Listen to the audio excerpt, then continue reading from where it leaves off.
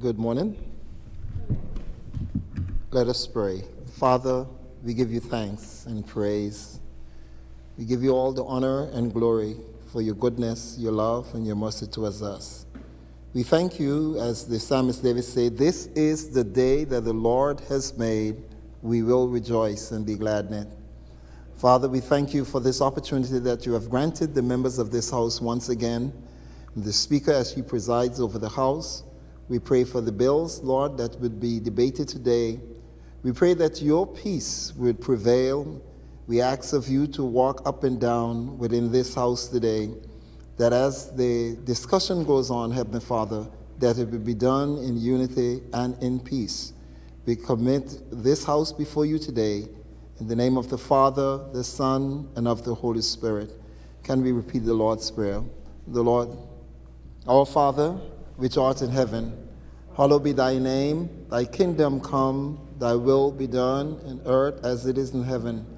Give us this day our daily bread, and lead us not into temptation, but deliver us from evil. For thine is the kingdom, the power, and the glory, forever and ever. Amen. Amen.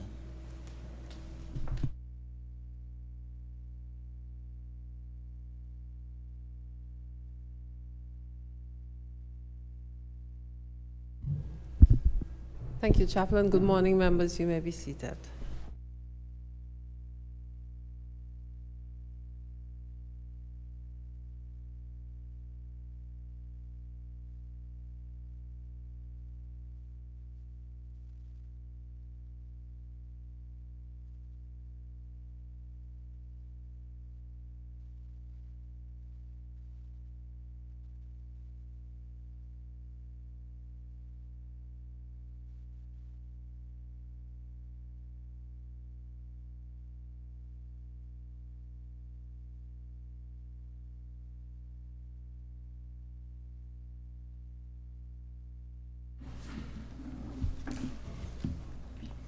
Confirmation of minutes. Minutes of proceedings of the 9th meeting of the 3rd session of the 12th Anguilla House of Assembly. Are there any amendments to the minutes?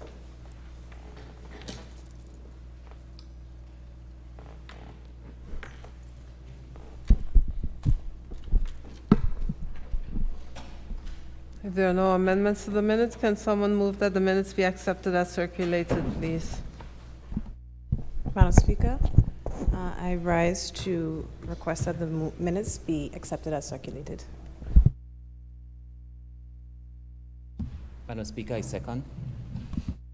It has been moved and seconded that the minutes of proceedings of the 9th meeting of the 3rd session of the 12th Anguilla House of Assembly, special sitting to mark the opening of the Commons and Overseas Territory Speakers Conference 2023 be accepted as circulated. Those in favor say aye. Aye.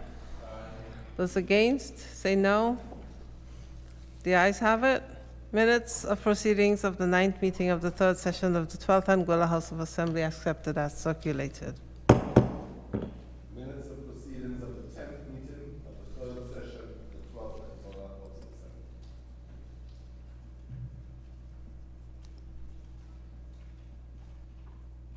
Are there any amendments to the minutes?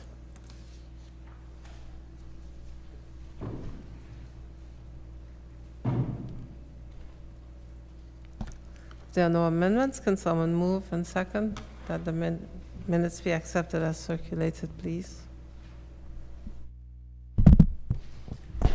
Madam Speaker, I move that the minutes are accepted as circulated.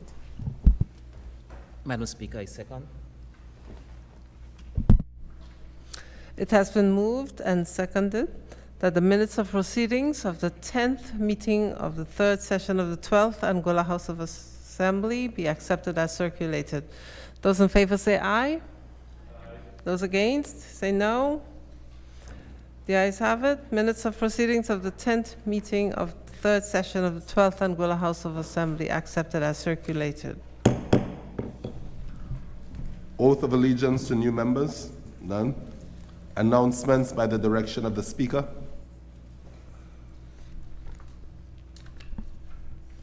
I make apologies for the single island-wide electoral district member, Mrs. Quincy Gums-Marie, who's going to be late this morning, and for the absence with reason for the single island-wide electoral district member, Jose Vanterpool.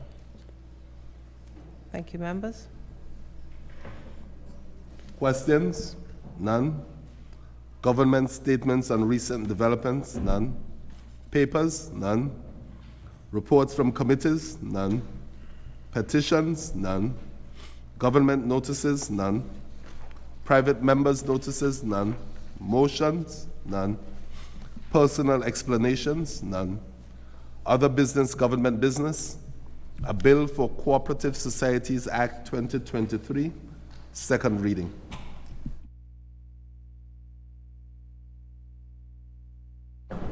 The member for Island Harbor is recognized.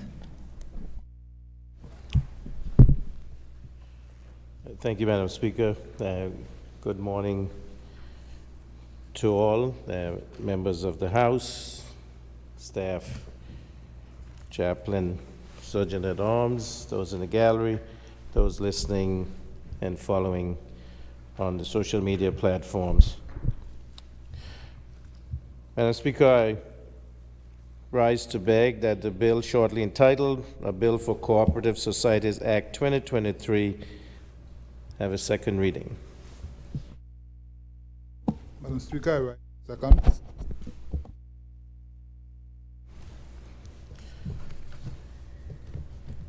Madam Speaker, I'd like to give a short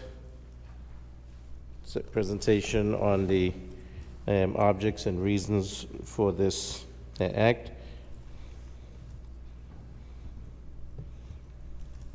Cooperative societies, Madam Speaker, would be defined as an organization that is formed by a group of people whose primary objective is the promotion of the economic interests of its members.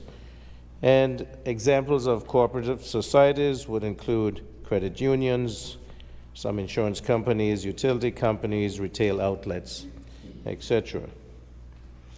The purpose of the cooperative societies legislation is to provide a regulatory framework for the effective registration, supervision, governance, operation, and management of cooperative societies, including credit unions in Anguilla.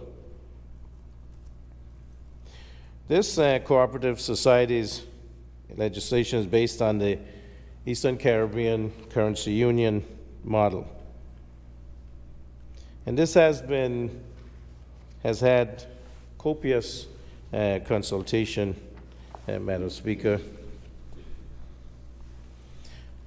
The consultation record and the Cooperative Studies Bill was previously circulated to the financial cooperatives for comments around 2017. In about August of 2021, the consultant who was hired held discussions with the Anguilla Financial Service Commission, the Commercial Registry regarding international standards and best practices. The draft Cooperative Societies legislation was published for consultation during the period 20th October 2021 until the 12th of November 2021, in which both financial and non-financial cooperatives, as well as the general public, were notified.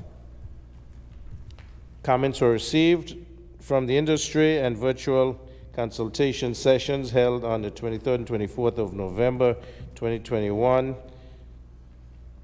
And these sessions were led by the consultant, Mr. Melvin Edwards of DCI Consulting, an expert in the area of cooperatives. Mr. Edwards responded extensively to all queries from the industry. Consultation was very well received and deemed to be educational to all industry participants, as well as participants from the Commercial Registry and the FSC. This Bill for Cooperative Societies Act 2023 is now presented, Madam Speaker, for review, discussion, debate, and approval. Madam Speaker, just want to say that given that we are looking at increasing financial services, the industry here in Anguilla, and making efforts in that regard, it comes with regulatory and compliance issues. As you may be aware, we are blacklisted by the European Union. We have been deemed non-compliant and reporting with the OECD. And we are getting ready for mutual evaluation, fourth session. In Anguilla, there's one credit union currently operating under the provisions of the Draft Cooperative Societies Act. This is not ideal, as the entity is unable to benefit from the enhanced supervision, both prudential and the anti-money laundering, combating financing of terrorism statutes under the proposed legislation. In the event an undesirable situation arises, such as breaches to anti-money laundering laws, liquidation, or dispute, there exists no legislation that enables regulatory intervention. These could become a burden on other governmental departments as well as the court. The enactment of the proposed legislation greatly limits that eventuality. Additionally, the absence of a robust regulatory framework places Anguilla at risk of receiving poor ratings in the FATF recommendations and immediate outcomes in the upcoming mutual evaluation in June of this year. The related consequences of this on the financial service industry, as well as the economy of Anguilla as a whole, would be felt, and the reputational harm may be even irreversible. So, Madam Speaker, I commend this bill to the House and to the members for consideration. Thank you very much. Thank you, Honorable Member.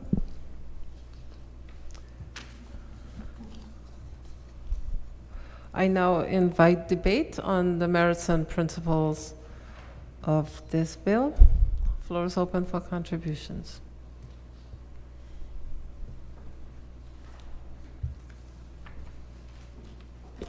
If there are no contributions, I ask the mover to respond, please.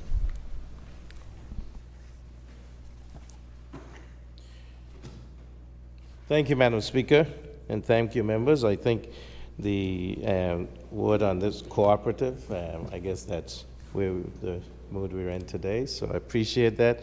Members, thank you for having read this and understanding the significance of the Cooperative Societies Act and how it will help to regulate the industry for financial and non-financial cooperative societies, including credit unions in Anguilla. I thank you. Thank you. It has been moved and seconded that a bill shortly entitled A Bill for Cooperative Societies Act 2023 be read a second time. Those in favor? Aye. Those against? The ayes have it. I call upon the clerk to read the bill a second time.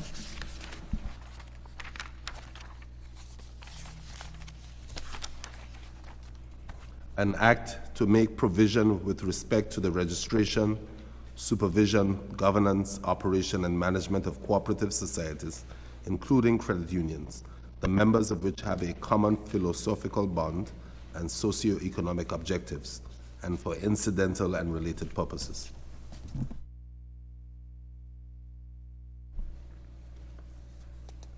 Under Rule 45 of the House of Assembly Rules of Procedure 2021, the bill now stands referred to a committee of the whole Assembly to be considered clause by clause.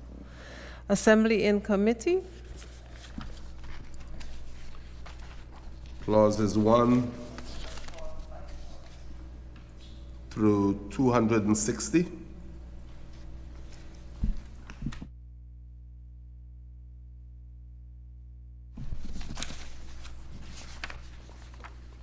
Clauses 1 through 2.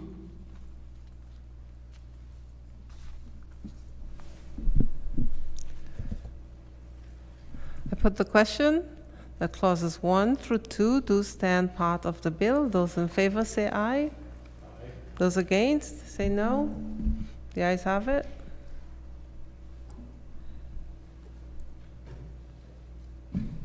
Clauses 3 through 24.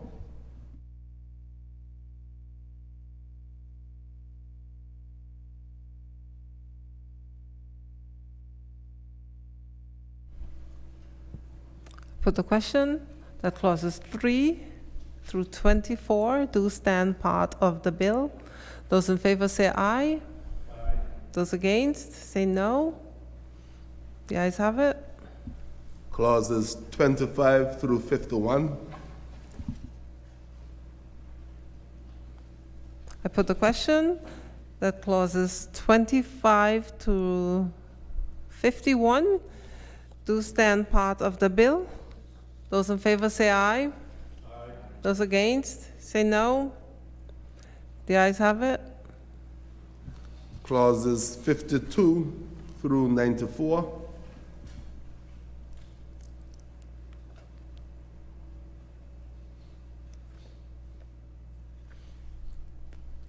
I put the question that clauses 52 through 94 do stand part of the bill.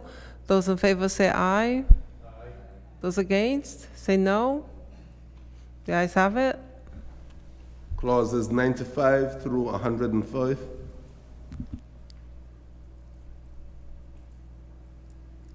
I put the question that clauses 95 through 105 do stand part of the bill. Those in favor say aye. Those against say no. The ayes have it. Clauses 106 through 118. I put the question that clauses 106 to 118 do stand part of the bill.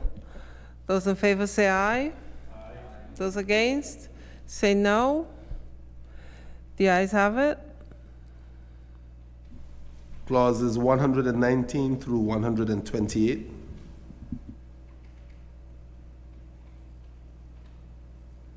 I put the question that clauses 119 through 128 do stand part of the bill.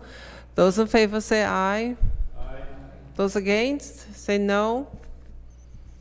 The ayes have it. Clauses 129 through 146. I put the question that clauses 129 through 146 do stand part of the bill. Those in favor say aye. Those against say no. The ayes have it. Clauses 147 through 154. I put a question that clauses 147 through 154 do stand part of the bill. Those in favor say aye. Those against say no. The ayes have it. Clauses 155 through 162. I put the question that clauses 155 through 162 do stand part of the bill. Those in favor say aye. Those against say no. The ayes have it. Clauses 163 through 184.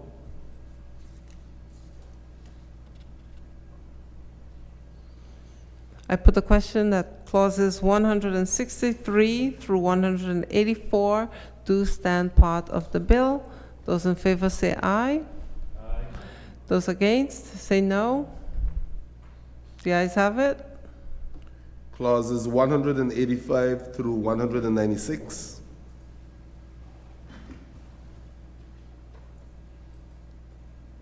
I put the question that clauses 185 through 196 do stand part of the bill. Those in favor say aye. Those against say no. The ayes have it. Clauses 197 through clauses 208.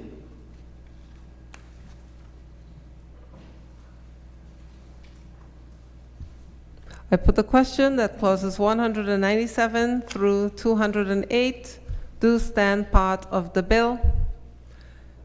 Those in favor say aye. Those against, say no. The ayes have it. Clauses 209 through 231.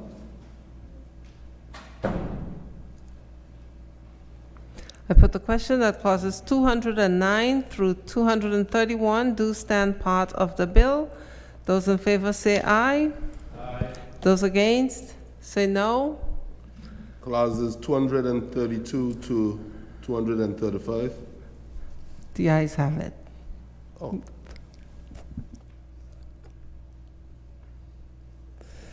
I put the question that clauses 232 to 235 do stand part of the bill. Those in favor say aye. Those against, say no. The ayes have it. Clauses 236 through 245. I put the question that clauses 236 through 245 do stand part of the bill. Those in favor say aye. Those in favor say aye. Those against, say no. The ayes have it. Clauses 246 to 254. I put the question that clauses 246 through 254 do stand part of the bill. Those in favor say aye. Those against, say no. The ayes have it. Clauses 255 through 260. I put the question that clauses 255 through 260 do stand part of the bill. Those in favor say aye. Those against, say no. The ayes have it. Schedule 1.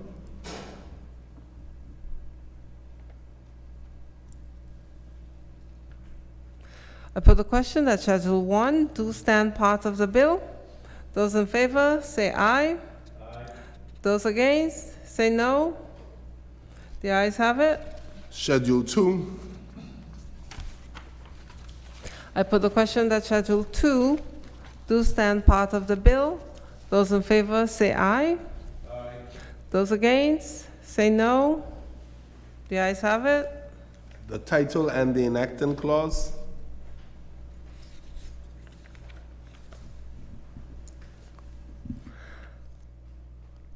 I put the question that the title and the enacting clause do stand part of the bill.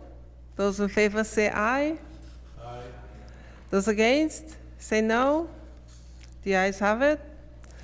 The Assembly will now resume its sitting. You may report.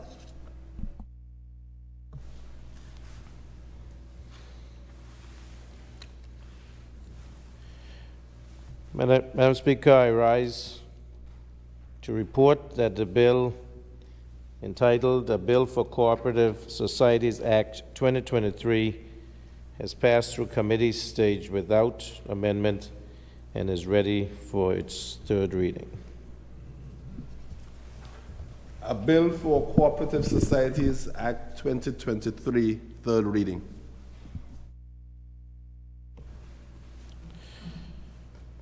Madam Speaker, I beg to move that a bill shortly entitled "A Bill for Cooperative Societies Act 2023" be read a third time and passed.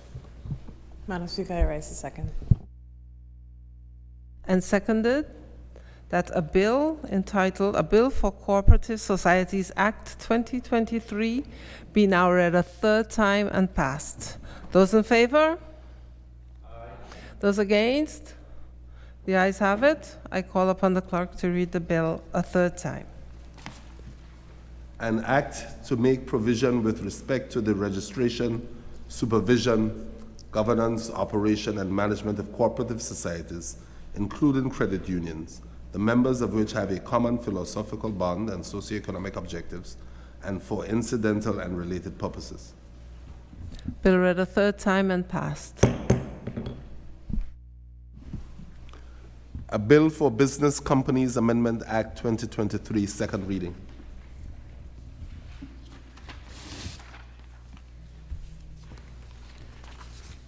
Madam Speaker, I beg to move that a bill shortly entitled A Bill for Business Companies Amendment Act 2023 be read a second time.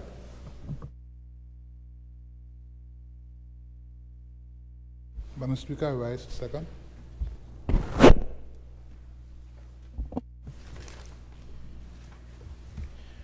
Madam Speaker, I would like to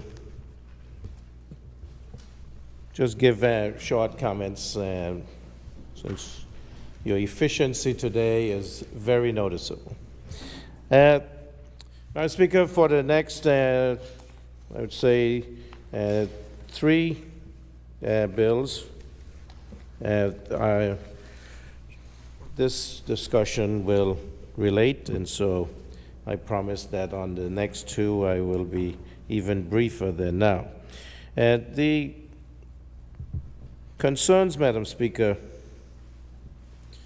is that we are going through a stage of mutual evaluations regarding our suitability of our legislation towards anti-money laundering, combating the financing of terrorism, and also opposing proliferation of weapons and such compliance and regulatory standards, which we have to meet, Madam Speaker. Even as a small jurisdiction, we are subject to the same regulations, and maybe even more so than the bigger developed countries, as has been noted. And so the key issue here is to approve amendments to the following legislation to improve Anguilla's compliance with the exchange of information on request, or EOIR standards. As I would have alluded to earlier, we have been deemed non-compliant with the EU, that is blacklisted by the EU, and non-compliant with the OECD. And the OECD Global Forum recommendations on transparency and exchange for information for tax purposes, as set out in the 2016 terms of reference on the exchange of information on request standards, we have been found to be deficient in these areas, Madam Speaker, and that caused us to be deemed non-compliant. We are now looking at a partially compliant status, but we have certain requirements as we go through the evaluation processes. And these 3 bills, the one I am standing now with and the 2 to follow, we have the amendments which will help us in that regard. So following the release of the second round peer review, Anguilla has requested and was approved for a supplementary review. And so that is why we are here today, Madam Speaker.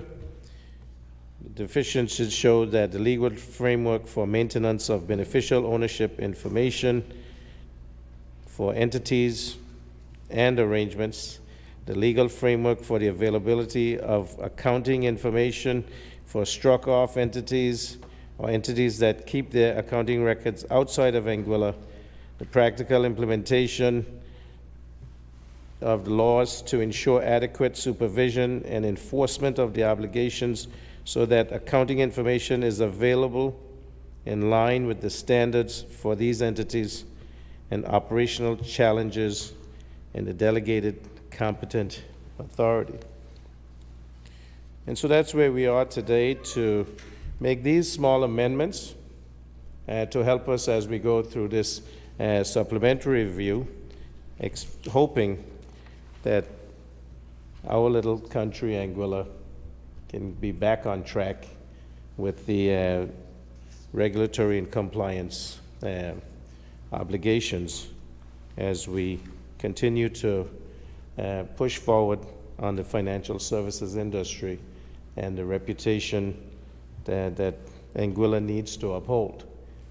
If you may recall, Madam Speaker, that one of the requirements of the MOU that was signed on the 11th of June 2020 for financial aid for COVID relief, it was recommended that we had to move towards a larger compliant status.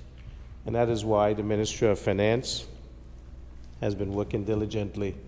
We have hired personnel to help in our compliance department. Later on in the supplementary budget, you'll see where we have made accommodations to hire a deputy registrar in the registry of companies. And so these steps are being made, Madam Speaker, to allow us to have another pillar of this economy that we can rely on for revenue, because, as you know, tourism is our main industry, but we have to have diversification of the economy, because if we don't, when there's a major natural disaster or pandemic, then we are left hat in hand. And I have pledged to this country that I will ensure, as Premier, Leader of Government Business, Minister of Finance, Minister of Economic Development, and Minister of Health, that that would be a last resort where this country of ours would go begging, because, as our national song says, we have to be proud, strong, and free. And that is where we are headed, Madam Speaker, and I'm sure that not everybody is on board, but as the member for Road South would say, change couldn't wait. Thank you, Madam Speaker. Thank you, Honorable Member. I now invite debate on the bill for Business Companies Amendment Act 2023. Floor is open for contributions.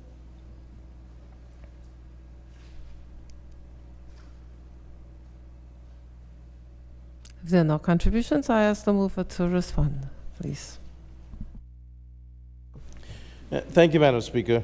I appreciate the members. Certainly, these are small but necessary changes which bolsters the Act itself. We do know that the Business Companies Act came into effect last year, and so we would be very familiar with its content. And as we go through these amendments, Madam Speaker, we will see that they are necessary. Thanks again, members. Thank you, Madam Speaker. Thank you. It has been moved and seconded that a bill shortly entitled A Bill for Business Companies Amendment Act 2023 be now read a second time. Those in favor? Aye. Those against? The ayes have it. I call upon the clerk to read the bill a second time. An act to provide for miscellaneous amendments to the Business Companies Act. Under Rule 45 of the House of Assembly Rules of Procedure 2021, the bill now stands referred to a committee of the whole Assembly to be considered clause by clause. Assembly in committee. Clauses 1 through 6.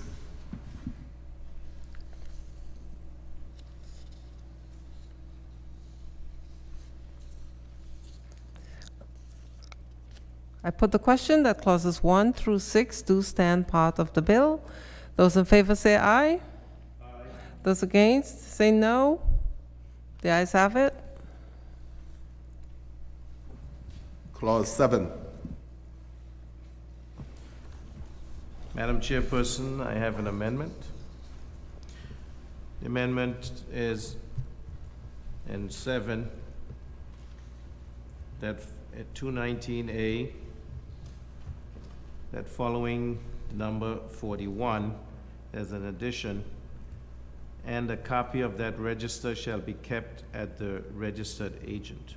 May I read that whole sentence, Madam Speaker? So it starts 7. After Section 219 of the Principal Act, insert the following section: foreign company to keep a register of members.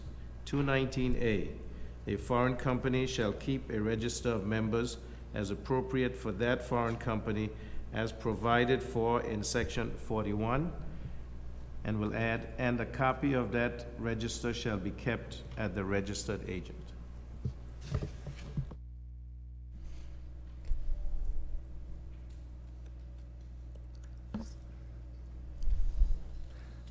There's an amendment. I put, Ken.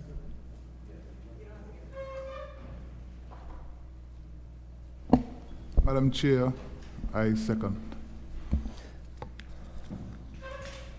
So it has been moved and seconded that Section 7 be amended. I believe the amendment was circulated. So amended as circulated. Those in favor, say aye. Aye. Those against, say no. The ayes have it.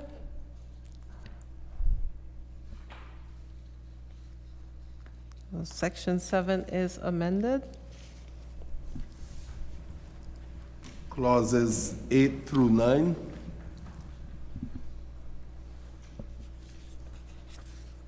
I put the question that clauses 8 through 9 stand part of the bill. Those in favor say aye. Aye. Those against say no. The ayes have it.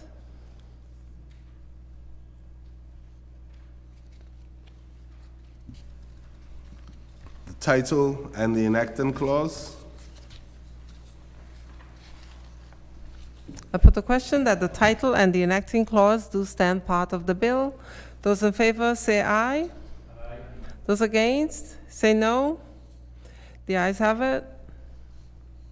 The Assembly will now resume its sitting.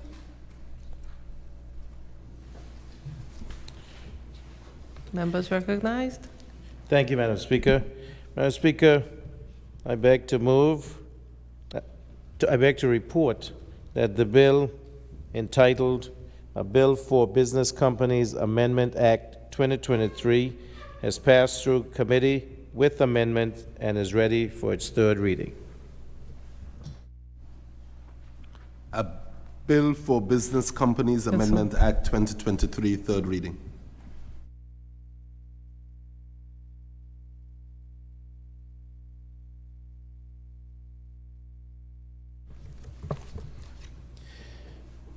Madam Speaker, I beg to move that a bill shortly entitled "A Bill for Business Companies Amendment Act 2023" be read a third time and passed. Madam Speaker, I rise to second. It has been moved and seconded that a bill entitled "A Bill for Business Companies Amendment Act 2023" be now read a third time and passed. Those in favor say aye. Aye. Those against say no. The ayes have it. I call upon the clerk to read the bill a third time. An act to provide for miscellaneous amendments to the Business Companies Act. Bill read a third time and passed.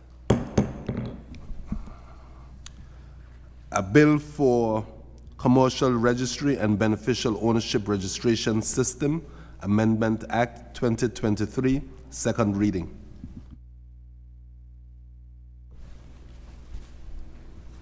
Recognized.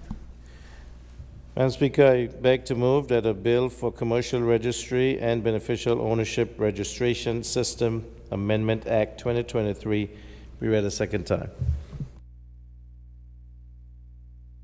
Madam Speaker, I rise to second.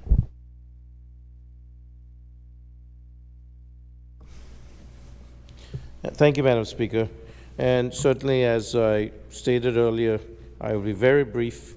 Again, these amendments are to assist with the supplementary review that will be upcoming to help us on the path to moving our status from non-compliant, partially compliant, and certainly we'd like to get to at least largely compliant status. And this is the first steps or continued steps in that regard. Thank you. Thank you, Honorable Member. I now invite debate on the merits and principles of this bill. The floor is open for contribution.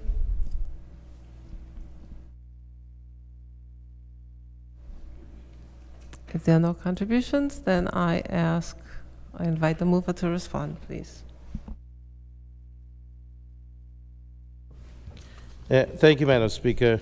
And as I stated, these have to do with improving Anguilla's compliance with the exchange of information on request, the EOIR standards. And so I thank the members for understanding the importance of these amendments. Thank you very much. Thank you. It has been moved and seconded that a bill shortly entitled "A Bill for Commercial Registry and Beneficial Ownership Registration System Amendment Act 2023" be now read a second time. Those in favor, say aye. Aye. Those against, say no. The ayes have it. I call upon the clerk to read the bill a second time. An act to amend the Commercial Registry and Beneficial Ownership Registration System Act 2022. Under Rule 45 of the Legislative Assembly Rules of Procedure 2021, the bill now stands referred to a committee of the whole Assembly to be considered clause by clause. Assembly in committee. Clauses 1 through 9. I put the question that clauses 1 through 9 do stand part of the bill. Those in favor, say aye. Aye. Those against, say no. The ayes have it. The title and the enacting clause. I put the question that the title and the enacting clause do stand part of the bill. Those in favor, say aye. Aye. Those against, say no. The ayes have it. The Assembly will now resume its sitting. You may report. Madam Speaker, I beg to report that the bill entitled "A Bill for Commercial Registry and Beneficial Ownership Registration System Amendment Act 2023 has passed through committee without amendments and is ready for its third reading. A bill for Commercial Registry and Beneficial Ownership Registration System Amendment Act 2023, third reading. Madam Speaker, I beg to move that a bill shortly entitled "A Bill for Commercial Registry and Beneficial Ownership Registration System Amendment Act 2023 be read a third time and passed.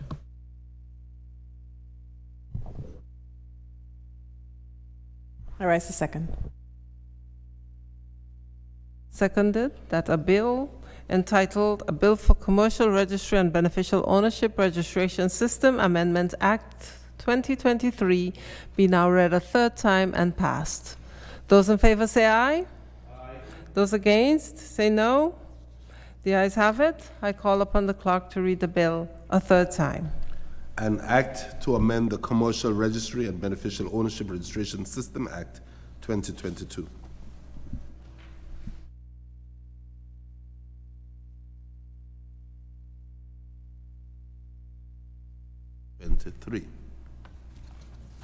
Thank you.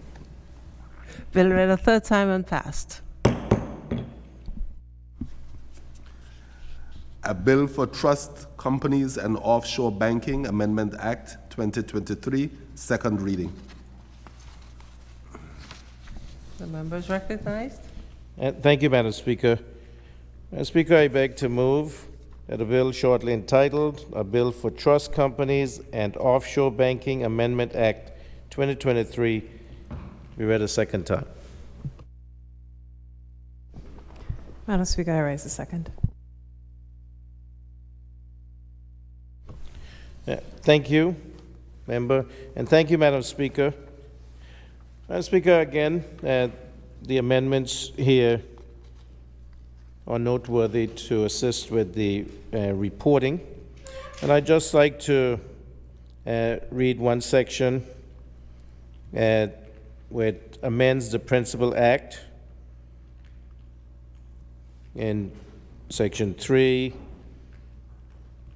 It says that by inserting the following new paragraph after subsection 2A, be accompanied by evidence that all books or records of each trust and company managed by him, and such books and records as may be required by the regulatory code, have been transferred to and are retained by a custodian located in Anguilla and acceptable to the Commission. And there's a new section 16A where if there's a revocation of license, it says where the Commission revokes a license pursuant to Section 36 of the Financial Services Commission Act, Revised Statutes of Anguilla, Chapter F 28, the former licensee shall be required to produce evidence that all books or records of each trust and company managed by him, and such books and records as may be required by the regulatory code, have been transferred to and are retained by a custodian located in Anguilla and acceptable to the Commission. Thank you. Thank you. The floor is now open for debate on the bill for Trust Companies and Offshore Banking Amendment Act 2023.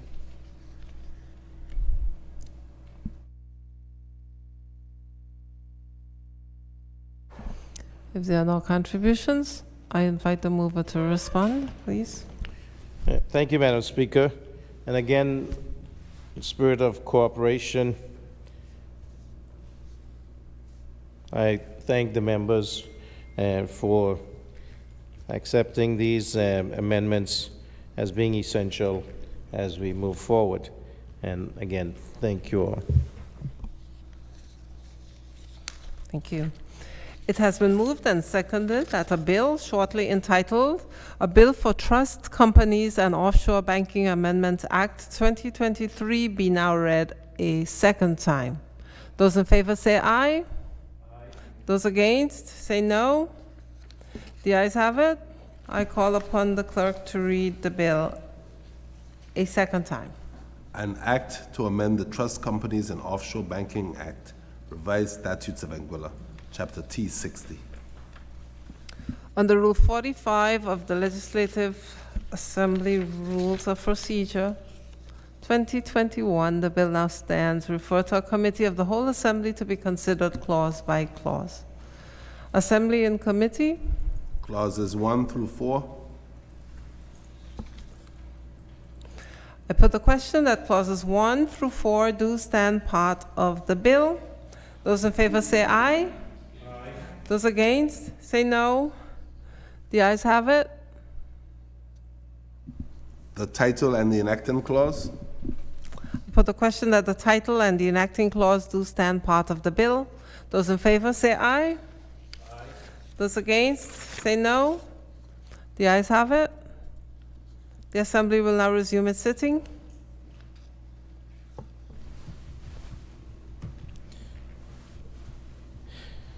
Madam Speaker, I beg to report that the bill shortly entitled A Bill for Trust Companies and Offshore Banking Amendment Act 2023 has passed through committee without amendment and is ready for its third reading. A Bill for Trust Companies and Offshore Banking Amendment Act 2023, third reading.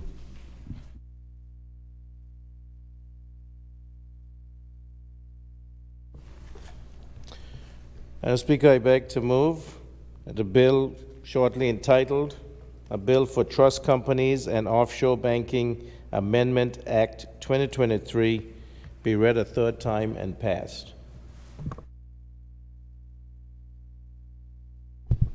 Madam Speaker, I raise a second. It has been moved and seconded that a bill entitled A Bill for Trust Companies and Offshore Banking Amendment Act 2023 be now read a third time and passed. Those in favor? Aye. Those against? The ayes have it. I call upon the clerk to read the bill a third time. An act to amend the Trust Companies and Offshore Banking Act, Revised Statutes of Anguilla, Chapter T60. Bill read a third time and passed. A bill for supplementary appropriation 2023 Act 2023, second reading. First reading.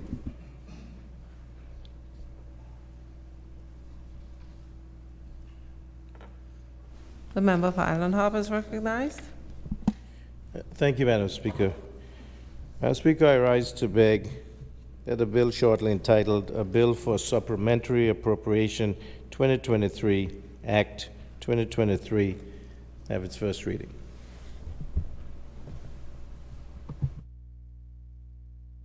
Madam Speaker, I rise to second. It has been moved and seconded that a bill shortly entitled A Bill for Supplementary Appropriation 2023, Act 2023 be read a first time. Those in favor say aye.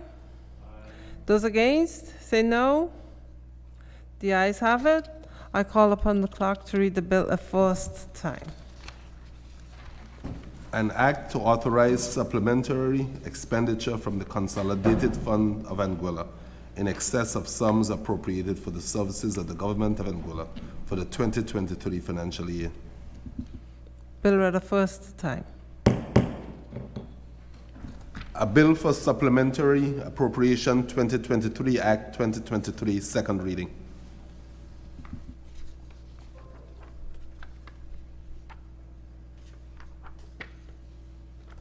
The member is recognized. Thank you, Madam Speaker. Madam Speaker, again, I'd like to wish a pleasant morning to you and to your staff, the members of the House, those in the gallery, and those listening and watching these proceedings. Today I come before you to present, debate, and approve the Supplementary Appropriation Bill number 1 of 2023. I will now take us through the purpose and justification of this bill. Madam Speaker, the 2023 budget was presented and passed in this House of Assembly on the 21st of December 2022 and assented to on the 22nd of December 2022. The 2023 budget facilitates government's total expenditure of $267.36 million EC dollars. This first supplementary will increase this total expenditure by $11.85 million, thus increasing the total expenditure budget for 2023 to $279.21 million EC dollars. Anguilla reimagined, economically resilient, socially inclusive, and fiscally responsible. That was the theme of the budget, Madam Speaker. And whilst fiscal discipline and prudence remain the order of the day, increasing expenditure pressures in key capital investments and other programs have necessitated an upward increase in the expenditure budget, alongside some adjustments within the budget to reprioritize expenditure. This increase has been carefully considered and is supported by continued robust fiscal performance in the first quarter of 2023, associated with strong performance in the tourism sector. Madam Speaker, I'll now comment briefly on the capital projects that are facilitated by this supplementary budget. The approved capital budget for 2023 is $21.43 million EC dollars. This supplementary makes additional provisioning for capital expenditure of $11.84 million for a total capital budget of $30.27 million, after a reallocation of $3 million EC dollars to recurrent expenditure. Madam Speaker, this is a significant increase in our capital budget. which primarily meets additional unanticipated costs associated with completing the new Albina Lake Hodge Comprehensive School campus, as well as supports new spending on an additional fire tender to ensure the Anguilla and Fire Rescue Service remains resourced. The two ministries will receive this additional provision for the completion of commitments that are crucial for the education system, and as well as to provide redundancy in maintaining international standards at the Clayton J. Lloyd International Airport. The specific adjustments are as follows.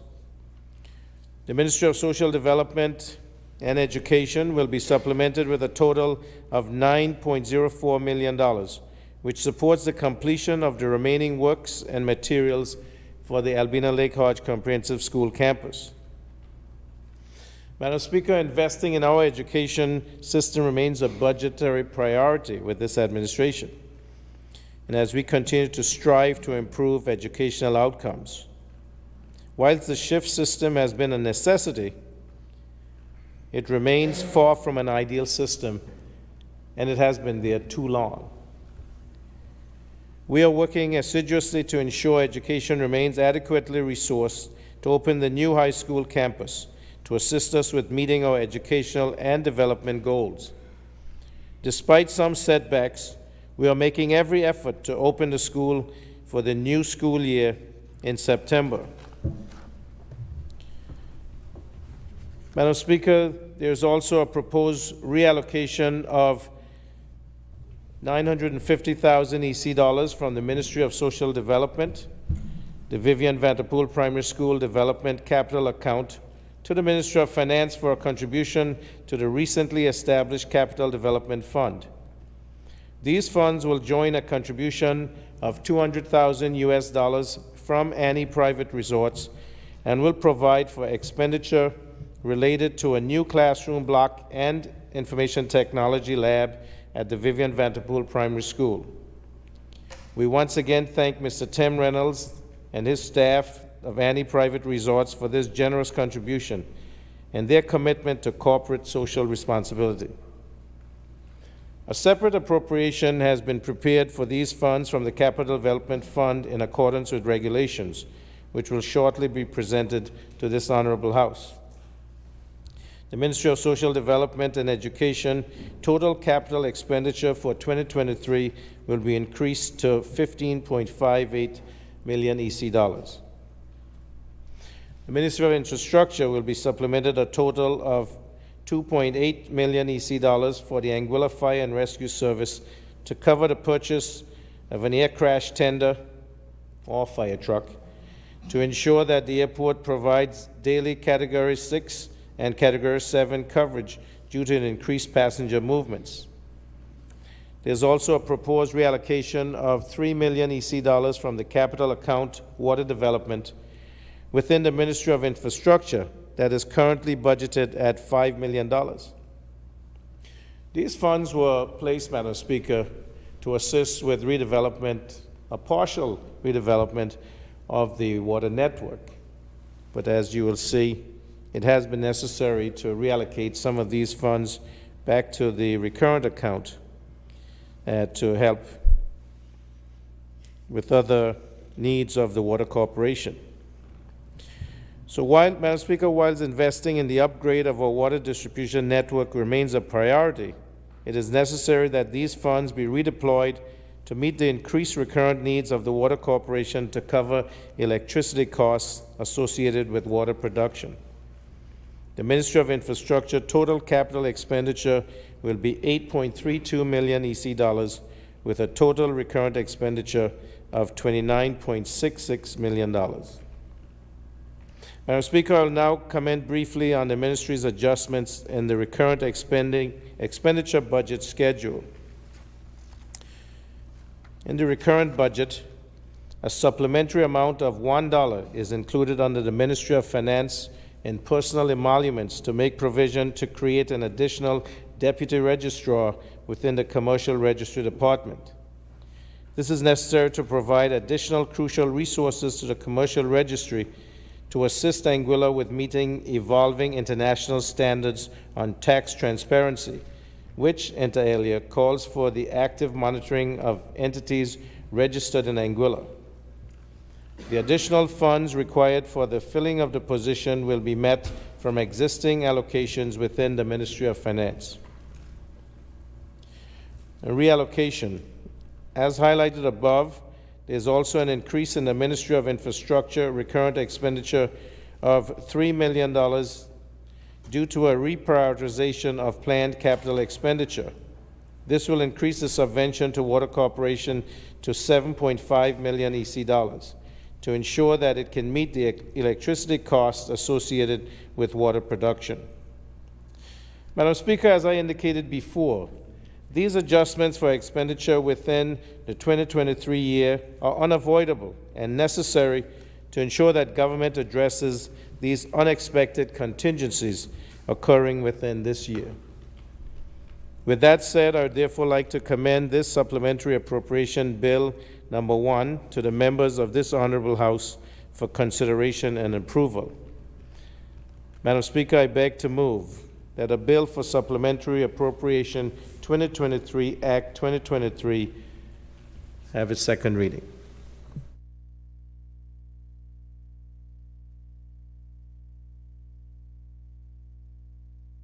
Madam Speaker, I rise to second. Thank you, members. It has been moved and seconded that a bill for supplementary appropriation 2023 Act 2023 be given its second reading. I now invite debate on the merits and principles of this bill. Floor is open for contributions.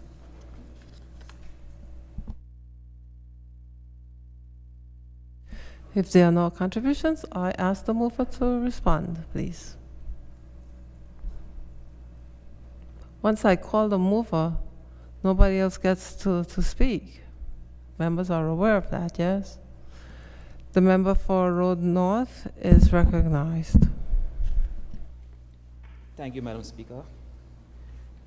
Good morning to everyone here and those following via the various mediums. Madam Speaker, we are here today to debate and give our input on this Supplementary Appropriation Act 2023, also known as the Supplementary Budget number 1, because it's the first one we are bringing for 2023. Madam Speaker, this supplementary is to provide additional funding to purchase a new fire truck for the Clayton Lloyd International Airport and to help complete the funding of Package 2 at the Albina Lake Hodge Comprehensive School. And this will take the overall budget from $267 million EC to $279 million EC. Madam Speaker, as this administration continues to put Anguilla and all Anguillians first, and as we continue to look ways to make sure that Anguilla is at the forefront of tourism, one of those ways is to make sure our airport is at the requisite category. Madam Speaker, I'm pretty certain that everyone has seen the works going on at the Clayton J. Lloyd International Airport, and there will be some big announcements in the very near future as it relates to the airport. But Madam Speaker, as I was saying, we have to ensure that we maintain our standards as it relates to the relevant categories when it comes to the airport. And one of those ways is to make sure that we have sufficient fire trucks at the airport. And I don't think anyone would disagree that with the daily American airline flights from the mainland and with the continuous discussions with other airlines about more flights from the US mainland and Canada, that there's a definite necessity for us to continue to grow.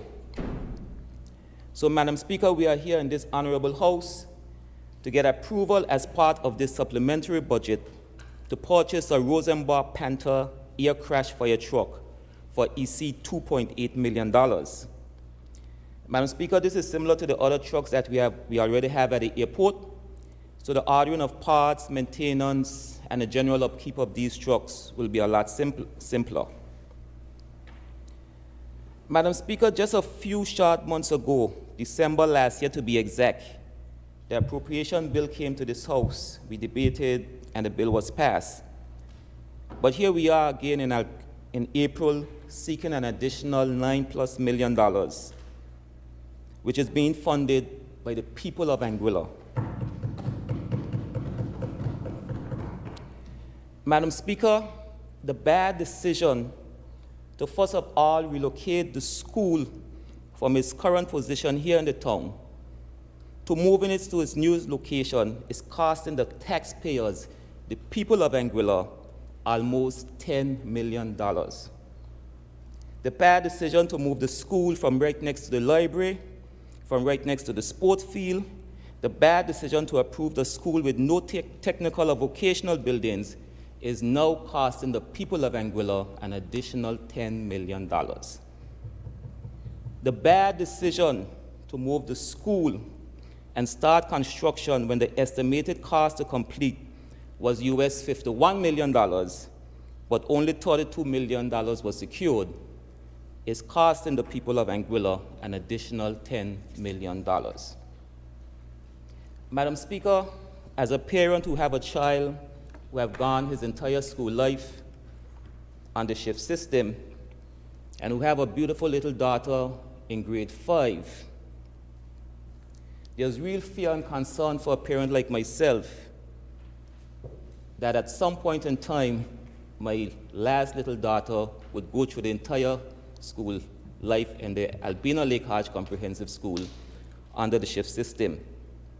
So, Madam Speaker, this administration took the good decision to allocate these additional funds to help correct the previous bad decision. And if we don't do that, we will enter into a shift system for a 7th year. That's 7 years, meaning a child who's now doing their 2nd year in 6th form has spent their entire school life under the shift system. Madam Speaker, the Ministry of Education has said that the shift system has resulted in learning loss and loss of teaching and learning time by 17% annually. Madam Speaker, our students at the secondary level are in essence starting off with a negative 17% on exams when compared to their counterparts in the region and worldwide. Madam Speaker, we keep saying the children are our future, but we can't afford for them to operate with a 1% disadvantage, moreover a 17% disadvantage. Madam Speaker, the results of our students in the last 6 years must be applauded, because even though operating with this disadvantage, they have prevailed, but we cannot allow them to be disadvantaged anymore. Madam Speaker, as guardians of the public purse and as the one tasked with the collections and the spending of the money for the people of Anguilla, we have to be prudent. We have to be very prudent. We can't just be willy-nilly spending the people's monies like others have done in the past just because we have a little surplus. Madam Speaker, we have to ensure that we are not just chasing good money after bad decisions.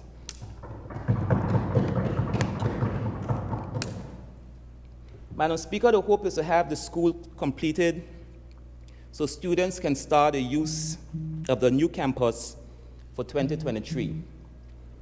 And I do have my concerns, because $9 million worth of construction work, even if it's finished just to finish, is a tall order to ask to be completed in 5 months. The member for Road South is always bragging about the good folks down at his ministry, Madam Speaker. So we're going to have to ask on those good folks to have oversight and management of this project, as they have done in other projects, as we have seen those projects come in under time and under budget.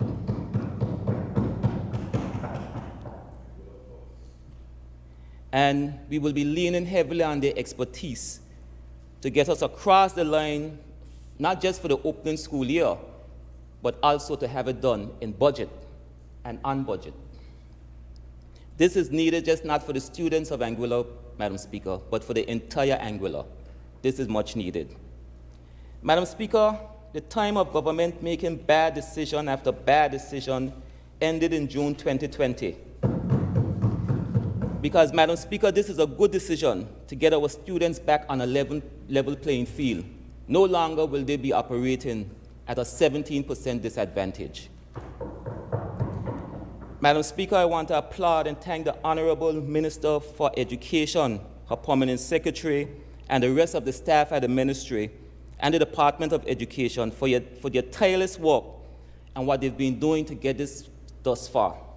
I also want to applaud and thank the Honorable Premier, his permanent secretary in the Ministry of Finance, and the rest of their staff crunching the numbers and doing their part to get us here with this supplementary budget. And Madam Speaker, I just want to say in closing that I stand and I support this Supplementary Appropriation Act 2020-23. Thank you. Thank you, Member.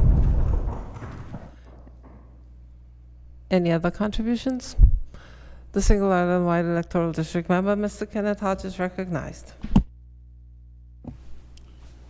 Madam Speaker, good morning, and good morning to my colleagues on both sides of the House, and indeed to all those listening via Radio Anguilla and the rest of the social media.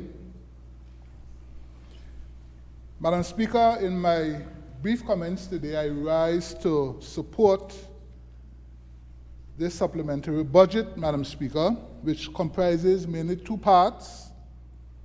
One, expenditure to complete the new Albina Lake Hodge Comprehensive School campus, Madam Speaker, and two, to facilitate the purchase of an additional fire tender. Madam Speaker, while I rise in full support of the supplementary budget, I must highlight at this point, Madam Speaker, that this government is working assiduously to make a bad decision good.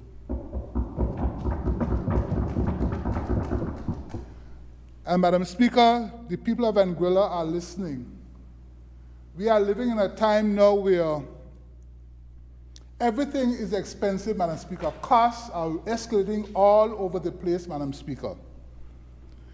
And therefore, to be coming to this House this morning to reallocate money for essentially a decision that was never supported by our government technocrats, Madam Speaker. It was never supported, Madam Speaker. And here are we today, trying to make a bad decision good, Madam Speaker. Madam Speaker, I live in the Farrington Village, and I drive to the quarter every day to get to work. Madam Speaker, I can only imagine what is going to happen with the traffic situation when this school, and we say when, because we are fully committed, Madam Speaker, through this supplementary to ensure that the new campus opens in September. But Madam Speaker, I have to raise this morning, as a user of Anguilla's roads, what is going to be the situation with the traffic in that quarter area, Madam Speaker? Are we going to be turning Cars Bottom and Ray Hill into main roads, Madam Speaker? Because at the current campus, Madam Speaker, you know the congestion that happens by the library, and you know you also have the drop-off point at the back of the school. And we all see the congestion that happens there. Transfer all of that up to the quarter, Madam Speaker, to the one entrance into that new campus. Traffic is going to be a problem, Madam Speaker.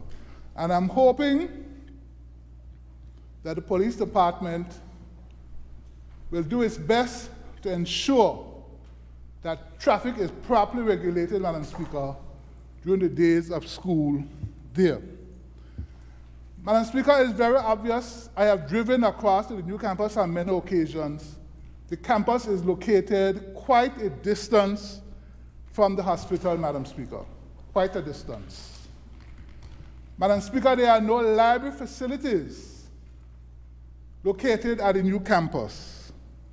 There's no sporting fields, Madam Speaker, and we all will recall that that site was earmarked for a sporting complex not so long ago, Madam Speaker. There is no TVET, Madam Speaker. And all of this is going to necessitate transportation. Madam Speaker, we have a fleet of aging school buses, Madam Speaker. And I rather suspect with all of this increased transportation, we may well have to come back to this honorable House not too long to talk about purchasing new school buses, Madam Speaker. You begin to see the add-on, the pile-up of expenses. And again, Madam Speaker, I refer to the fact that this administration is being taken to task for expenditure.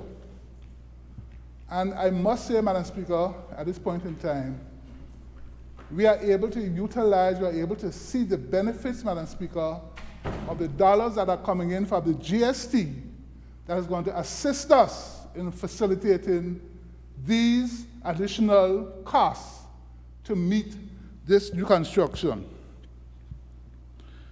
Madam Speaker, I know it's been very difficult on our students, some of whom have graduated on the shift system, Madam Speaker. You know, and I can only imagine what the parents have been going through. In my ministry, I have a number of persons, Madam Speaker, who have had to be getting up early in the morning to take the children to school or having to take the children at midday. And it has been very inconvenient, Madam Speaker. So I can appreciate what the parents are going through with this shift system. And Madam Speaker, we are looking forward in September to see the opening of this new school. But I will continue to say, Madam Speaker, when we are saddled with bad decisions, this administration as always rises to the occasion of making those bad decisions good, Madam Speaker. I want to commend the work of the Honorable Minister of Education. She has been a fire. She has been relentless, Madam Speaker, and I am really heartened by her compassion, her endurance, her support, and her drive, Madam Speaker, to see this project brought to fruition. We are here discussing this supplementary budget this morning, but there have been many discussions in EXCO about this, back and forth, revisions and so forth, Madam Speaker. So it has not been an easy task, and I'm happy we are at this point today. And I'm looking forward very soon to see, as they would say, shovels back in the ground and the concrete trucks rolling and everything moving, Madam Speaker. So again, with those brief words, Madam Speaker, I am in full support of this supplementary budget, and I commend it to this honorable House. Thank you, Madam Speaker. Thank you, Honorable Member. Are there any other contributions? The member for Valley South is recognized. Thank you, Madam Speaker. Madam Speaker, obviously I stand on my feet this morning to support the Honorable Premier on this supplementary appropriation bill, which predominantly, Madam Speaker, benefits the Ministry of Social Development and Education. And of course, you would have heard from the Honorable Premier about some reallocations, specifically of the 950,000 EC dollars, which the government of Anguilla, through the funds raised from the goods and services tax, is able to combine with a private partnership for the reallocation of one of the blocks at the Vivian Vanderpool Primary School, which through recent events, Madam Speaker, you'd have seen was adversely affected by the sargassum, and which had a history of being quite a dangerous block. We have heard many stories of persons at that school stating that they had to use a pickup truck to drop and pick and receive children from that block when the tide was high. So it was a priority, Madam Speaker, for this administration to ensure that our children's safety is kept of paramount importance. And so this specific amount, Madam Speaker, is not an additional amount to the budget, but is a reallocation in order to have those funds being deposited in the Capital Development Fund. Now let's turn, Madam Speaker, to the issue of the Albina Lake Hodge Comprehensive School and the completion of Package 2. I don't know if you know this quote, Madam Speaker, but it says, "Time lost can never be regained." And time is an especially precious commodity in education. The High School Journal, volume 89, from page 63, an article entitled "Effects of Lost Institutional Time on Achievements," says, all research, not some, all research in education shows that more instructional time leads to higher achievement. Of course, time alone is not sufficient for learning, but it is a minimum condition because it sets the boundaries for teachers' opportunities to teach and students' opportunities to learn. So the less time we have, Madam Speaker, those opportunities also decrease. There is less time for discussion, less time for exploration, less time for teaching, and less time for learning. So of course, it must have a material negative impact on achievement. And our split shift system had a material impact on that minimum condition. And the material impact was that it reduced instructional time per year group.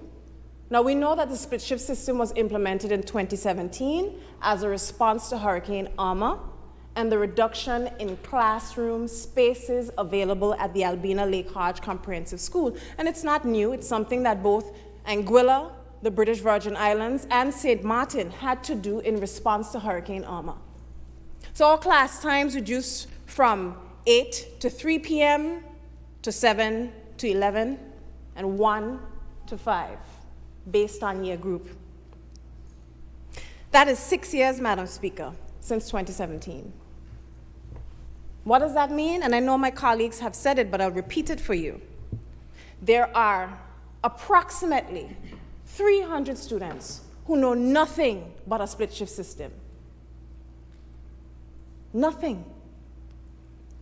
And the assessment on the impact of the split shift system revealed, as the honorable member for Valley Road North said, that students lost 17% of instructional time per year, compounded by the impact of COVID-19. So 17% per year is approximately 7 weeks per year. Multiply that by 5 years. That's 35 weeks.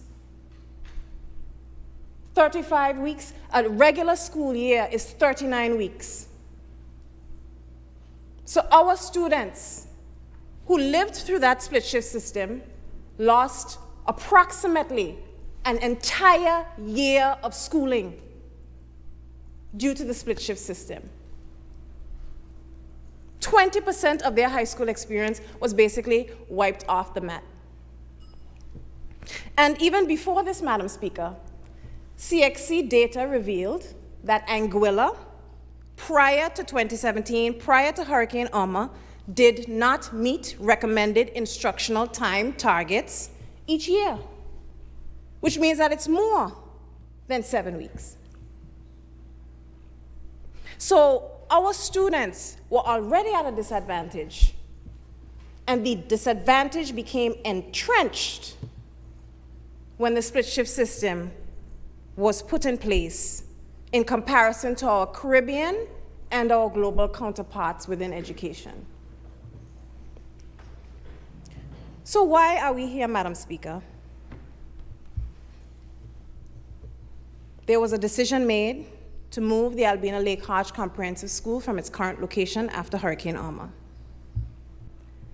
There were 4 options available.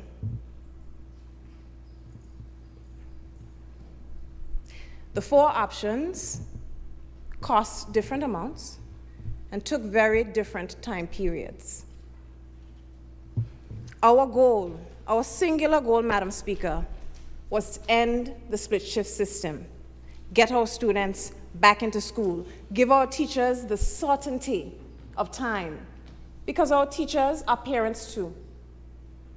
And many of our teachers not only had to teach in the morning, but also in the afternoon. 2 of the options involved the school remaining on its current location in the valley. One of the options was to operate a dual site between the valley and the quarter site. And the last option was a unified site. So, the money available from the Anguilla program was 80 million EC dollars. They had 80 million EC dollars. One of the options was a maximum of $41 million. The other option, $110 million. The other option, $120 million. And the last option, a unified campus, was $140 million. We chose $140 million with only $80 million.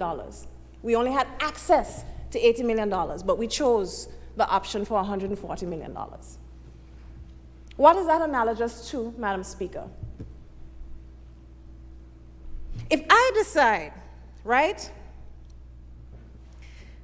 that I want to build $1 million house, but I only have $200,000. I only have access to $200,000, and I have no plans in place for how I'm going to get an additional $800,000. The responsible thing to have done was to build a $200,000 house. But here, I decide I'm still going to build a $1 million house, even if I don't have the resources, and even if I don't have a plan, because let me tell you, Madam Speaker, the girls in my office were wondering if I was part of the cleaning staff, because I was sweeping our office looking for a plan.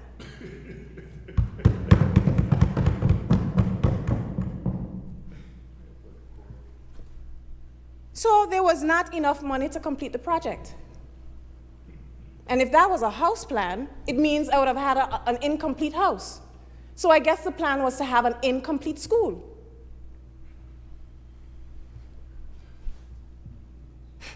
So what was this $80 million supposed to give us, Madam Speaker? Supposed to give us classrooms, a culinary block, cafeteria, administrative block with special education needs, classroom spaces, music, IT, TVET, science, home economics. Unfortunately, the $80 million was not sufficient to cover a technical vocational block or a science block. So when this administration came into power in 2021, we then, during a COVID-19 shutdown, a closed economy, a closed country, we didn't have access to capital. The minimum condition for us to get off of the split shift system was to at least have a science block. We didn't have one. The Premier and I had to go and start requesting and begging for an additional $3 million for a science block, which we were fortunate enough to get. But there's no TVET block. That was phase 1 of the plan. But we have no TVET block, technical vocational education. Everybody talks about it, but talk is cheap.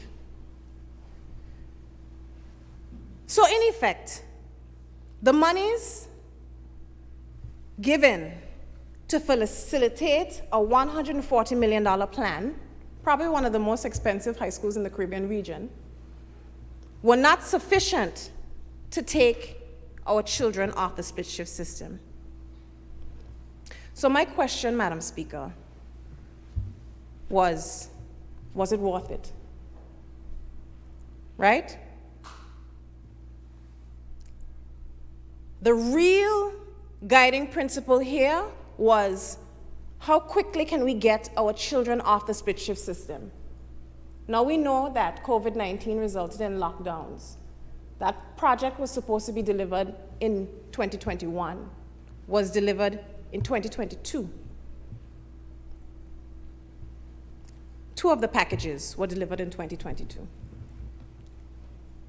But instead of being pragmatic like other countries who also had a split shift system and had to get off the split shift system, instead of being pragmatic, we decided we wanted to be lavish, to request beyond our means.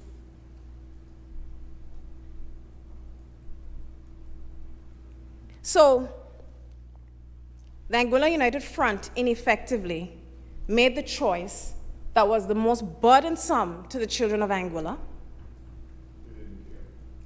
the most burdensome to the taxpayers, and I must say the taxpayers, because there was no substantive plan for the remaining capital allotment for that school available. So the only option could have been that they were going to get it from the taxpayers.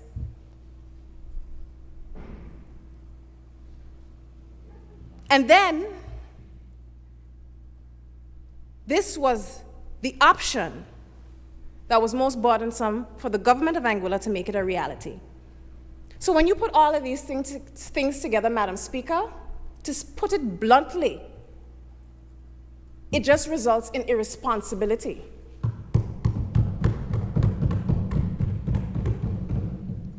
And for those who will argue that we need to give our students what is best, we need to do what is best for our students, we must first define what is best. Yes? Best is to have at all times what is necessary for our students to learn and succeed. Best is a clean, healthy school environment. Best is a functional science block and TVET lab. Best is not the most expensive building with the most expensive chairs. Best isn't the solution that robs children of 20% of their high school education. Best is the solution that we can complete. Best is a solution you have a plan for. Best is a solution that gets our children off the split shift system. And while I can appreciate, Madam Speaker, wanting a state-of-the-art high school, that was not the best option, because it was not the option that we could have afforded. And it was not the option that we were paying for. So it seems as though we had bigger eyes than we had bellies.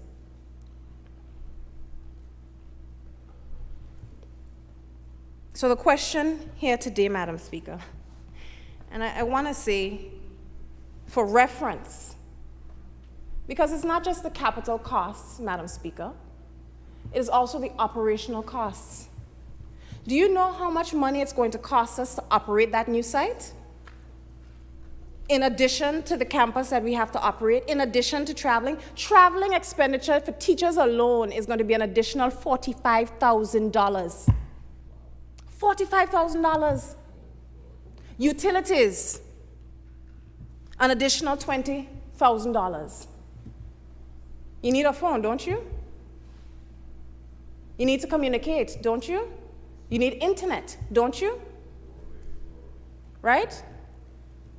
And we must still operate the site in the valley because we do not have a TVET block. So we must run electricity in the valley, at Campus B, and at the new site in the quarter.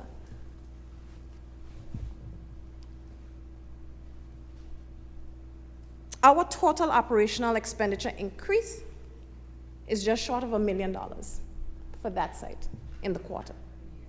Per year, per annum.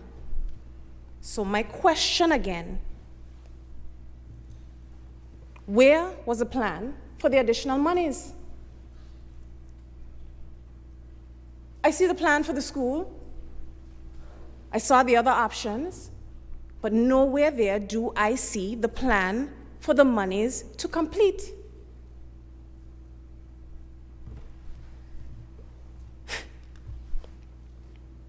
So, Madam Speaker, We're here today because we need additional monies to complete a decision that we didn't make, that we were opposed to, of course, but as becoming habitual, decisions that are taken before us, we still have to fix.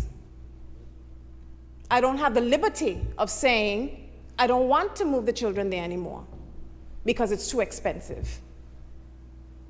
Because my focus is to how to get these children off the split shift system.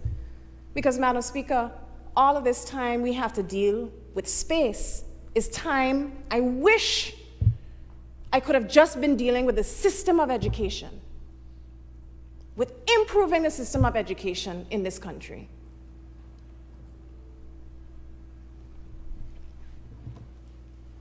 So we need to make sure that the minimum condition, time, we need to ensure that our students don't lose any more time. When we got into office, Madam Speaker, the contracts had already begun on the completion of the Albina Lake Hodge Comprehensive School at the quarter site. So we saw the work, the decision had already been made, the money had already been spent, and the work needed to be finished. There was no possibility of turning back. But in order to continue, obviously, it was best for those familiar with the project and tasked with its responsibility to continue. And since the company responsible for designing the project, and not just designing, and project management of all the contractors at the Albina Lake Hodge Comprehensive School site, it was a reasonable assumption in 2023 when we came to this honorable house to approve the 2023 budget that the figures submitted from that project manager would have been sufficient, because they're familiar with the works, right? It would have been sufficient for the completion of the school. That was the basis.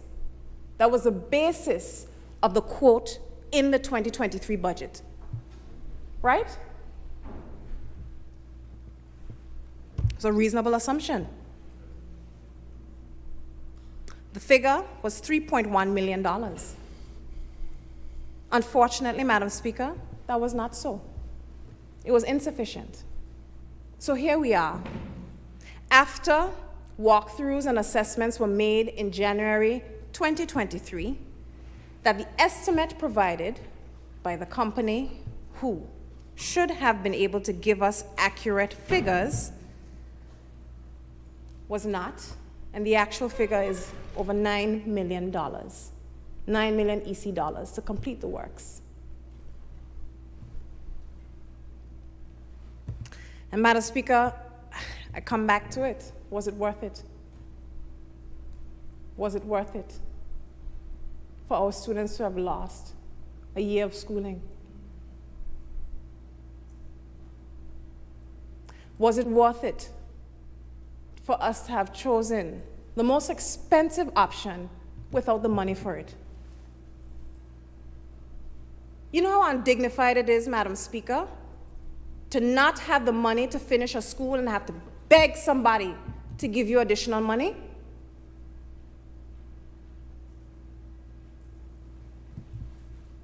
It's undignified. The Honorable Premier said, through fiscal responsibility, Anguilla will be in a position where we will be able to provide for our needs, where we won't have to go cap in hand to somebody else. So when you go cap in hand to somebody, you go cap in hand for an aspiration, or you go cap in hand for something practical. Here is what we need. This is sufficient to get these students back in the school.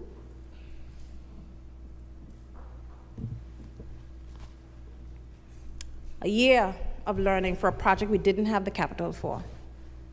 It's like you dig a hole to catch water, and you don't put a ladder in it to get yourself out.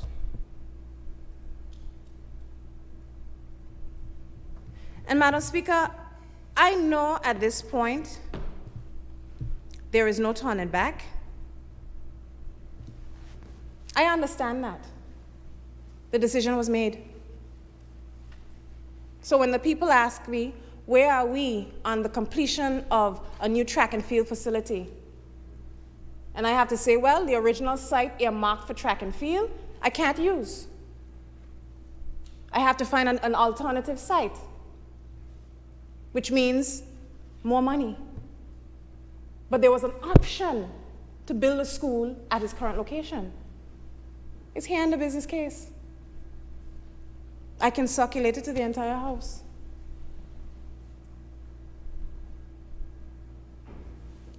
The school does not have a physical education area. There's no space for physical education, as in there's no allotment in the capital funds for this project in its phase 1 stage that can fit within that $80 million budget, because that was a budget, $80 million for a space for physical education. The cost for excavation at that site alone is 7.5 million EC dollars.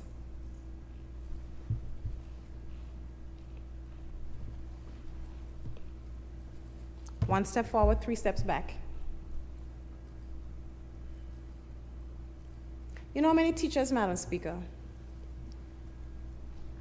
have said that their ability to teach has been negatively impacted by all this time that they have spent out of a regular school hour? I went into the school. You know how much time they actually have for instructional learning? Per period, around 35 minutes. What can you learn in 35 minutes, Madam Speaker? How can you discuss things in 35 minutes, Madam Speaker? How is it possible? Because half the time I'm commuting between campus B and A.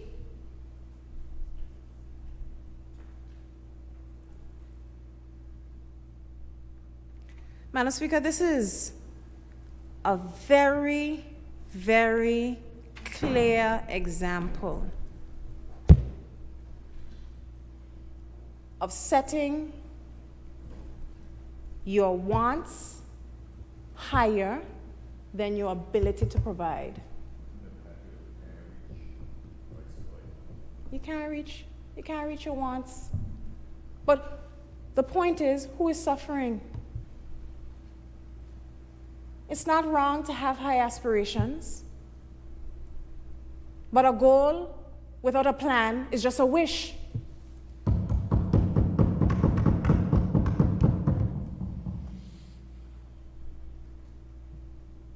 And as much as they may say, because really and truly, Madam Speaker, we're here because we need this $9 million to start work as soon as possible so that we can get those students in for September 2023. And that $9 million, Madam Speaker, where is it coming from? Do you know where it's coming from?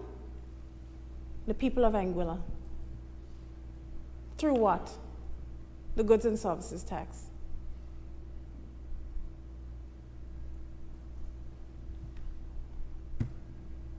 You got to ask me. I gotta know.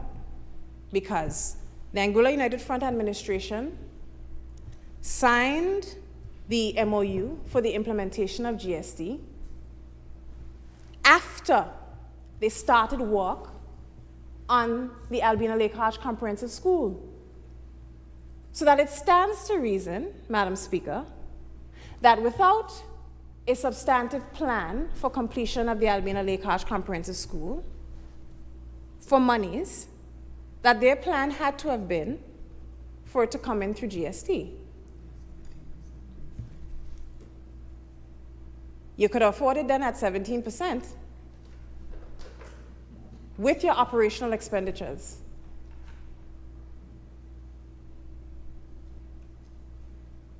So, Madam Speaker, it really goes to reason, Madam Speaker, that while the decision was a bad decision, we have to make it good for the sake of the children of Anguilla. We have a responsibility to make it good for the children of Anguilla. And when the time comes around, because the time will come around, Madam Speaker, for more monies, there's an additional $12 million that's needed for a technical vocational education center. An additional $12 million.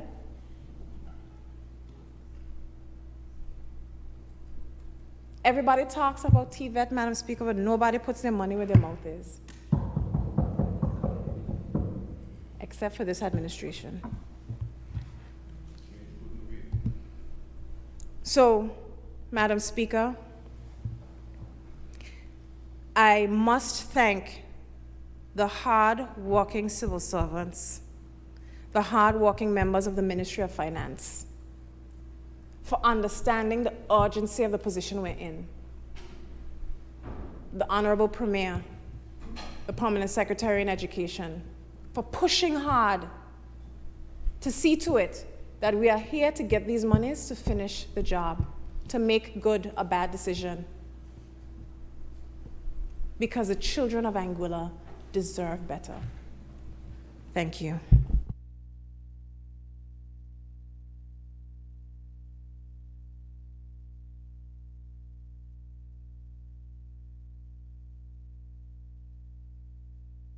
Thank you, Honourable Member. Are there any other contributions? The Honourable Member for Sandy Hill is recognized. Thank you. Good morning, Madam Speaker. Good morning to the members of this honorable House, and good morning to the listening and viewing public. Madam Speaker, I rise in support of the supplementary appropriation bill. And in particular, I rise in support of the additional funding that is now being allocated for the completion of the Albina Lake Hodge Comprehensive School Campus A. And Madam Speaker, I've heard the lovely presentation of the Minister of Education, the member for Valley South. And I would encourage her after these House of Assembly proceedings to actually sit down and meet with the technocrats, the civil servants, the public servants that she so highly praised in her ministry, and actually understand, take the time to learn and understand exactly how the whole project came into being. Because it is clear, Madam Speaker, listening to the presentation, that the member is sorely out of her depth and does not have an understanding as to the On a point of sequence order, I would like events. to know what I'm out of my depth about specifically. Thank you, Madam Thank Speaker. you. So, Madam Speaker, to answer the member's question, the redevelopment of the Albina Lake Hodge Comprehensive School, contrary to her statements, did not start after Hurricane Irma. In fact, in March of 2016, the Ministry of Education would have issued a press release informing the general public about the need to redevelop the Albina Lake Hodge Comprehensive School. Madam Speaker, on a point of order, I said that the construction of the Albina Lake Hodge Comprehensive School took place after Hurricane Irma. The monies for the completion of the Albina Lake Hodge Comprehensive School were given after Hurricane Irma. So even if you have a plan before Hurricane Irma, the monies for your plan came after Hurricane Irma. Thank you for the clarification. Madam Speaker, So, your point of order is taken. if I can address, Madam Speaker, You the point of order. you can Thank you, Madam address, Speaker. but Madam Speaker, please the do not statement- mislead. I am not misleading. Good. Okay, thanks. And I'm surprised that you would say so in advance of my I don't know response. why you would be surprised, because I haven't made my the response yet, Madam well, Speaker. you have addressed a press release for the need I am. to develop in March 2016, and the minister addressed the situation of construction after Hurricane Irma. So there are two different time frames. So Madam it is Speaker, misleading. In her presentation, and all those persons who are listening, it's easy to rewind and listen to what she said. The member said that the purpose of the construction was to get the children out of the shift system. Madam Speaker, on a point of order, what I am specifically referring to, and you know this through what I have shared with you, because my point of reference was Hurricane Irma for a reason. While the ministry had an aspiration for the completion of a unified campus before 2017, 2017 was the trigger date for them to put a plan in place for the completion of school based on the monies given to the government of Anguilla through the Anguilla program, which amounted to $32 million or 80 million EC dollars. Otherwise, the member must point out what monies prior to 2017 the then Ministry of Education had to complete a $140 million school. Madam Speaker, it's interesting that the member would speak on matters that occurred while I was Minister of Education and she was away in university. So I will continue my presentation because, in fact, I have personal knowledge. Madam Speaker, in March of 2016, as I was saying, the Ministry of Education would have announced to the general public that a master redevelopment plan for the Albina Lake Hodge Comprehensive School was to be commenced. And the article in March of 2016, March 9th, 2016, was stated as follows.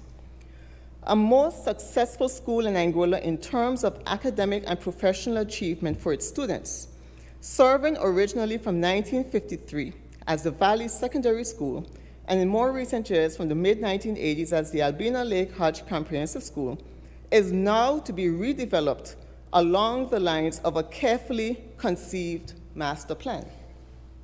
The redevelopment of the school is being occasioned by a serious deterioration of both the older and newer cluster of buildings located in the center of Anguilla and accommodating students from throughout the island. The entire overcrowded complex with old infrastructure, poor architectural layout, inadequate facilities, and limited expansion capacity. Among other negative impacts, is viewed as no longer fit to properly and safely accommodate its growing student population. The Anguilla government is presently engaged in raising funds for the urgent and costly project. The need is so pronounced that financial assistance is even being solicited from former students, now accomplished and professional persons abroad, as well as in Anguilla. This, as indicated above, is in addition to the government and Ministry of Education's efforts to attract funding from various other sources. A press statement issued on 17 March 2016 by Mrs. Chanel Petty Barrett, Permanent Secretary, Education, on behalf of the Honorable Minister, Mr. Evans McNeil Rogers, outlined the case for the redevelopment of the school as follows. Quote, the Ministry of Education announces the commencement of the process to prepare a master plan for the redevelopment of the Albina Lake Hodge Comprehensive School. Education delivery at the Albina Lake Hodge Comprehensive School is being compromised by old and deteriorating physical infrastructure, limited space and overcrowded classrooms, inadequate laboratory facilities, antiquated and inadequate electrical infrastructure, which hampers further development, particularly the development of ICT. Current building design, which makes expansion impracticable, current building layout, which impedes proper supervision of students, inadequate facilities and equipment necessary for technical and vocational education programs, the operational logistics of managing one school from 4 sites. While the government has sought to address these issues over the years, it is evident that rather than continuously seeking to upgrade and revamp existing infrastructure, it would make more economic sense to redevelop the entire school. The government of Anguilla is therefore seeking the services of a consulting team to develop a master plan that will provide a framework for the redevelopment of the Albina Lake Hodge Comprehensive School, taking into consideration existing usage, current trends, and future national development needs. Government is encouraging residents who are interested in providing these services to collaborate in the submission of expressions of interest and proposals for this project. And Madam Speaker, I've taken the time to read that article in the newspaper because this article would have submitted a press release would have been under the previous Minister of Education, because at that time in March of 2016, the former member for Valley North, Honorable Mr. Evan McNeil Rogers, would have been Minister of Education at the time. But the point is that by the time that I would have taken up the position as Minister of Education in 2017, the master plan and all of the aspects that accompany the master plan was already underway. And I'll explain why I say that, Madam Speaker. Madam Speaker, the master plan for the redevelopment of the Albina Lake Hodge Comprehensive School 2017 encompassed two aspects. One, the infrastructure of the Albina Lake Hodge Comprehensive School, and two, the institutional strengthening for the school. And so consultants would have been engaged to be able to address both the physical, social, educational assessment report that they were to have created, as well as a physical redevelopment option report. So, Madam Speaker, the issue as to redeveloping the high school would have occurred from as far back as 2016, with the onset of the master redevelopment plan, the master plan, and continued into 2017. So much so that in January of 2017, I would have been part of the Albina Lake Hodge Comprehensive School Redevelopment Committee and the Albina Lake Hodge Comprehensive School Steering Committee. And those committees at that time encompassed a number of highly praised civil servants, technocrats from the Ministry of Education, the Ministry of Planning, the Department of Planning, and the Department of Infrastructure, the Ministry of Infrastructure.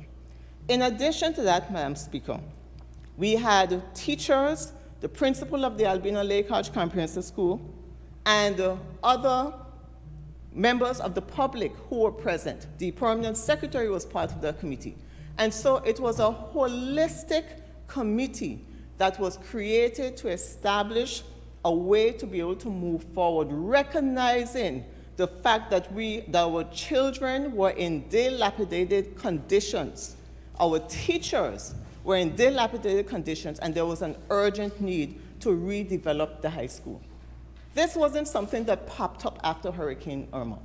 The decisions that were being made all along were taking place from before, identifying the urgent needs for the school and how to be able to address those needs.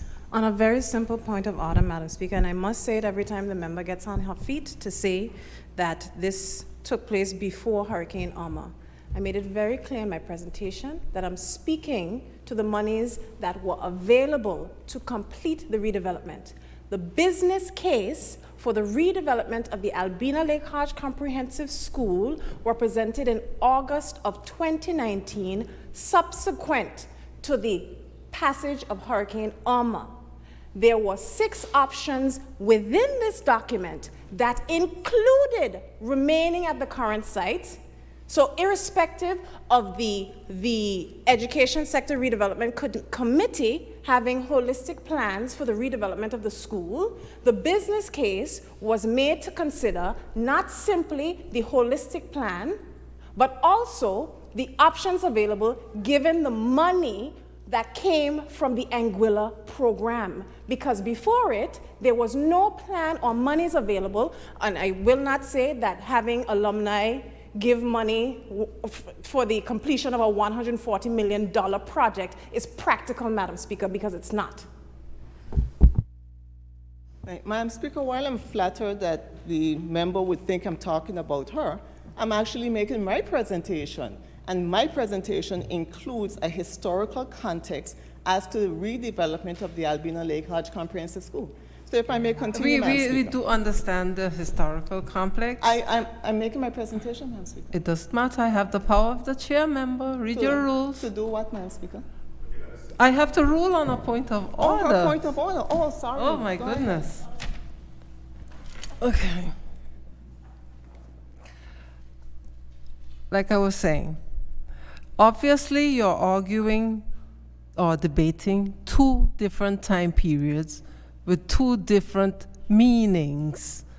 You're arguing your historical perspective from 2016, where a plan was put forward for redeveloping the school. The member is arguing the funding post the dates, in fact, years past March 2016. But while you're working your way up, member, it is almost misleading. It is almost deceptive because, like I'm saying, there are two different arguments. If I may, Madam Speaker, I am making my presentation. I am making my presentation on my feet, and I am giving the historical context from 2016 to today. I have not gotten to the Hurricane Irma aspect as yet. So how could I be debating two different aspects? If I may finish, Madam Speaker.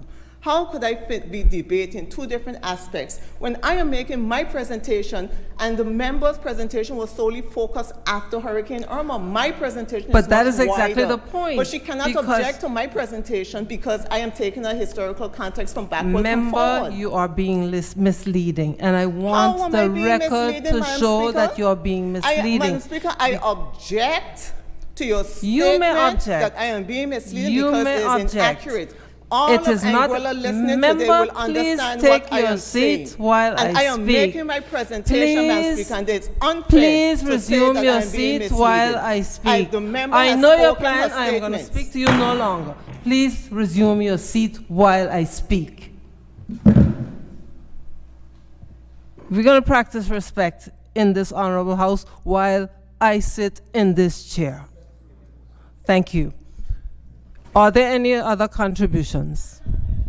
Well, you don't walk out of this house. Are there any other contributions? Are there any other contributions? You will not walk out on me, I am member. not walking out, Madam. You have some manners. Madam Speaker, Please for the record, take your seat. Madam Speaker, for the Please record, resume I your dropped seat. coffee Member, on my please counter. resume your seat. I will take a picture so the general public can How see many times must I say to you, that resume your seat? I am And please getting have some manners. paper towel for the spill. Member, please resume your seat. And please practice some respect. Imagine we are speaking about education in this honorable house at this period. And we have members who cannot respect the speaker's chair when the speaker has to rule on a point of order. Please, it doesn't matter your opinion. What matters here is the rule. And all of us must abide by the rule. So when I say to you, member, please resume your seat, please sit down. Have some respect. And I do not approve of you walking in and out while I speak. I'm ruling on a point of order, a point that you made and a point that the honorable member for Valley South made. Just please, at least have the courtesy to say, Madam Speaker, I need a moment to do whatever has to be done. We will continue. Now, I understand you had a small accident at your desk. Now, you may continue. Thank you, Madam Speaker. Madam Speaker, as I was saying before, I was interrupted. In 2000, Interrupted by whom, member? The point of order, Madam Speaker. A point of order is necessary. There's a rule to point of orders. It's not an interruption. Madam Speaker, before I was stopped from making my presentation, I was making reference to the fact that in 2017, I would have become Minister of Education. And at the time that I became Minister of Education, I would have participated on a number of committees intended to move forward with the redevelopment of the Albina Lake Hodge Comprehensive School, both the infrastructure and the strengthening of the school, Madam Speaker, institutional strengthening. And what the infrastructure meant is that there was an urgent need. There was a recognition that there was an urgent need to conduct repairs for the school. There was an urgent recognition that there was a need to revisit the programs that were being offered and to ensure that when our children left school, that they had all the skills that they needed in order to function as students, not just in Anguilla, as employers, employees, residents of Anguilla and further afield. And so, Madam Speaker, at the time that the master plan was being generated, there was, in fact, funding not specifically available. But at the time, Madam Speaker, you would remember that during that time, the government of Anguilla also benefited from funding that came from the European Union.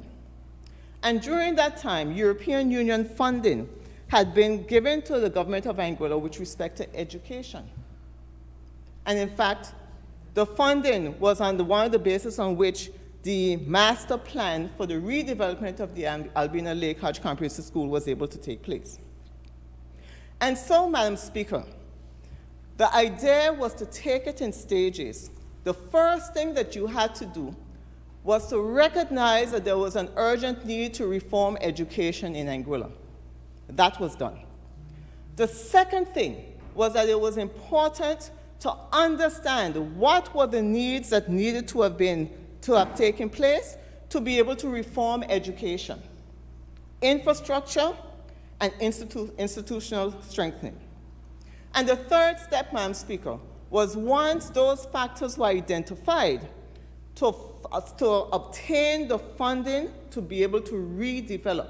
There is no doubt, Madam Speaker, that the redevelopment of our Albina Lake Hodge Comprehensive School would always have been a major redevelopment. If it is that we were serious about ensuring that our children received the level of education in appropriate circumstances where teachers felt comfortable teaching, where administrative staff felt comfortable working, and where children and parents were comfortable.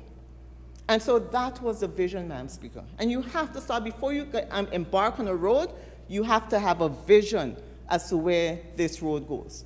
And I understand that there's no difficulty in understanding why this administration doesn't understand that, because they were elected without a vision, without a manifesto. And so, Madam Speaker, prior to Hurricane Irma... Member, I'm going to ask you to withdraw that statement. The manifesto part, you can answer one of the members, but without a vision, I believe that is inappropriate. Madam Speaker, I sat and listened to three of the members talk about bad decisions of the previous administration. And I said nothing because I allowed them to make their presentations. There was no withdrawing by you, but now I'm being asked to withdraw. I am decision. yes. Okay, Madam Speaker. I withdraw the statement made that this government obviously had no vision because they had no manifesto. I withdraw that statement, Madam Speaker. Madam Speaker, the steering committee that I would have made reference to would have included any number of persons for the redevelopment of the school.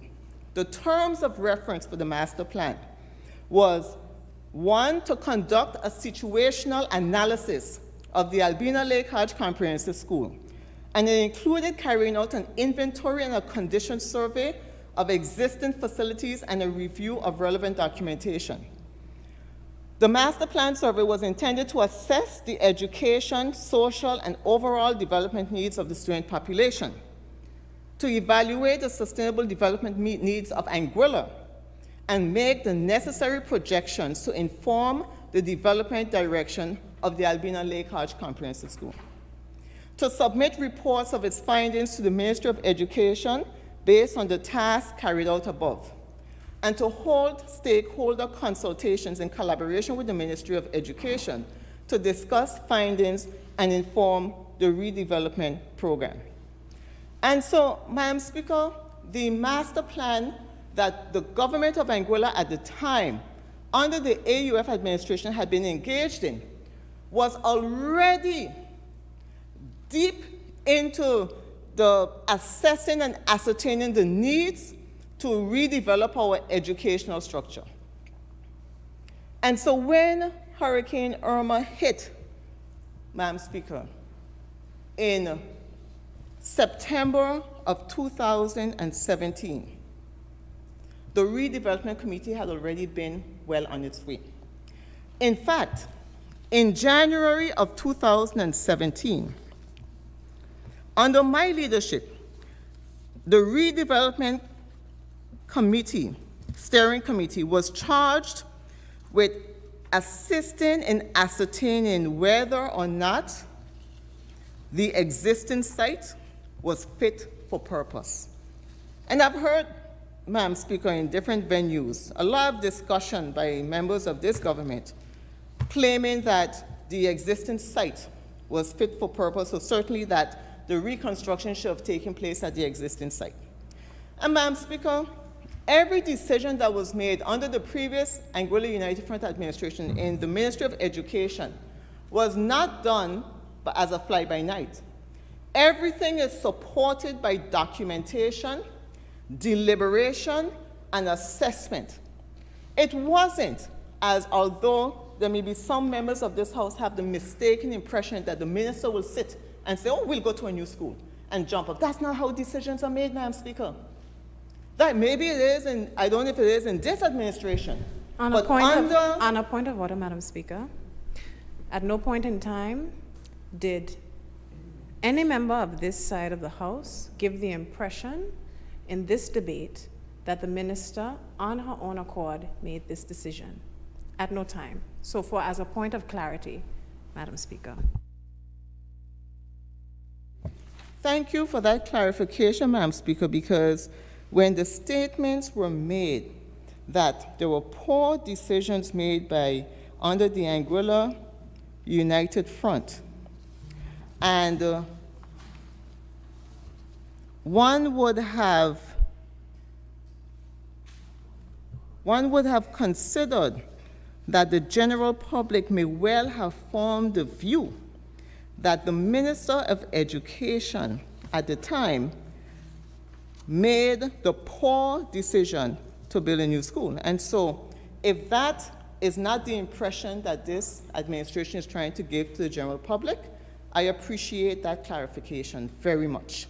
Because as I was saying, every decision made in relation to the redevelopment of the Albina Lake Hodge Comprehensive School was done with a committee of persons internally.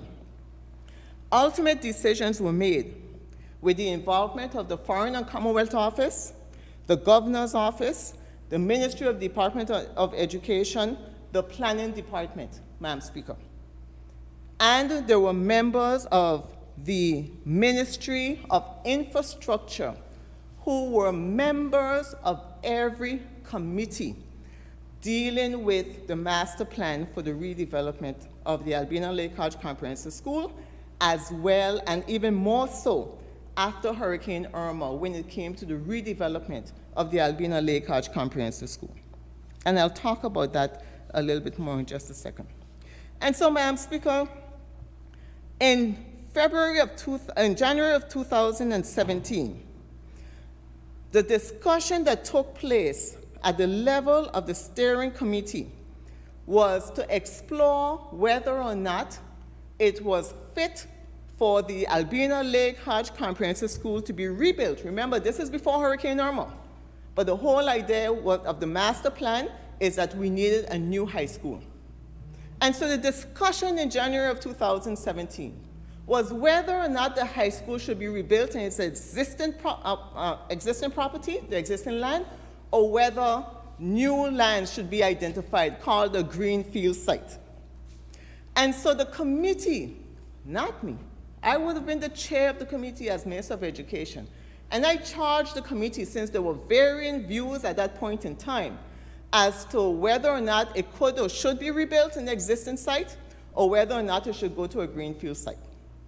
And so in order to obtain an accurate assessment, the committee would have engaged the services of the planning department to conduct an assessment as to whether or not the existing site was fit for purpose. And in fact, the planning department did so. And the proposal that came forward, the assessment from the planning department would have stated as follows. There would have been a provision for location and site characteristics, opportunities, constraints, factors, and a ranking criteria, Madam Speaker. It said that the portion of land presently occupied by the Albina Lake Hodge Comprehensive School is approximately 5 acres. And we all know the existing site. If we are facing the Albina Lake Hodge Comprehensive School, we know to the right is a road, to the front is another road, to the left is a road, and immediately adjacent to the school is the James Ron Webster Park. And so the site, as it was constrained. And the discussions, the heated discussions that took place at that time by the members of the steering committee was whether or not you could actually redevelop the school on that existing site. What would you do? Would you go up 4 floors for the high school children? Would you find a larger expanse of land so that you can build out and place all of the structures that you needed to, all of the infrastructure for a modern high school? And in order to help the assessment, this analysis was done. So the opportunities, crown land, reasonable good access, topography is gently sloping, all utilities available, compatible with surrounding land uses, close proximity to facilities like the library, the sport complex, presence of restaurants and other food outlets, well placed to serve several communities within walking distance, centrally located, which represents a high level of safety. The constraints, Madam Speaker, was that the drop-off of children on the main road negatively impacts traffic. The access to the north is liable to flood during bad weather. The amount of land, and listen carefully, people of Anguilla, the amount of land presently needed far outweighs the available land. The proximity to the main road creates a significant noise factor and other distractions. And the crowding of several buildings into this small space impacts negatively in a learning environment. This was not my analysis. This was an analysis that was commissioned from land planning department and that came to the committee.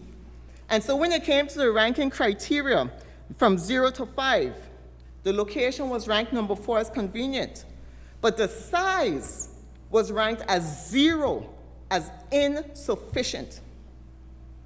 And so when you consider the fact that this impartial analysis is conducted to assess the existing location of the Albina Lake Hodge Comprehensive School, it is obvious that if you were looking at redeveloping the school, you could not redevelop on the existing site. On a point of order, Madam Speaker, the 2019 business case,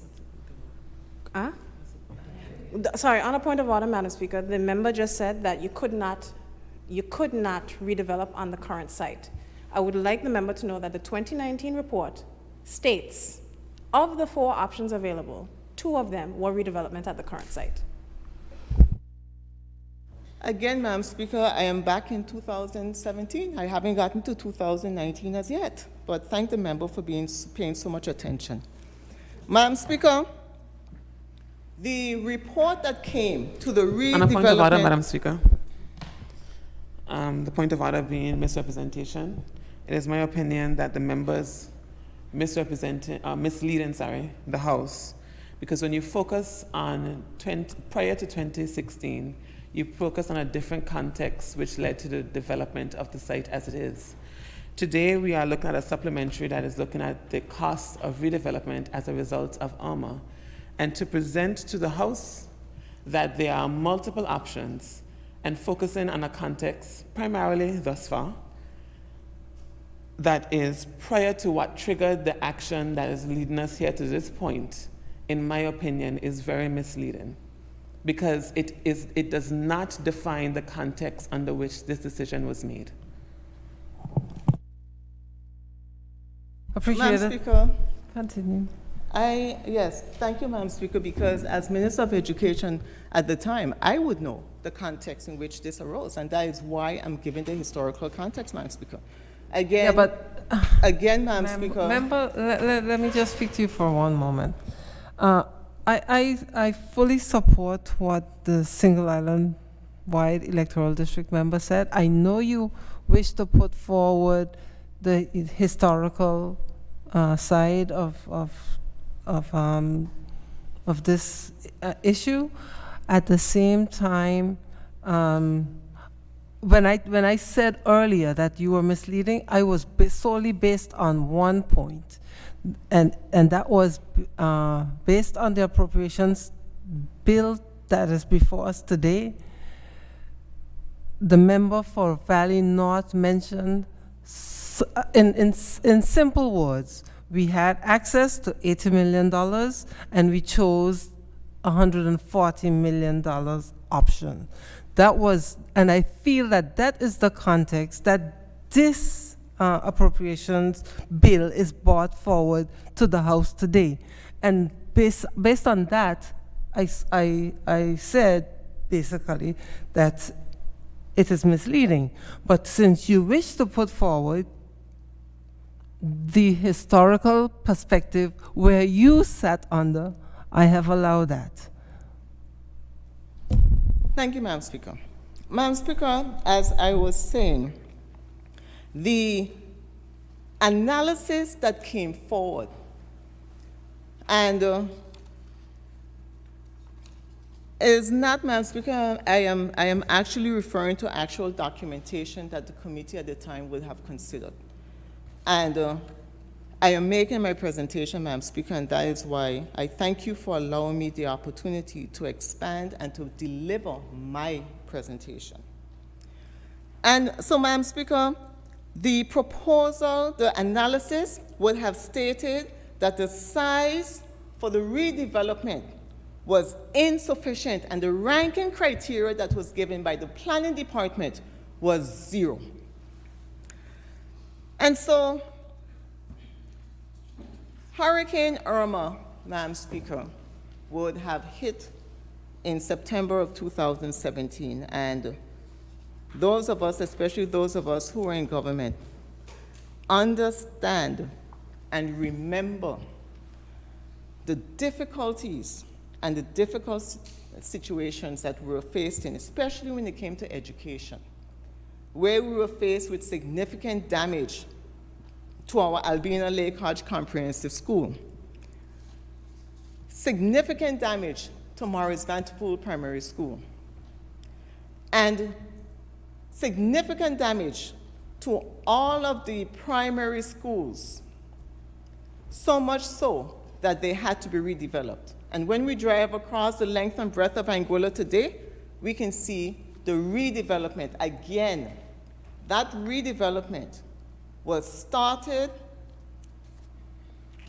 and all of the business cases for every one of those schools, the primary schools and the high school, would have been generated through the Ministry of Education at the time that I sat as Minister of Education. They would have gone to the Anguilla program. The Anguilla program would have submitted or forwarded the business case to the FCO and other officials who sat on a board in the UK. And on every project there were basic requirements that you had to meet. One, you had to make a business case. And of course, the structure of the business case on every one of those business cases, and anyone can go back and see, was that you had to provide what the options were and the feasibility of any of the options. And certainly in the high school case, the options put forward would have been 4 identified. But it was the business case that was submitted, Madam Speaker, that required you could not submit a business case with no other options. That was the structure of the program, and that was the structure of the documents that had to be submitted in order to be approved by the UK government. And if you did not fall within that structure, the business case would be returned until it was completed. And so, Madam Speaker, every one of those school projects would have been first commenced with a business case submitted to the Anguilla program. Once you submit the business case, if the funds had to have been identified from the pool of funds that were available. You could not have, and I know that this government understands, that you cannot have an unfunded project. You can't today, and you couldn't back then. So if there was an unfunded project, the business case would not have been approved. And I want to make that clear because I want to ensure that people understand. Every business case submitted to the British government, irrespective as to the department, whether it was lands and surveys, in order to upgrade their land information system, whether it was any other project that took place, the health projects, the funds had to be there and available for the UK government to grant and approve the business case. So when these projects went forward and they were approved, all of the schools would have started with the identification of contractors, with the proposals set out, the bidding process, and everything would have gone through, so much so that up to in July of 2020, when the country was closed and we went into a general election, the most economic activity that was taking place at that time, because the borders were closed, was the construction of those redevelopment projects, and primarily the school projects that were taking place. So let's talk about the Albina Lake Hodge Comprehensive School and the business case that was submitted and approved by the UK government and by the Anguilla program in order for it to commence. Madam Speaker, after Hurricane Irma took place in February of 2018, let me step back, because after Hurricane Irma, the Ministry of Education had some urgent needs. First, we had to relocate all of those children that were in schools that were significantly damaged. We had to relocate Valley Primary School, so much so that they were in 2 and 3 different places. They started off in 2 places, and we had to find another location for them to go, because the buildings were unusable and they had to be removed from the property. Morris Vanterpool had to be relocated in its entirety because the structure was a steel frame building. And after Hurricane Irma did damage to that building, there is no way that a responsible government could put those children back in that school. And so they were relocated to rented premises. All of the other schools, work was done from Island Harbor straight down to West End, some more significant than others. But everyone was accompanied by a business case that was approved by the British government. In the case of the high school, the Albina Lake Hodge Comprehensive School Steering Committee, which had already been in existence and had already been charting the course for the redevelopment of the Albina Lake Hodge Comprehensive School, identified that there was an opportunity at this point in time to be able to source the funding to be able to complete the redevelopment of the high school as imagined. And the reason for that isn't because you took the opportunity to knock down buildings that they need to knock down. No.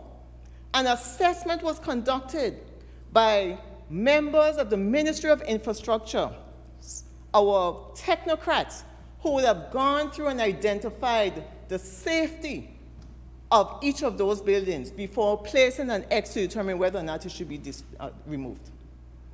At the existing Albina Lake Arch Comprehensive School site, we recognize that we could not demolish the buildings in its entirety, clear the ground and rebuild.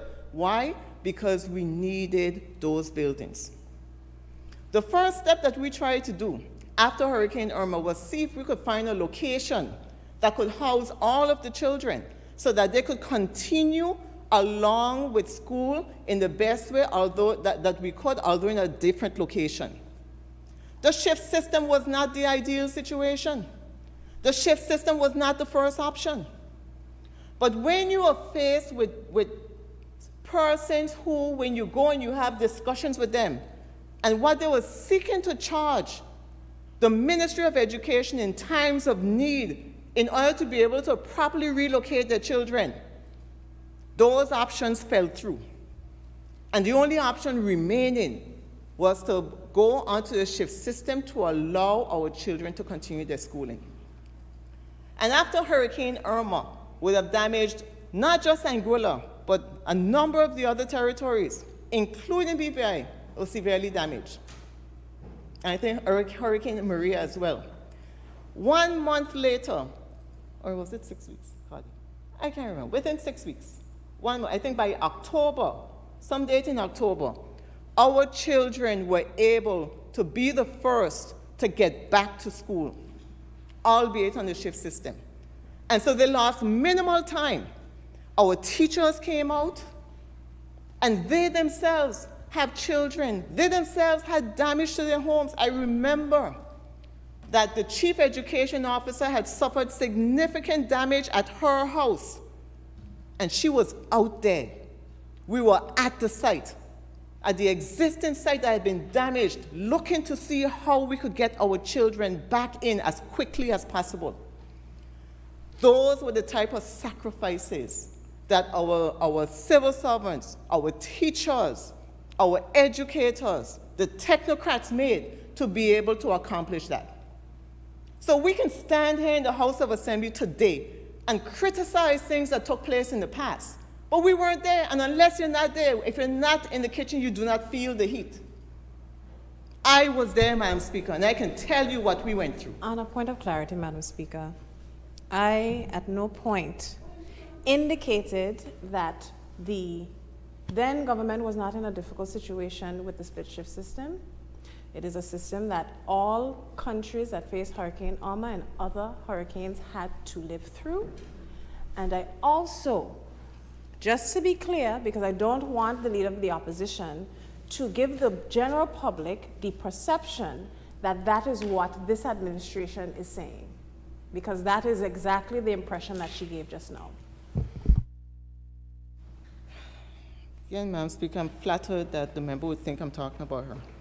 Madam Speaker, as moving forward with my presentation, Madam Speaker, as I was saying, at the time after Hurricane Irma, in the aftermath of Hurricane Irma, we who were in the Ministry of Education and who were in the Department of Education and the members of government at that time, because there were numerous meetings, late nights, early hours, weekends, whatever you want to call it, were there to be able to ensure that our children got back to school. It was important. The shift system was not ideal, and it is still not ideal today, 5 years later. But there was an urgency, Madam Speaker. And I think the member for Road North would have mentioned it, that for the last 6 years, in the face of adversity, our children and our teachers have performed remarkably well under circumstances, and they came out actually ahead in the region in many circumstances. And that is because, Madam Speaker, in the face of adversity, the people of Anguilla, the parents, the teachers, the school, the system came together to ensure that our children would be able to continue their education as quickly, as efficiently as possible. And so, Madam Speaker, in February of 2018, the project, the Albina Lake Hodge Project Steering Committee, still operational before Hurricane Irma, came back together again after Hurricane Irma to be able to pick up the pieces of the discussions and move the master plan for the Albina Lake Hodge Comprehensive School forward. The first thing that was done in the wake of the analysis from the planning department, which said that the existing location was unsuitable, was to identify other possible locations for the development of a fit-for-purpose school for our children. And in February of 2018, the planning department submitted a suitability analysis for the Anguilla High School and ranked 10 possible sites which had been selected for relocation of the high school. They were in the central area, east area, west area, 10 projects from east to west, Madam Speaker, for us to be able to identify where we could rebuild the high school. Many of those lands were privately owned. So, of course, the cost of acquiring land would have been significant at that point in time and build a high school. The locations were limited in some circumstances. The access, central access, was limited in certain circumstances. And so, Madam Speaker, as part of the analysis, of this analysis that took place by the committee, the 17 acres of land located in the quarter was put on the table. And the former Minister of Education, the Honorable Mr. Evan McNeil Rogers, was actually key in acquiring the 17 acres of land in the first place for the redevelopment of a sports complex. And as a minister, and as a person who has always highly valued education, when that parcel of land was identified as a potential, Mr. Rogers wholeheartedly agreed. Why?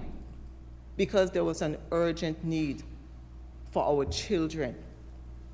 Not for a sports complex, yes, ideally we would want a sports complex, but if it came in the face of being able to develop something for the generations to come, to educate our children and ensure that they can move forward and prosper in Anguilla and in the outer world, we had to put something down and sacrifices had to be made. And that sacrifice was the 17 acres of land that had been allocated for the sports complex. And when that proposal went to Executive Council, it was passed with flying colors. Because although the sports complex was a vision, it became clear that education, the Albina Lake Hodge Comprehensive School, Campus A and Campus B, because that was the original vision, was more important at that point in time in the aftermath of Hurricane Irma than the vision of a sports complex being placed in that area. Those are the type of decisions that were made for the benefit of all people.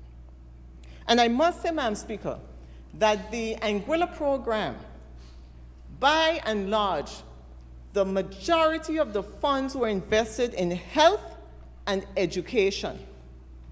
And those were the two primary aspects and the focus of the Anguilla United Front administration, health and education, both of which are for the benefit of our people, the direct benefit of our people. And when the business case was prepared, or even prior to the business case being prepared, Madam Speaker, consultation had to take place. And we had widespread consultation as to whether or not the school should go to the new site. And the reason why the consultation was necessary, Madam Speaker, is because we needed to have buy-in. We needed to ensure that the public, that the teachers, the parents, the students, education officials supported the idea. In fact, Madam Speaker, the design of the school is as a direct result of consultations with the heads of departments of every department in the Albina Lake Hodge Comprehensive School. They were charged with identifying their needs for their department, what they required in order to create a fit-for-purpose high school for our children, to identify the existing shortcomings, and what was needed to be able to bridge or to cross that hurdle of the shortcomings. A lot of significant work, Madam Speaker, went into the decision to redevelop the Albina Lake Hodge Comprehensive School on a new site. And in fact, Madam Speaker, in the wake of Hurricane Irma, Priti Patel, who was at the time in charge of DFID, visited Anguilla. Boris Johnson, at the time, visited Anguilla. And each of them were presented with a site visit at the Albina Lake Hodge Comprehensive School Campus A site, as it is now, so that they could see firsthand. And I remember Priti Patel walking through the administration office, rain coming down because we visited that day where the roof was off. The structure was still there, and the rain is coming down on the desks, on the printer, anything that was there on the papers, etc. We walked through the devastation, and she was able to see firsthand the damaging effects of Hurricane Irma. And Boris Johnson the same. When he came, he too was greeted with a site visit, not just at the Albina Lake Hodge Comprehensive School, but both of them were taken to all the schools so that they could have an appreciation as to what was needed in order for Anguilla to be able to move forward. And I, as Minister of Education, ensured that education was a priority, not only for the administration, but for the UK government as well. We pushed. We had discussions, we had communications. We did what we had to do. And when I say me, I may have been the face of it, but the technocrats behind me, the technocrats standing with me, the permanent secretary, the education officer, all of these persons, the chief education officer, the department heads, all of them played their role in ensuring that the needs for the children were identified. So this wasn't some hodgepodge idea to just throw up a school.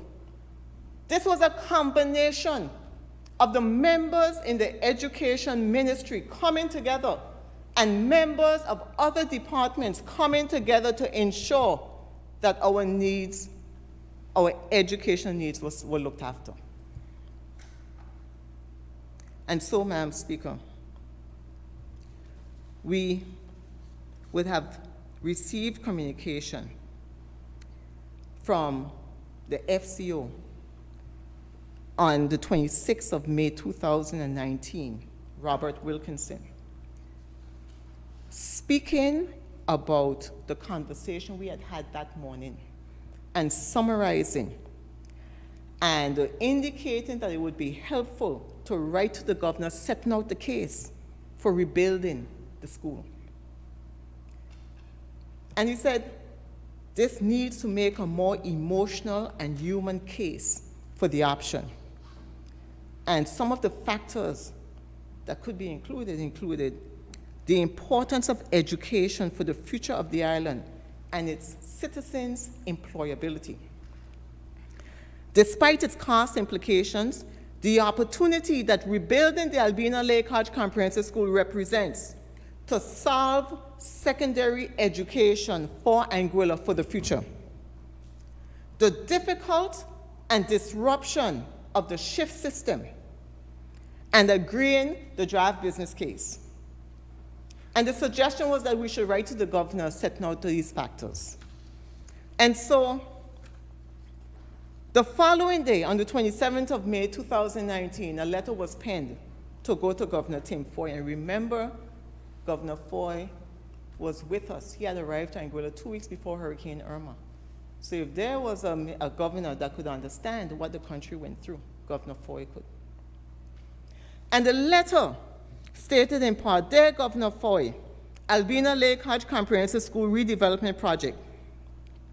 Please allow me to use this medium to place on record the appreciation of the government of Anguilla, particularly the Ministry of Education, for the investment made by the United Kingdom in the rebuilding of educational infrastructure following the devastation of Hurricane Irma.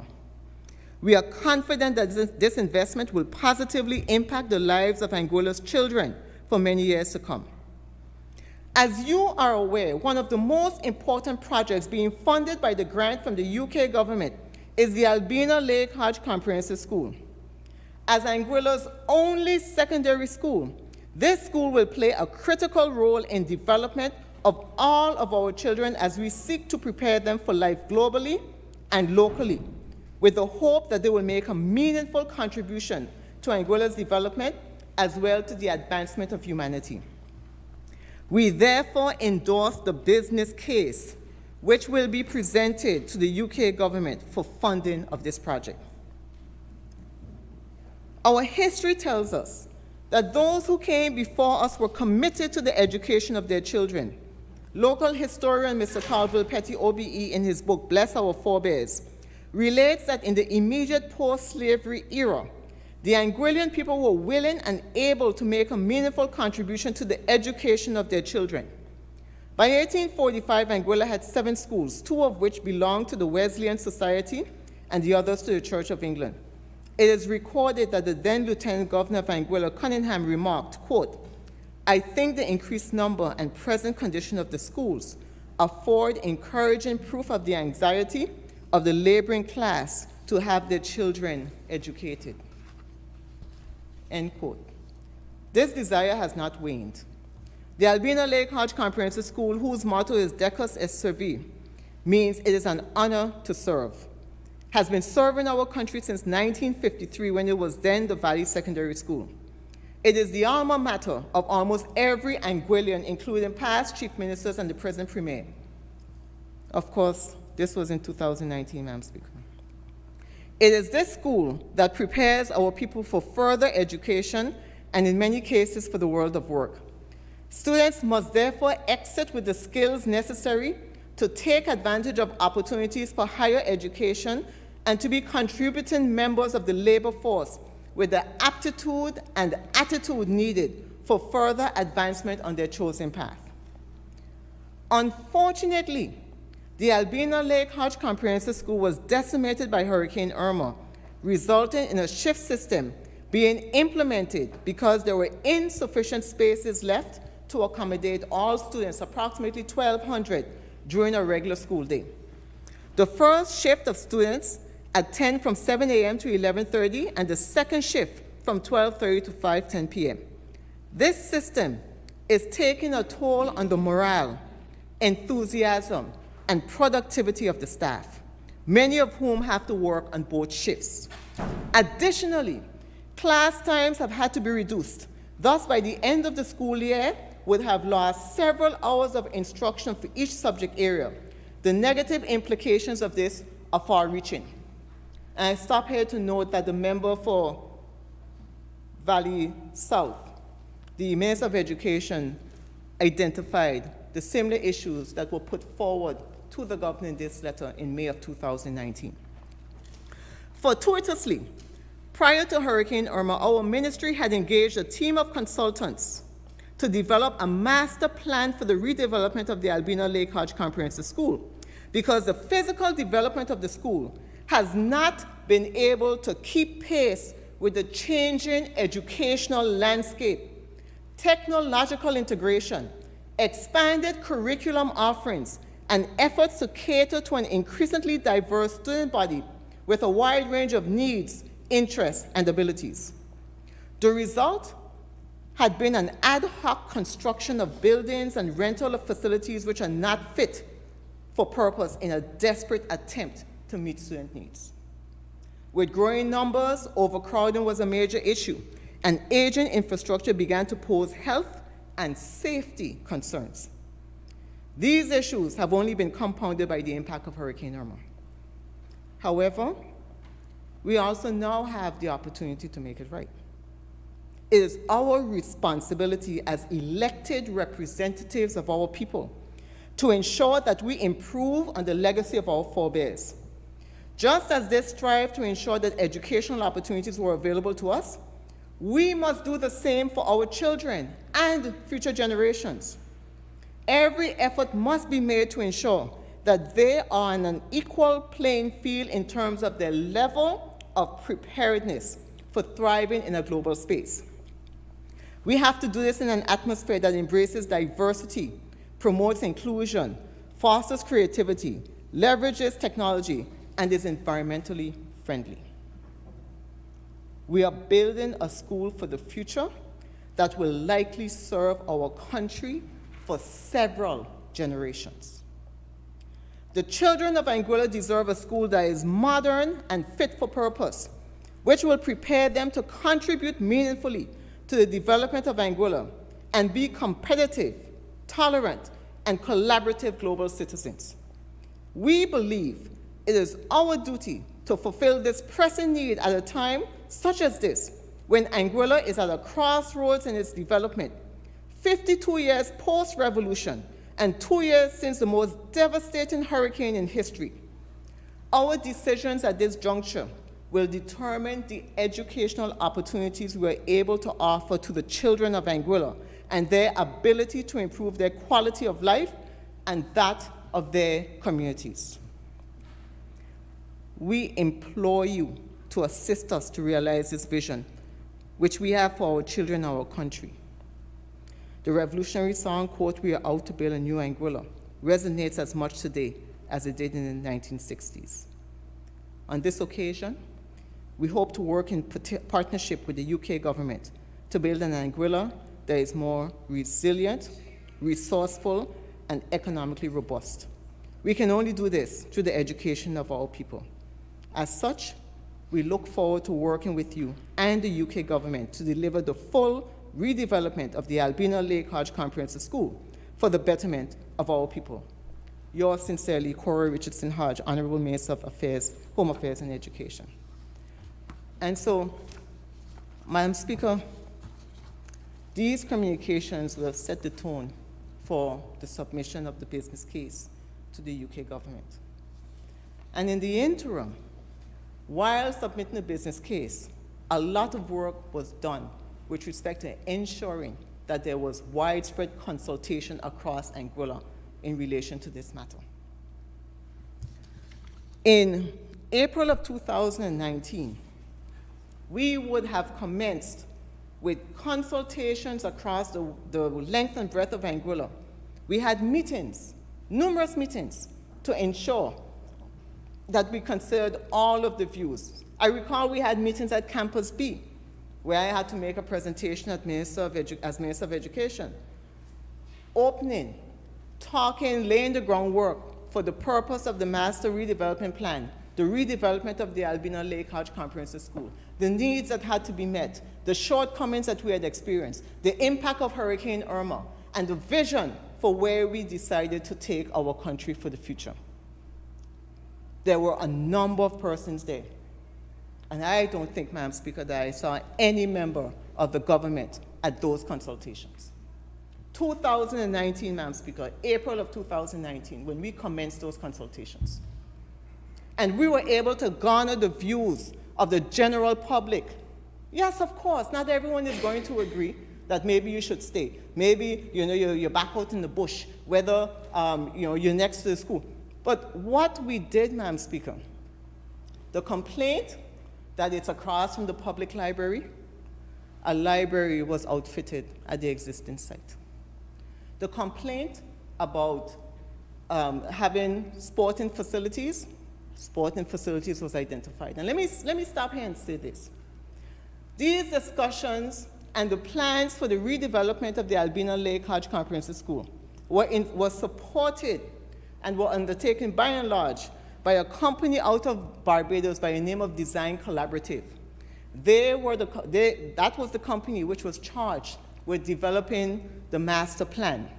So they were already on the ground before Hurricane Irma. And after Hurricane Irma, they were engaged to move forward with the redevelopment of the Greenfield site. And so we had the benefit of consultants from the beginning to the design stage, to the planning stage and the construction stage, Madam Speaker. And so the consultations involved remarks by the minister, the principal's remarks who set out the vision for the school's underlying philosophy, the institutional strengthening process, and steps taken for the improvement of the school.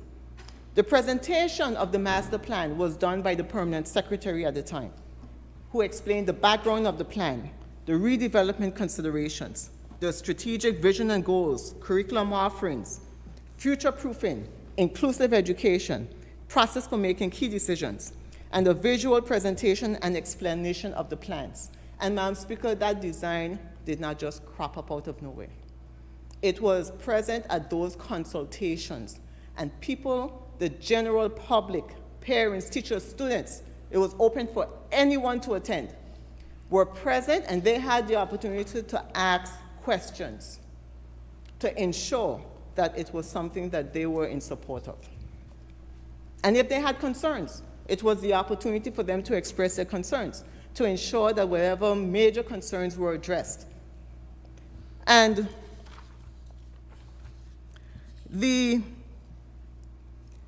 in September of 2018, just to step back a bit, there was a press release that was issued under my hand, Madam Speaker, September 2018. And that, Madam Speaker, that press release was in order to ensure that the general public was kept up to date as to what was taking place in education at that point in time. And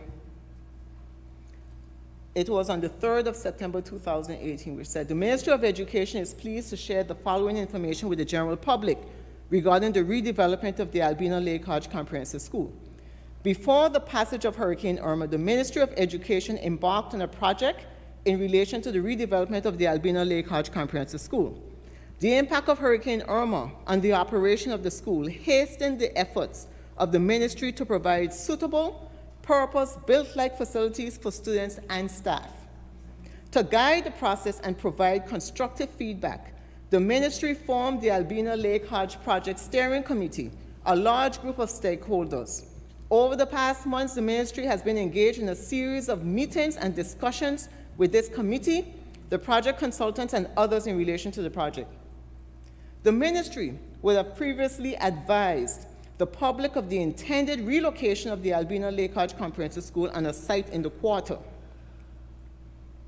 This decision is reflective of the need to ensure that Albina Lake Hodge Comprehensive School is on a site that can accommodate various components, eliminate the need for rented accommodation, and provide sufficient room for future expansion to meet Anguilla's needs well into the future.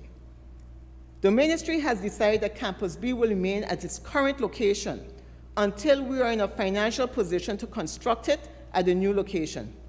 To minimize any potential negative impact that this may have, the ministry proposes to operate Campus B as an independent junior secondary school and will be using the time over the next 2 years to work out the logistics of this arrangement.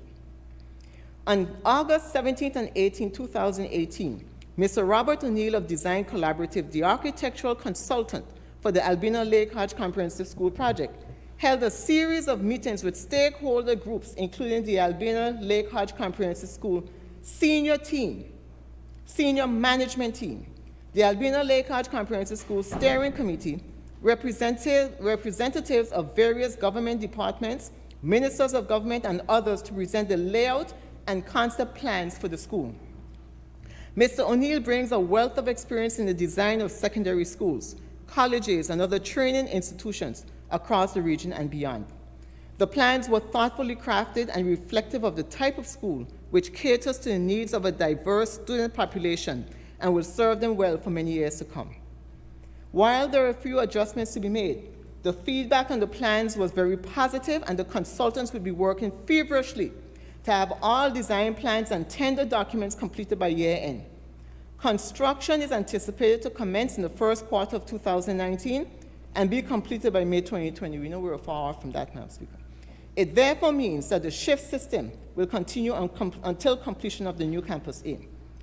The ministry also assures the public that the relocation of the ALHCS to the site in the quarter will not adversely affect the development of an athletic track, as the site is large enough to accommodate both the ALHCS and a 400-meter track. It therefore presents an exciting prospect for the development of the area. The ministry remains thankful. Point of order, Madam Speaker. In relation to the honourable member's insinuation just now that it would be sufficient for a 400-meter track, assessments were made by the Department of Sports, and it was concluded to be insufficient for the completion of a 400-meter track without the acquisition of further lands to the west of the current site. Madam Speaker, I was reading from a press release from in 2018. Thank you, Madam Speaker. I'll continue reading the press release at the time. The ministry remains thankful for the sacrifices of teachers, parents, and students in trying to ensure the education of our students is not compromised in the current circumstances at ALHCS. We will make every effort to keep the public abreast of the progress of the redevelopment project, and we ask for your continued patience and support in months ahead. And so, Madam Speaker, this was a press release on the 3rd of September 2018, informing and updating the general public as to the progress of the redevelopment of the Albina Lake Hodge Comprehensive School, the proposal to attend a new site, the consultations that were taking place, the engagement of the consultant to be able to design the school. Madam Speaker, let me touch on... Madam Speaker. Point of order and relevance. I mean, this is, going on. I don't see it where it pertains to my presentation or to the act that we are discussing. Also, if in terms of time, if the member can say how much more time that she will have. Well, in fairness, we have not set a time limit, so it is a question that stands. It's up to the member, really. But I have long question relevance, because we had different dates. That was my first thing my first suggestion that I threw out. But the member suggested that she wants to put forward her historical context where she was the minister. And in fairness, I allow that. However, today, as it stands, it is not really relevant. So it really depends on members.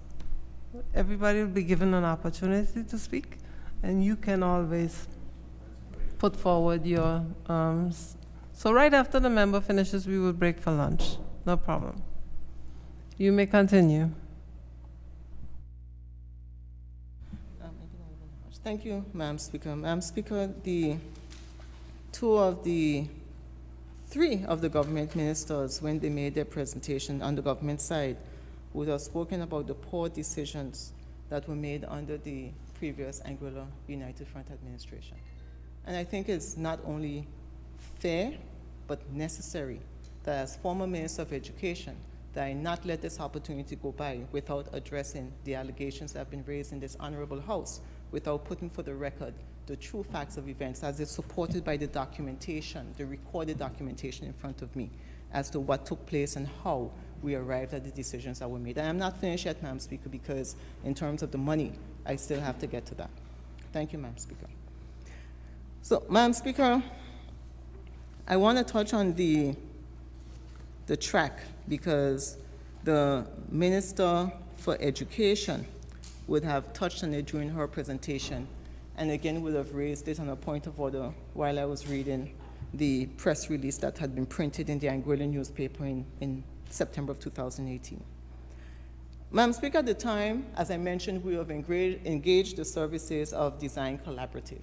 And Design Collaborative was charged with not only setting out the master development plan, but also with setting out the design for the high school.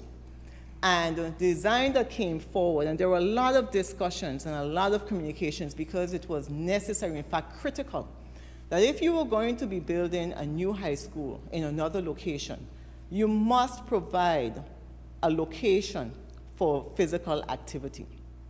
Right now, on the limited site of the Campus A itself has no track, has no sporting facility to speak of on its own. It benefits by being adjacent to the James Brown Webster Park. And so if you're going to redevelop the school, redevelop so that you have your own facilities, that the school has its own facilities to be able to ensure that the children have physical activity as a necessary component for the school.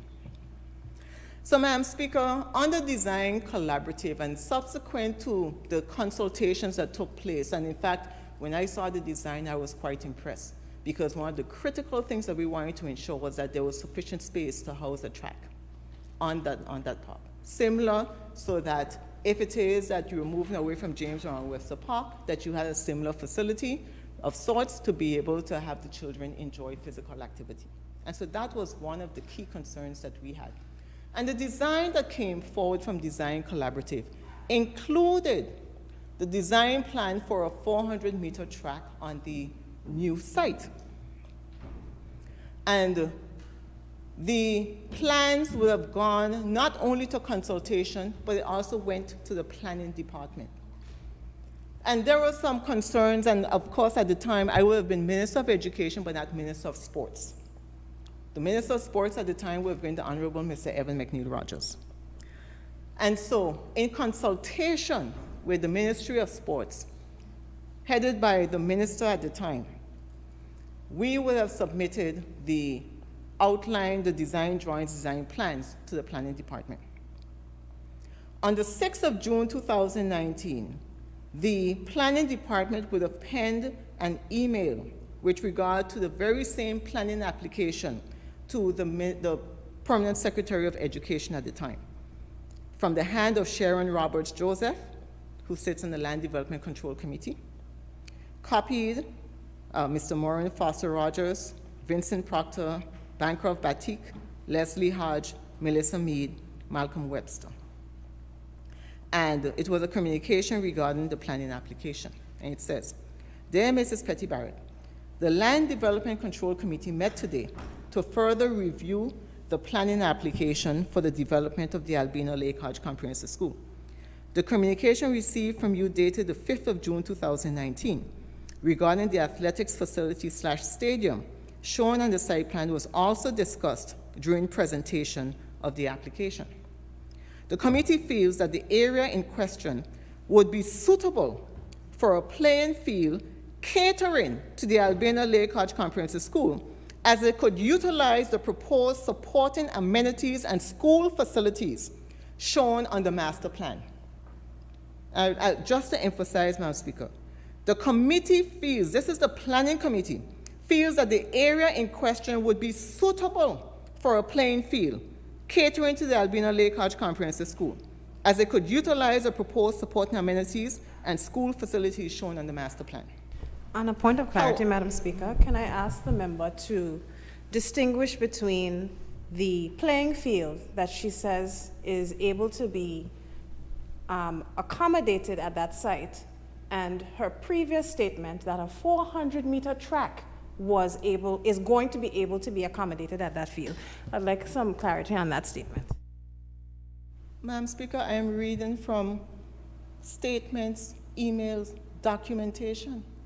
So I don't understand what the point is. If in 2018 a presentation was made, a press release from the Education Department to the general public outlining what is intended, and in 2019 an application, a letter, an email to the department comes from Planning Department indicating what is possible and what's not. I don't understand what the issue is. So to provide context, Madam Speaker, the... Madam Speaker, I'm sorry. as I am to on my my point feet. of The member clarity, would she's have made asking her me- presentation already. I am on my feet. There was an opportunity for the member to give her presentation to explain everything. I am making my presentation now. Thank you, Madam Speaker. You know, this is interesting, and it's interesting and it's amusing at the same time, because there's sufficient information that has been updated since all of the historical context that we do not want to consider. And like I say, I'll say again, please allow the member to finish her presentation from the historical context. You may continue. Thank you, Madam Speaker. Madam Speaker, I think it ought to become clear by now, certainly to the general public, that based on the information from technocrats, from the experts at that point in time, the Education Department, the Ministry of Education, and the government of Anguilla at that time would have been moved to make decisions in accordance with the expert opinions that were given at that time. It is not that you're out there on a frolic, but you're guided by documentation. And so if it is that the documentation in 2019 from the Planning Department, the Land Development Control Committee is saying that it can house a playing field catering to the Albina Lake Hodge Comprehensive School, then that is what it is. I will continue, Madam Speaker. However, please note the next sentence. However, please note that the option of having an independent national type stadium on the present allocated land is not feasible due to the inadequate land space. So the Planning Department in this document makes a distinction between a playing field catering to the Albina Lake Hodge Comprehensive School for the school itself and the option of having an independent national type stadium on the present land. Taking the above into consideration, please indicate whether you wish the field shown on the site plan to be treated as a playing field catering to the Albina Lake Hodge Comprehensive School only, or if you wish it to be treated as an athletics facility stadium catering to the wider public. Please respond as soon as possible so that the committee can determine and finalize this application. Now, remember I said to you, Madam Speaker, I said to this Honorable House that there is a context. Initially, the 17 acres of land was allocated for a national type stadium. As a result of the decision to relocate the Albina Lake Hodge Comprehensive School to the site, the remaining space could house a playing field, but not a national stadium. And the question that the government at the time had to answer was whether or not it was interested in creating a national stadium, or whether the priority interest at that point in time had to cater for the physical needs of the children at the high school. Obviously, Madam Speaker, the physical needs for the children of the high school would have been ranked important over anything else. And so, the responding communication that came from the Minister of Social Development said, "Good morning, Shan. While I agree that we should adequately plan for the future, there is no perfection in our or any future. We need to accommodate that 100-meter track. That should not be difficult or expensive to include at this point." The email, the athletic track is for school purposes. Case closed. And so, Madam Speaker, in communicating with the Planning Department to answer their question as to what was the intent of that acreage of land for the track, whether it was for an independent national type stadium or a playing field for the children, the answer that was communicated to the Planning Department, the Land Development Control Committee, was that it was a playing field for the children. Now, of course, if the general public, if you look at Ronald Webster Park, is Ronald Webster Park an independent national type stadium? People must answer for themselves. But the children are using the James Ronald Webster Park right now. And if the school had remained in its existing location, if there was no new build in the quarter, the children would still be using the James Ronald Webster National Park. Is that an independent national type stadium? So why are we here even having a debate about this? The children needed a playing field. We were the property, the site was able to accommodate a playing field. And that is the indications, that was the direction that went to the planning department at that point in time. And Madam Speaker, I hope that I've brought some clarity, because some persons seem not to understand what was going on. I understand because they weren't there. They weren't there, so they wouldn't know. But this is what took place at the time. And so, Madam Speaker, where we are now, the business case was submitted to the British government. It was submitted to the Anguilla program. It was approved. The funds at that time had been allocated.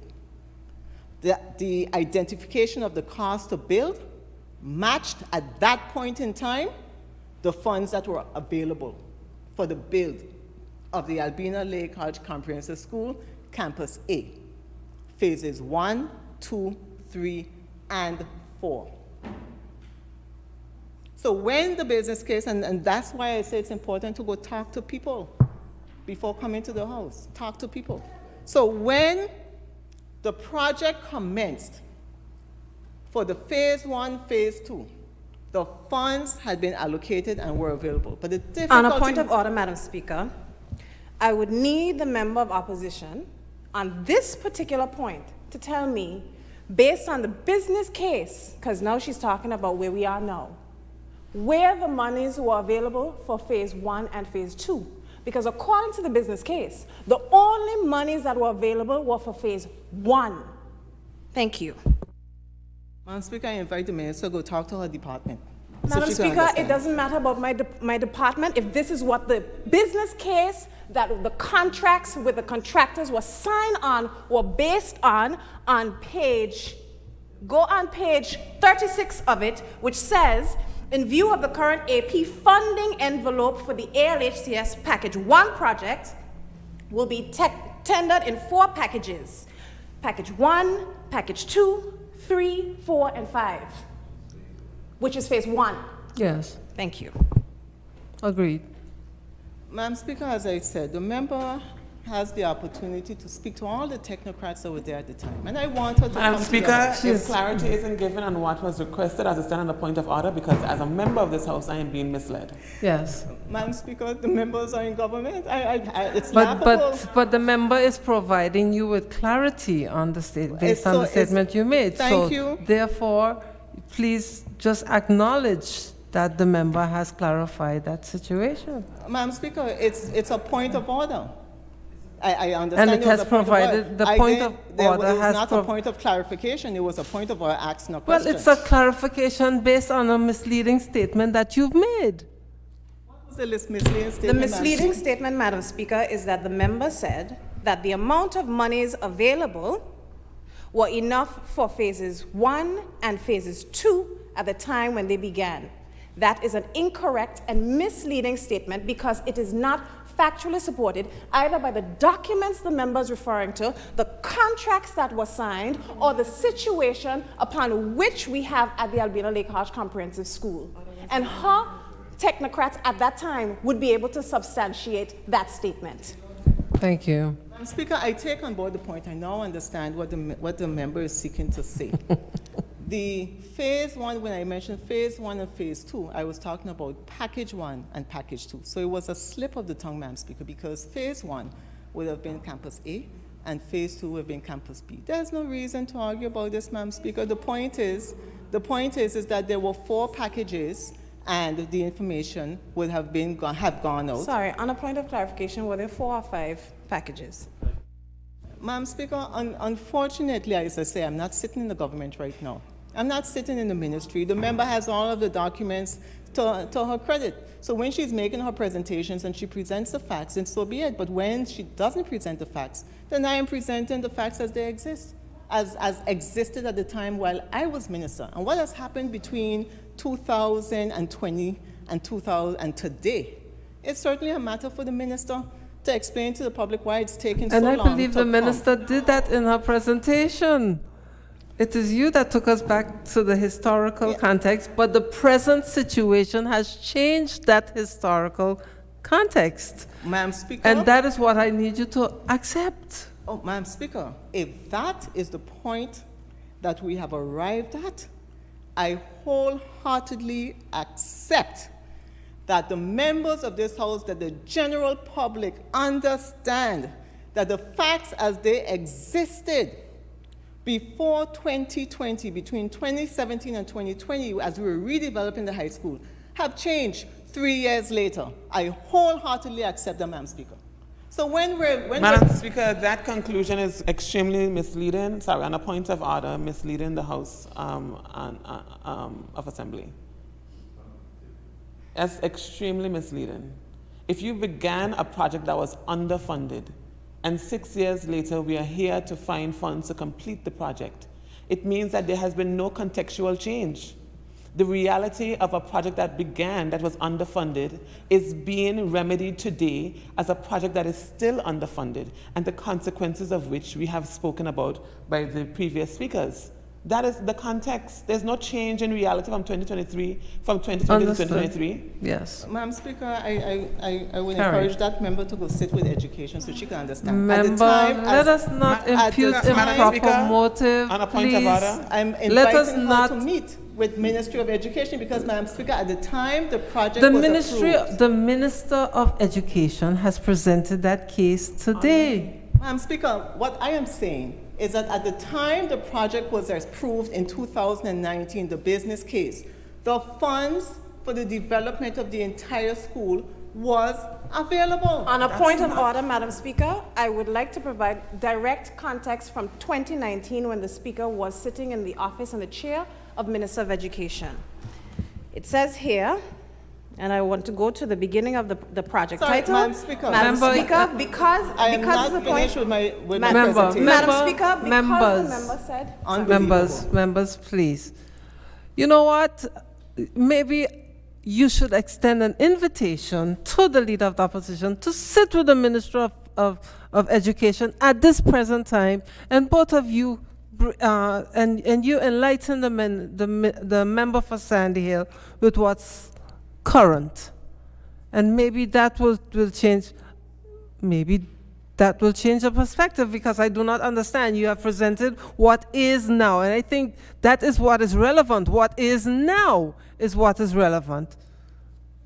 Madam Speaker, the reason why I've taken the time to go back is because the statements made in this honorable House this morning has been that there were bad decisions made by the previous administration. And when you state that you're going into history, you are looking back like Sunday afternoon quarterback or Monday morning quarterback, and looking back and saying, oh, that was a bad decision. But I am presenting the facts as they existed at the time that the situation was present while I was there, and what I experienced, and the facts that they existed at the time. Let me ask you then directly, honorable member, do you think it was a good decision to have taken a decision when you've had access to $80 million and made a decision to take an option for $140 million instead? Madam Speaker, in fact, the question is a mischaracterization because well, that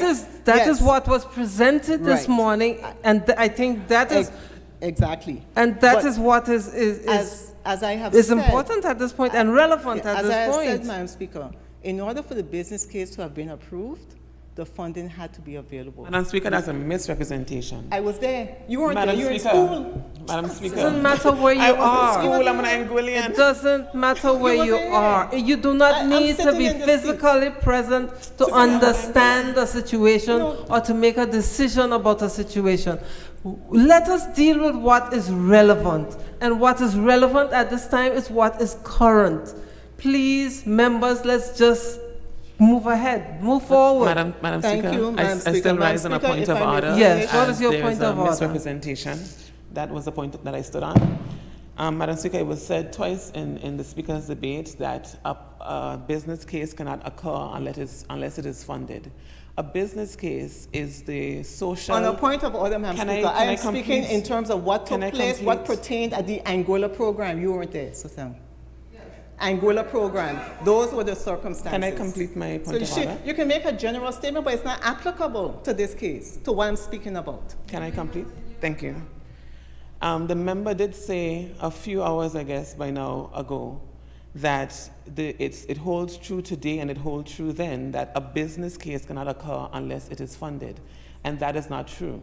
A business case is basically the government's social and financial feasibility study. So for example, we can take the airport for an example. We would have publicized that a business case was completed. We are currently sorting out funds at this moment. So the business case does not speak to the government's ability to afford in the time of the study. It speaks to the value of the thing that is being studied. It is a good idea, is it a bad idea? That is what comes before funding. It is not a guarantee of funding. Madam Speaker, and thank you, and it just highlights and underscores the reason why the point of order makes no sense. Because the 60 million pounds was formed the Anguilla program. And every project that came under the Anguilla program had to fall within the available funds in the Anguilla program. So I'll give an example. The development of the pier at Sandy Ground. There were not sufficient funds to develop that in the Anguilla program. So that was taken out of the Anguilla program and developed directly with arrangements with the UK government. The funds that fell within the Anguilla program, you had to be able, every project that came forward had to fall within the context of the Anguilla program and the funds that were available at the time. So, Madam Speaker, I was there. I was part of the Anguilla program. I sat on the board. I was Minister of Education. I know what the requirements were at the time. It's different if you talk about a different context today. So because in 2023 you're sitting as a minister doesn't mean that the Anguilla program requirements are the same requirements that apply today. I was talking about the Anguilla program. Very limited because that's where the pool of funds came to develop the Albina Lake Arch comprehensive school. Madam Speaker, the only point of order that I rose upon was in relation to the member's statement that at the time they had the funds available to complete the project. And she said that. She basically made the insinuation that if the circumstances are different now, then so be it.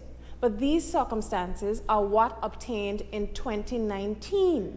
And on the page of the business case, it says, the investment for option 4, which is the one that they selected, cost $52 million or 140 million US dollars or 140 million EC dollars. The allocation of 32 million US dollars or 80 million EC dollars enables phase 1 of the ministry's plant renewal strategy to be delivered in May 2021. Sorry? But phase 2 is the only one, the 32.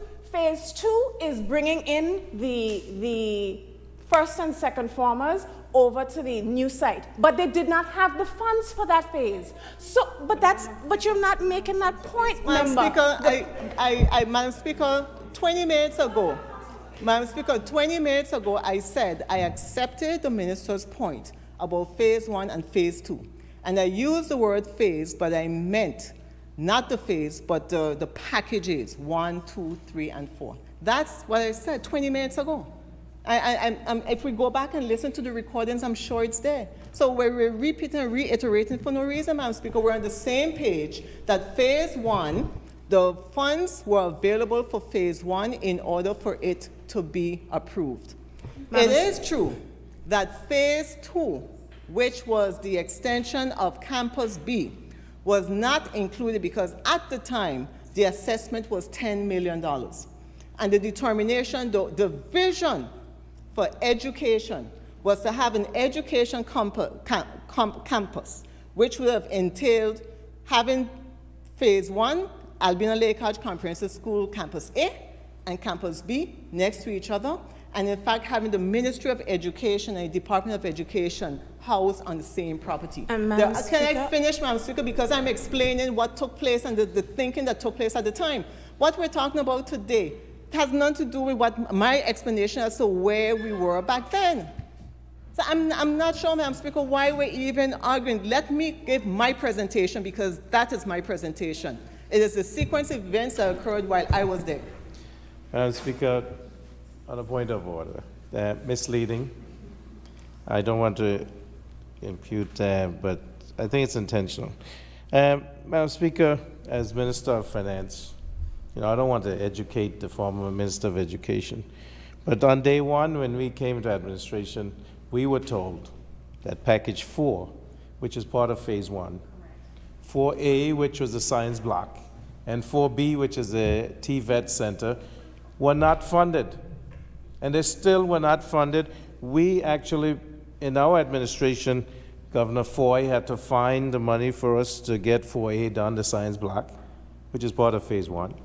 And the member is saying that phase 1 was funded before they signed off on it, but it was not. We found that out when we came in. And package 4B, which is the TVET center, is still not funded. And that's still part of phase 1. So this going that phase 2 is the one not unfunded. Phase 1 itself was not funded, Madam Speaker. Thank you. Madam Speaker, just so that the general public is not confused, I said that at the time, and let us be, English is so important that we understand. At the time the business case was submitted, the funds were available for the entire build-out of the packages comprising phase 1. At the time the business case was approved. What happened over that time, I haven't even spoken about yet, and if you want me to go into it, I can go, and I think I need to so people can understand. The difficulty with the 60 million pounds is that while the business case had been approved, the funds had not been ring-fenced for education. And so because of that, when package 4 failed the tender, it took a while for it to go back.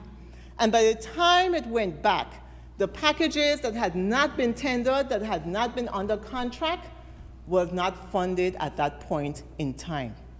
But I maintain, and we can go back and please talk to y'all technocrats, at the time that the business case was approved, the funds had been identified for the full build-out of phase 1, all of the packages. So if I could continue, Madam Speaker. So, Madam Speaker, we're now 3 years into this administration's term of office. And they've now come to the House of Assembly with a supplementary appropriation bill to finish the high school. And I'm pleased, Madam Speaker, because in the last months, I keep hearing the Albina Lake Hodge Comprehensive School being punted around as if it's a football, a political football. Oh, the previous administration didn't do this. Oh, it was a bad decision. At the end of the day, you are in a position, when I say you, Madam Speaker, I am talking about leaders, ministers, because when we are speaking in this honorable house and when we are on the press conferences and when we're on the radio, all of the people, the technocrats, the civil servants, the teachers, the parents, the heads of the Albina Lake Hodge Comprehensive School departments, all of them who participated and who agreed and who submitted suggestions and form part of the decision to move forward are listening. They're listening to the existing leadership, criticizing something that they were a part of and something that they embraced. And they're listening to what appears, Madam Speaker, to be a lack of regard for education. Because, and I say that, Madam Speaker, I said there's no point of order. Well, now you need to know it. We have roads. We have fancy roads. If you want to make a What is your statement, back your statement, Madam Speaker. We have fancy roads. If you want to make a statement, back your statement. We have fancy roads, Madam Speaker. We still have a Madam fancy Speaker, road. the member is imputing the proper motive. She cannot continue her debate. Yes. Let us not impute improper motive I can't wait to for each someone other. to stand up. Please. Madam Speaker, it is clear. I don't have to say, because when the people go around and look around at Anguilla, you have a high school that is in need. The grass is overgrowing. There's no one finishing the school. The package has not, the school has not been completed. And some members stated that they have, some members in here don't have no children. I have 2 children, 2 girls in the high school. And one of them repeatedly asked me, Mommy, when is the high school going to be finished? Now, the important thing that we as leaders of a country should understand is that where it is easy enough to pick up projects that are in train and to finish them and to go and to have pictures and show photos of you cutting the ribbon and all these other things. But it is when the rubber hits the road and you are faced with adversity, how do you get out of it? You do not go crying, oh, the previous administration did this, oh, the previous administration did that. No. You put your head down and you focus on what needs to be done. Let me say this, Madam Speaker. The member still did not withdraw her statement. What statement? That the members of this administration seem not to care about education. I did not say that. You I did not insinuated say that. the members of this administration. Go Madam back and Speaker, listen you to are what I here. said. You have ears. I did not say that. And Madam Speaker, Well, then at the withdraw end what of the you day, did I'm say. on my feet. You have your turn. Madam Speaker, It doesn't matter if you at are the on your end of feet, the you day, cannot what continue. a government needs to do, and Madam Speaker, on a administration, point is of that order. if they are serious about education, Madam Speaker, on a point of if order. they are serious about education, Member, I am rising on a they point of need order. to be I'm speaking able to the Speaker. to move forward on it instead Madam Speaker, as you of- asked me, I will of state my order. claiming crime Madam forward. Speaker, as you asked, I will state my point of order. The member is trying to malign the persons who are here by insinuating, while I have not repeated what she said verbatim, that our criticism of the decision to move the school is equivalent to our perception that education is not important. She cannot continue her arguments unless she backs those statements or she withdraws that statement. Madam Speaker, I said up here, the general public is seeing for itself. The general public see nice fancy roads being built. Member, and the high I school do not still in recall lacking. the exact wording of your statement, but it was enough for me to approve the point of order that it was imputing improper motive. And I did speak to you regarding that. I'm sure the record will reflect that. Thank you, Madam So Speaker. based on that, just let us not continue with that. The members asked for a withdrawal of the statement. I did approve the rule of improper motive. So based on that, please, can you just withdraw the statement and just move forward? Thank you, Madam Speaker. Madam Thank Speaker, I you. withdraw the statement that it appears that this administration has no regard for education. I withdraw that statement, Madam Speaker. Madam Speaker, the general public will see for themselves and will be able to ascertain the truth of the nature. We have a high school that is unfinished. And it begs the question that you have a government that campaigned so vociferously, wanting to be in government. And then, when faced with difficulties, and I can point to any number of examples, the perfect example is the GST. When faced with difficulties, could cry that the previous administration left this and left that. But what the important thing is, Madam Speaker, is that as leaders, yes, you may be faced with adversity, you may be faced with difficulty, but you can stop complaining about what you made because you asked to be in the position. You asked to be in government. And you get the job done. There is no way that our children ought to remain in a shift system any longer. And so if there is an administration that cares for education, even before the new roads were paved, the high school should have been finished. On a point of order, Madam Speaker, that whole argument makes no sense. And you know why, Madam Speaker? Because 2021 was the delivery of this project. 2021, we got into office in 2020. That's a contractual date. COVID-19 came, all of the contracts were extended to 2022. All of the contracts were extended to 2022. So what does that mean then, Madam Speaker? Oh, all of a sudden, because there's an extension because of lockdowns and COVID, we don't care about education? But we are here now for $9 million more to finish the school? When were the roads completed? Wasn't there supposed to be money enough and sufficient to finish the school? But all of a sudden, where are we? Not here getting more money? Madam Speaker, I think the member's response simply outlines the point I'm making, is that if it is that you were serious about getting the school done, you would move hell or high water. And all of the members would be on the same I'm going to page. ask you to withdraw that statement. Which statement? If you are serious about Is moving the hell or high water? Which one?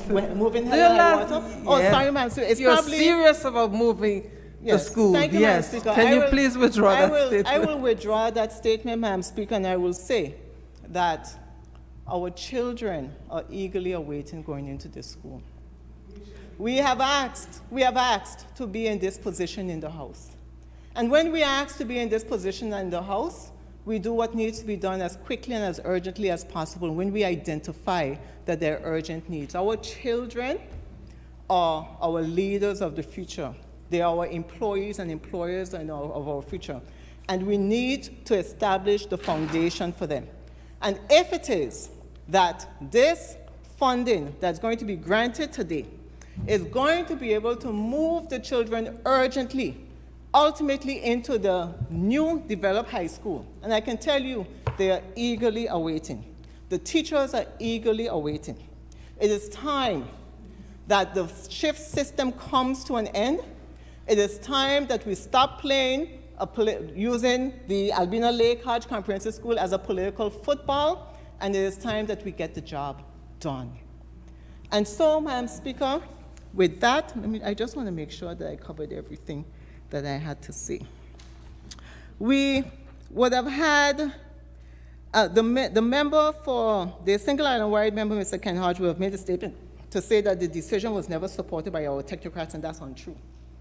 Maybe there was a department, a ministry that was not in favor, but the Ministry of Education and the technocrats of the Ministry of Education and the committee was made up of the planning department, the Ministry of Infrastructure, the teachers, a whole host of persons who were technocrats in their own right, and they supported the movements to be able to build a new high school. And so it was a broad statement. I did not get on my feet to object. I allowed all of the members who spoke so far to speak without interrupting them, because I understood that I have the opportunity to be able to make my presentation and hopefully make it uninterrupted, including for those who haven't spoken as yet but seem to be very anxious to get on their feet.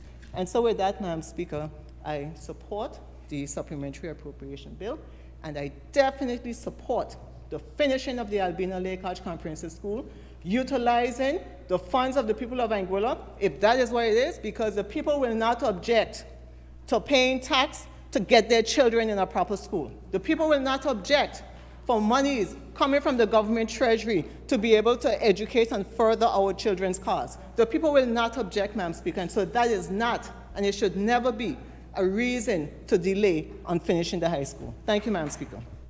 Thank you, Honorable Member. I believe now you wish for a break for lunch. What time are we proposing to be back? It's now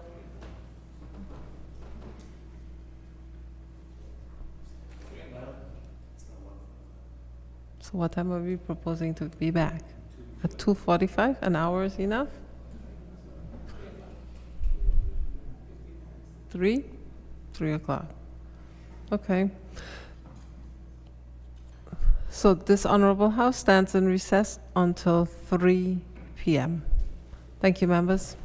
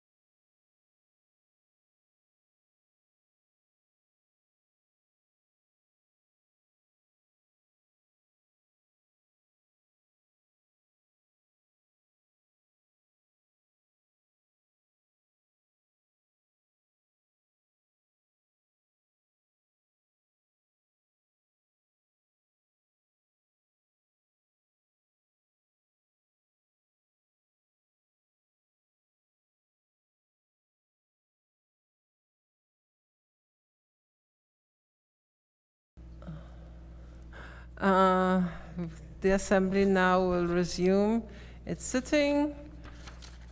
Contributions for the Supplementary Appropriation 2023 Act 2023. Contributions are now welcomed. The Honorable Single Island White Electoral District Member, Mrs. Quincy Gums-Marie, is recognized. Before that, can I just make apologies for the Honorable Deputy Governor and the Honorable Member for Sandy Hill, who's going to be late this afternoon. Member, you may continue. Good afternoon, Madam Speaker. Good afternoon to members of the House and the listening public. We had an hour and 15 minutes break, Madam Speaker, so I think it's important that in case we have someone who's newly joining or people who may need context on what is being discussed, I give some context to what we are doing here. Madam Speaker, at the end of every year, in the best case scenario, we deliberate on the national budget for the fiscal year. Anguilla's fiscal year runs with the national budget, with the calendar year. So our budget manages the expenditure and forecasts the revenue from January to December of the year in question. Sometimes things can run a little late and we come in January, but that is the intention of the budget. And the reason we come to the House of Assembly is because we are required by the Constitution to approve any expenditure by the government in the House of Parliament. This is where we scrutinize, this is where we endorse policies, this is where we ask the necessary questions and ventilate on the decisions that are being made. And the only place that is allowed to have this level of deliberation is Parliament. And a supplemental budget is an indication that there is an expenditure within the fiscal year that was not catered for. It can be an emergency need. It can be an indication as well as good performance, because you can't spend more if you haven't made more. So we come here today to bring forward to the Legislative Assembly the requirements of additional expenditure, raising the approved expenditure from $267 million to about $278 million. So we are wondering here if what we are considering is worth the additional expenditure. You also would note that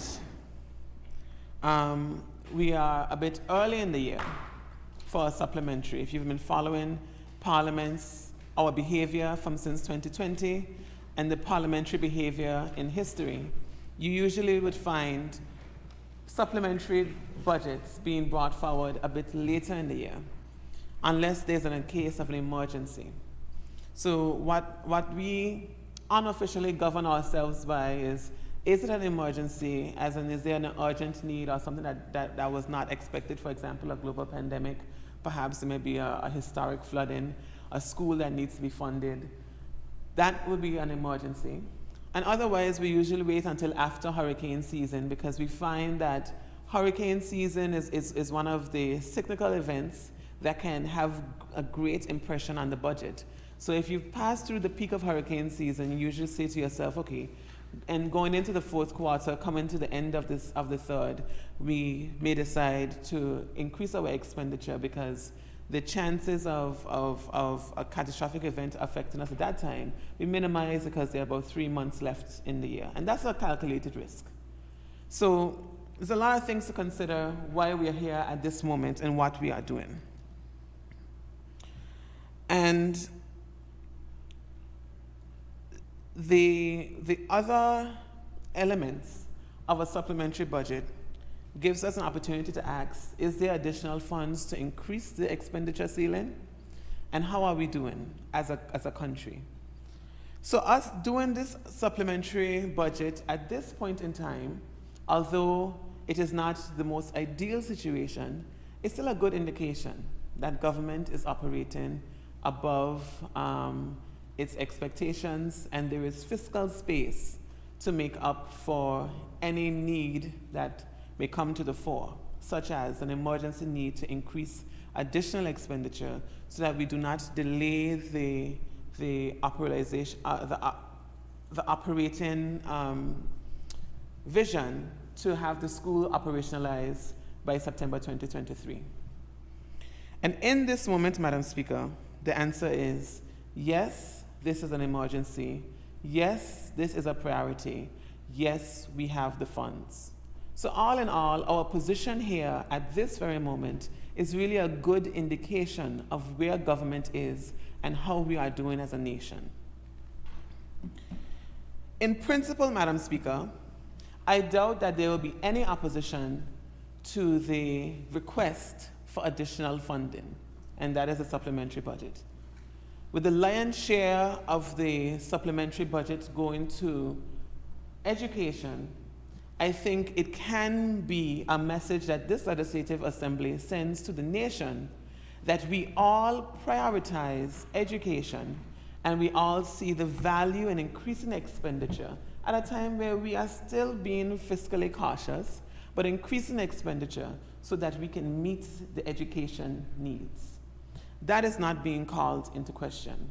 However, as you can see from the speakers before me, this opportunity gives us an opportunity to identify how did we get here and investigate whether or not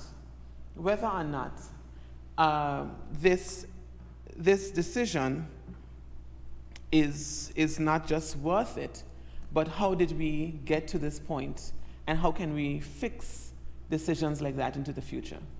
So it is less about whether or not the supplementary budget should be approved, which we all stand to agree. But why are we here? Why are we considering almost $10 million for an expense that should have been better costed at the time it was incurred or committed to? So we get to the point, Madam Speaker, of reflection. In 2017, and we'd have had a lot of reflection today. In 2017, Anguilla was almost like a tennis ball in a dryer in the middle of Hurricane Irma.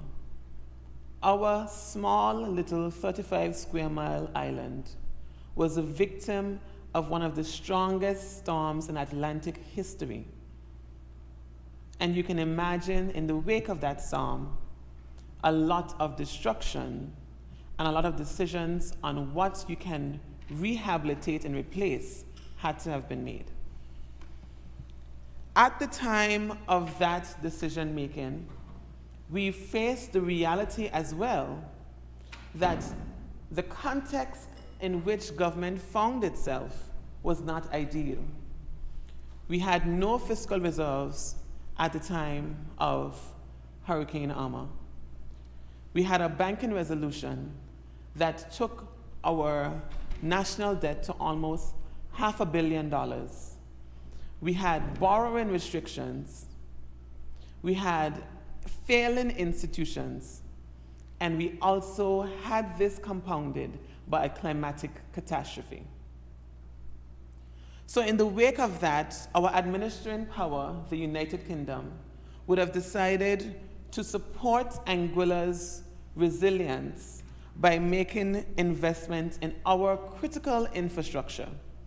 And as was mentioned by the member for Sandy Hill, a lot of that investment went into health initiatives and education initiatives, particularly buildings, so that into the future, if we are the victims of climatic events, we have increased resilience and a better opportunity to respond to climatic events and threats of that nature. So this really was an opportunity for us to look at the times, recognize our vulnerability, and make decisions as a response to our reality. It matters not what the aspirations were in 2016. But if we were to look at the aspirations in 2016, the reality is that we could not fund those aspirations. In the words of the member from Sandy Hill, funding was not, and I quote, specifically available at that time of the 2016 business case scenario. So it matters not where we were and where we wanted to go. It matters that we had to respond to catastrophe and as a result, speed up our timeline and make decisions within the context of that time. And I reiterate, $500 million in debt, so no borrowing, a banking resolution on our hands, limited economic activity because a lot of our tourism plants were destroyed or affected, a lot of persons out of work, no ability to borrow. At that time, you cannot enter into decision-making holding on to decisions and aspirations of a time before that, because we can decide what is critical and significant, but I think between you and I, we can agree that after the passage of Hurricane Irma, the context of Anguilla significantly changed, and as a result, we would have needed a significantly different approach. It no longer was about whether or not we aspire to deliver on a different vision. It became more about the urgency of the times requiring urgent interventions that will last the test of time and meet the needs that defined the times.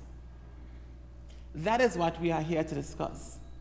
And Madam Speaker, we heard today a moving and shifting goalposts, ranging from we began the project which was not where funding was not specifically available, to the project was completely funded because we could not have had an approved business case unless it were, to we had funding for quite a few phases, quite a few packages of the first phase, to everything was funded up to 2020. But Madam Speaker, the answer and the clarity in the reality is what are we doing right now? And right now, we are moving funds to the tune of almost $10 million to the completion of a school. That indicates this action at this moment, the reality that we are utilizing and engaging in debate over a supplementary budget tells us that there was inadequate funding. And how we can also confirm that that was the reality is that we are not here discussing the implications of, let's say, for example, inflation on the school's ability to purchase materials and pay persons. That is not the difference in what we are here to do. We are here to discuss mobilizing $10 million worth of Anguillian funds. That is an indication that prior to this moment, the needs that are relying on those millions of dollars were not met. So a lot of the arguments that we've heard today are moot. And I think on a paper produced by Dartmouth University, and I went back to it because I actually had to write a paper on it previously while I was away at school. And it spoke about the 7 steps to effective decision-making. No date, but we can assume, because I was at school between the periods of 2012 to 2016, that the publication will coincide with that period, Madam Speaker. The 7 steps to effective decision making. 1, identify the decision or the need for the decision. 2, gather information. 3, identify alternatives. 4, weigh the evidence. 5, choose among alternatives. 6, take action. 7, review your decision. And in the write-up under number 7, it says that this is perhaps the most critical of the steps, because if you have determined that you have not made the correct decision, you have to go back to the drawing board and identify from step number 1 where you should go. Madam Speaker, I refer to that matrix of good decision making and effective decision making because the value and the test of time in decision making is not how you make the decision, but how does that decision weigh against the realities in retrospect. I was told, or I heard, or I was accused of being a member of a team with no vision, but I can tell you, hindsight is 2020. Turns out to be the same time we were elected, so maybe we are the group of hindsight. So when we look back on what we are doing today, when we put effort and time into why we are here, when we speak about bad decisions, we say that against the backdrop that a good decision is not characterized by the work and the effort that was put into making it. It is characterized on how it stands the test of time. And when we look back in hindsight, this visionless group can tell you uncategorically that this was a bad decision.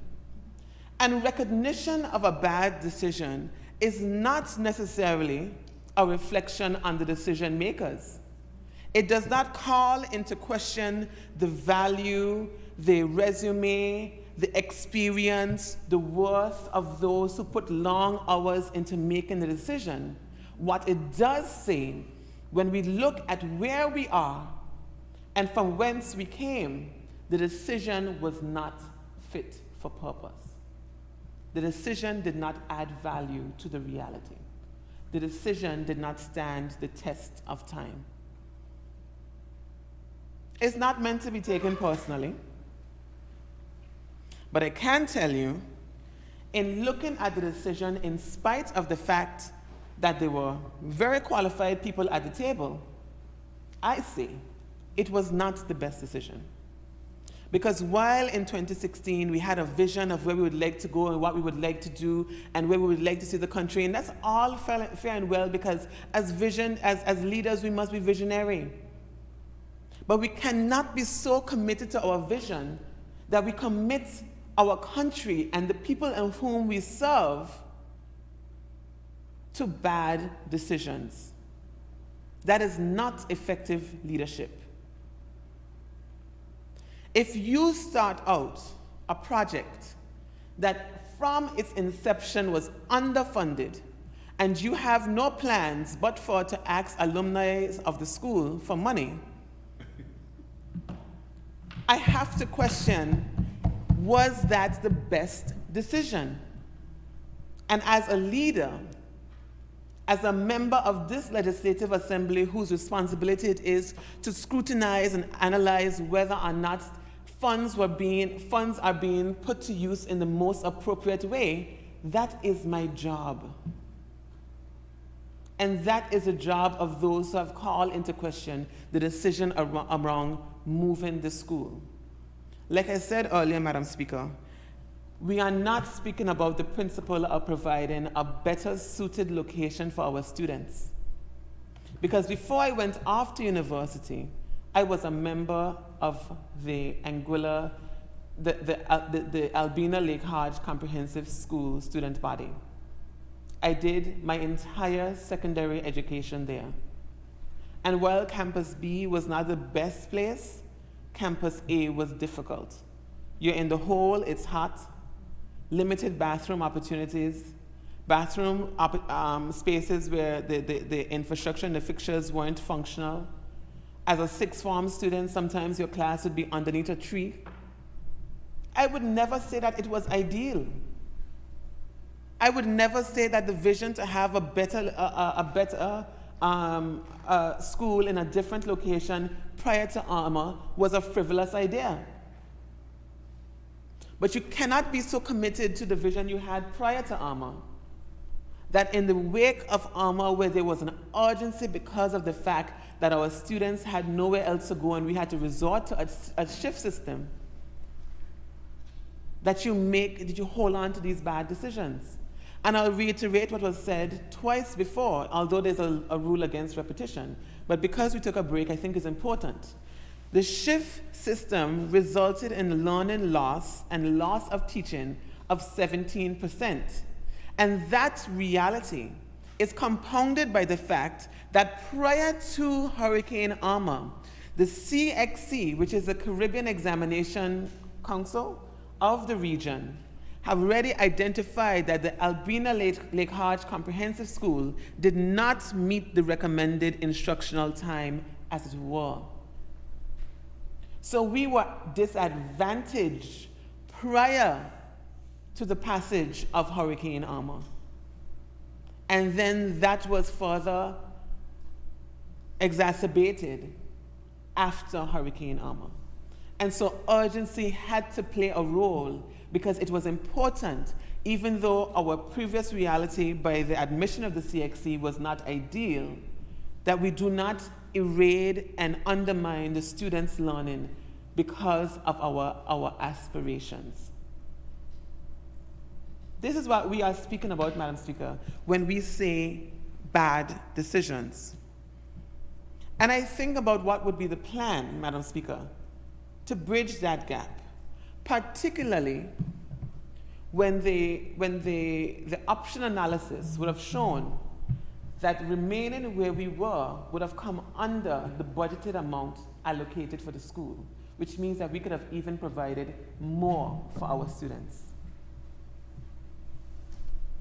And I heard the leader of the opposition speak about the reality as it were in 2016 in terms of space to build and limited space for expansion, particularly because of how the buildings are more or less dispersed across the acreage of the school lot as it existed.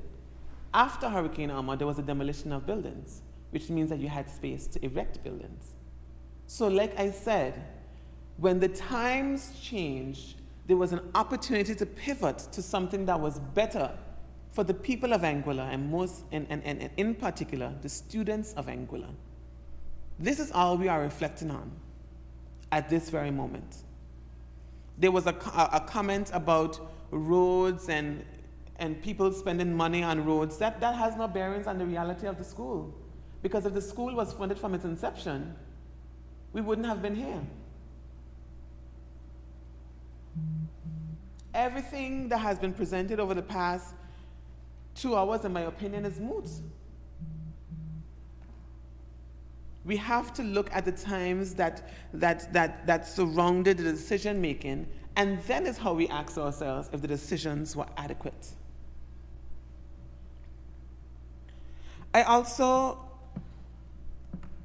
want to respond to, in a bit of a way,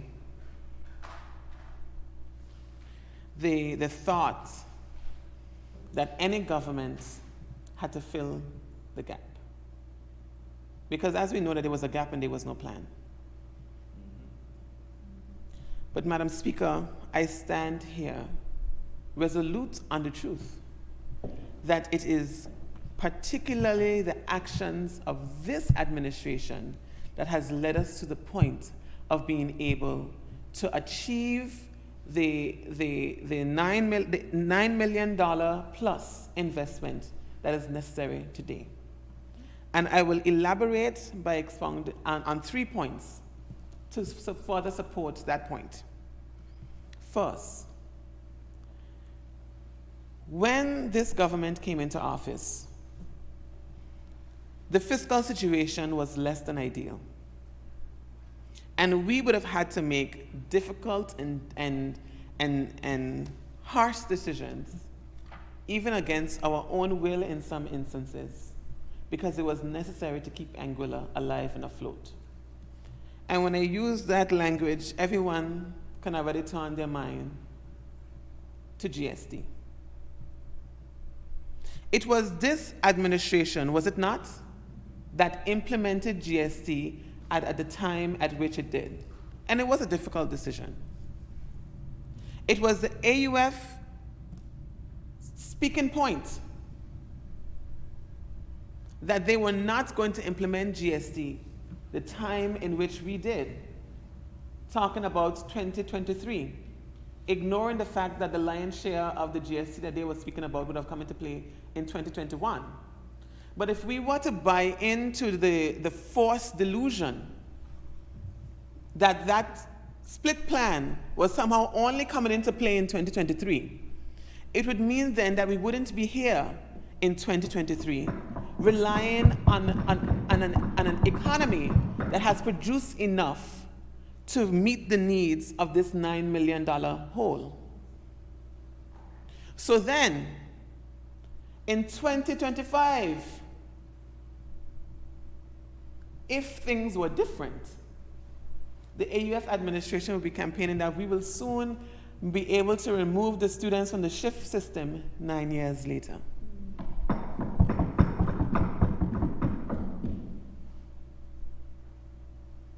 Secondly, management of expenditure.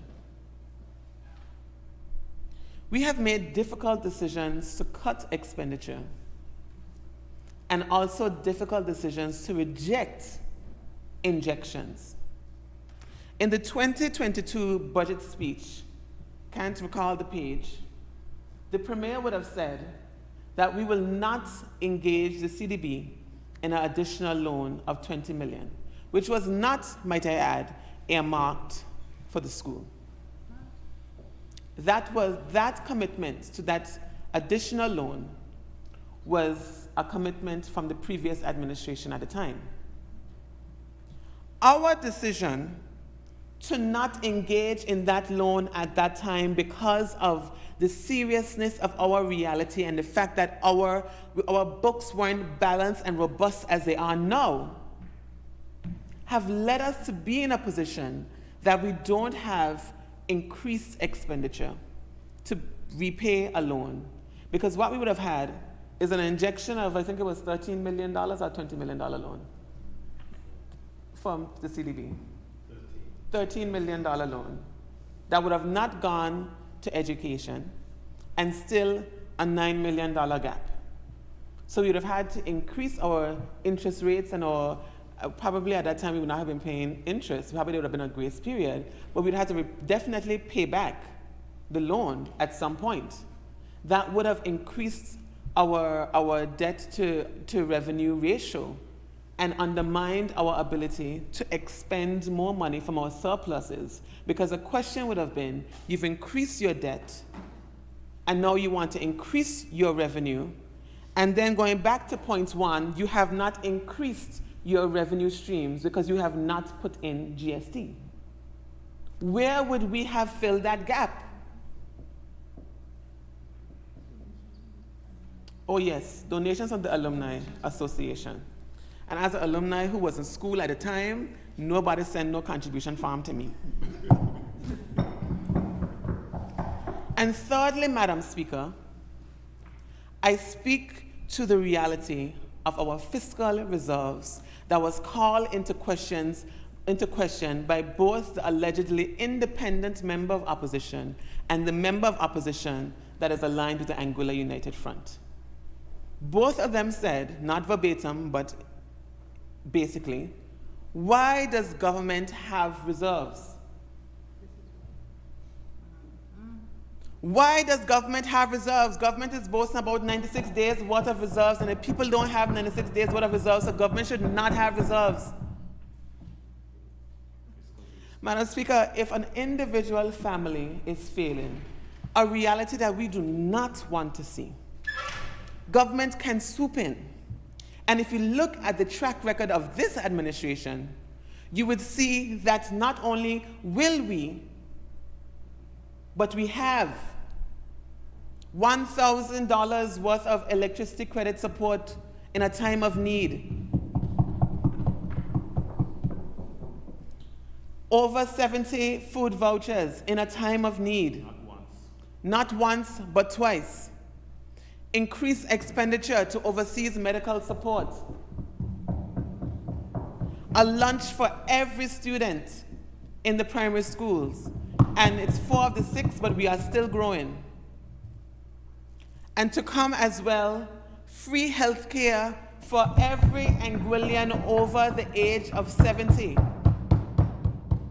There's no reason to question if we will swoop in. We have and we will continue. So if there's a family, I also forgot. We also increase the support for families who depend on the Ministry of Social Development. That's our track record. In addition to extensive GST exemptions, which were in whole rejected by the opposition. So if there is a question on if we will swoop in, we have and we will. If an individual family is failing, we will be there. If a group of families are failing, we will be there.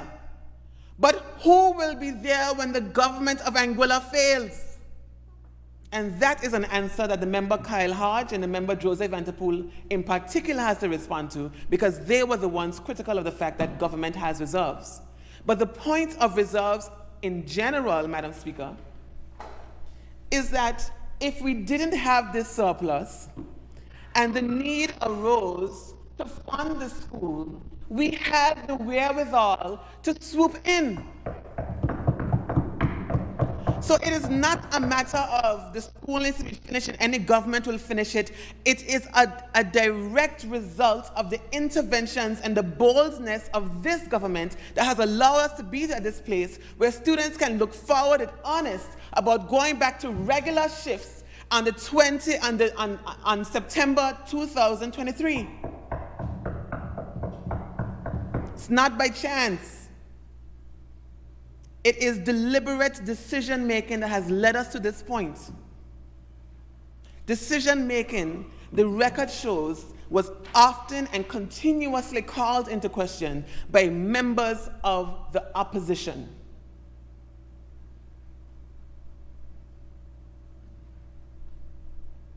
That's worth sitting in. Madam Speaker,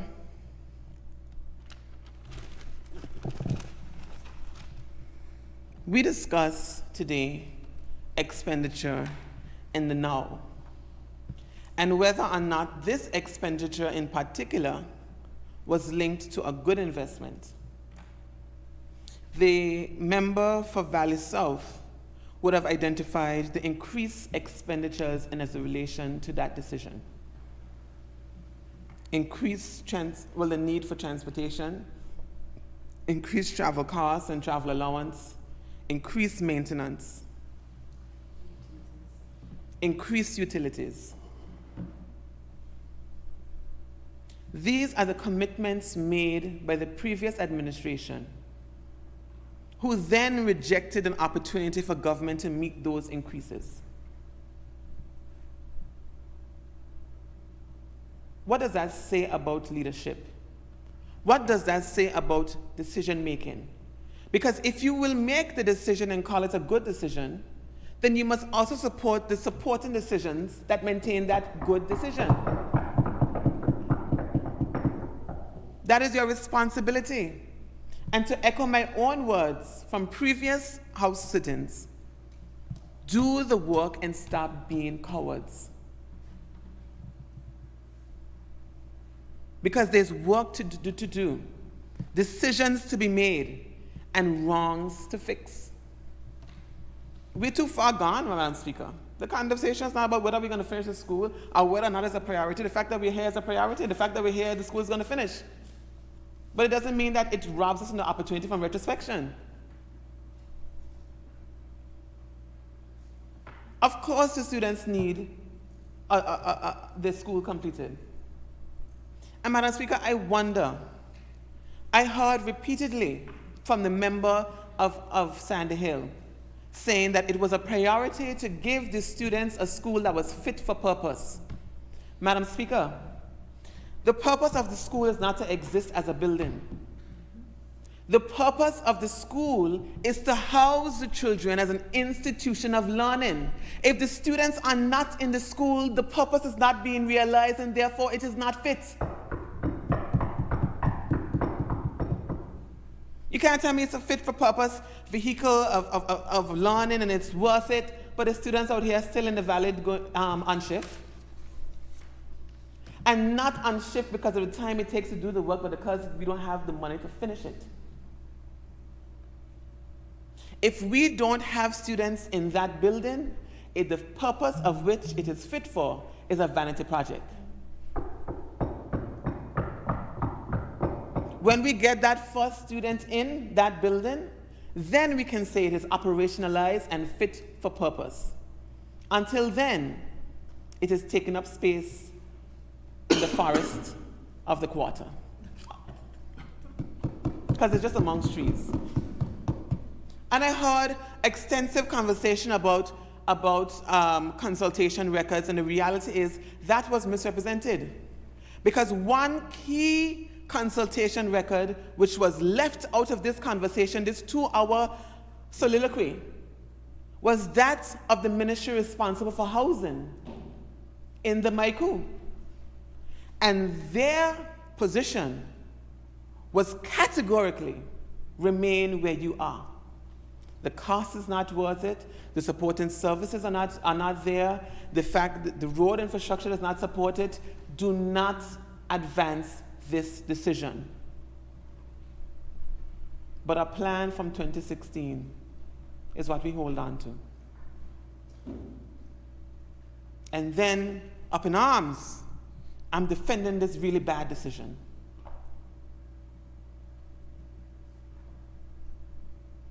What are we here for? This job is not about appeasing your own belief of reality. It is facing the times and responding to the times. And the times have told us that that was not ideal.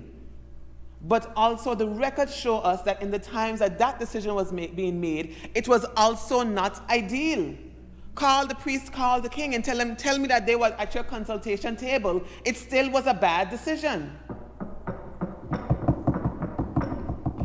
Madam Speaker, when I turned 21, I wanted to dye my hair purple. And I said, you know, purple is a big color to commit to, so I'm going to try purple hair.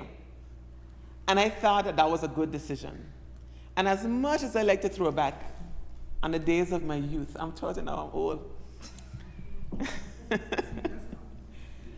That picture with my purple hair will probably never see the light of day. Because yes, at that time, purple hair was perfect. But upon retrospection, it was a bad idea. It didn't fit my skin tone right. We all look back and have regrets. And to look at where we are and say that you are proud of that decision tells me that you are committed to the bad decision making that got us here, and you will continue to make bad decisions, and your leadership will be characterized by poor decision making. I don't know why we went on in 2 hours into why the bad decision took a lot of time to make. That doesn't characterize a bad decision today. Because we have to look, Madam Speaker, we have to look at the reality that if it were not for this moment where we can move $9 million, the school would still have a big question mark on it. And let me be clear, we are not in the clear. The school still has critical infrastructure that is still yet not funded to the tune of $12 million. Sorry, 12 million was an understated figure. Ministry of Health, they said we gave students free dental in their high school and primary school years. You're removing them from access to the dental unit. That affects their health. We gave students when students have problems or if they get sick in school, we have benefited repeatedly from the fact that the hospital is right up the road and the clinic is right down the road. When there are moments of instability in the school, we have benefited from the fact that when we call the police, they are right around the corner and they are here. When you move that, you upset the ecosystem that supports the safe carrying on and facilitation of school. We do not recommend. How was that not spoken about in the hours that we sat here listening about times in 2016? Those people are technocrats too. And while we heard that there was a concern about removing the library, there was a decision made to put another library there to support the fact that library access would be gone. We haven't heard anything about security. We haven't heard anything about health.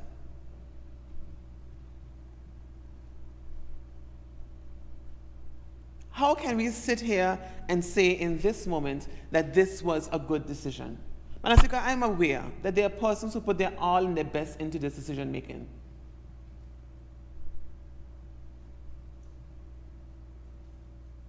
I'm aware, and it is not my intention to offend, but the reality is what the reality is.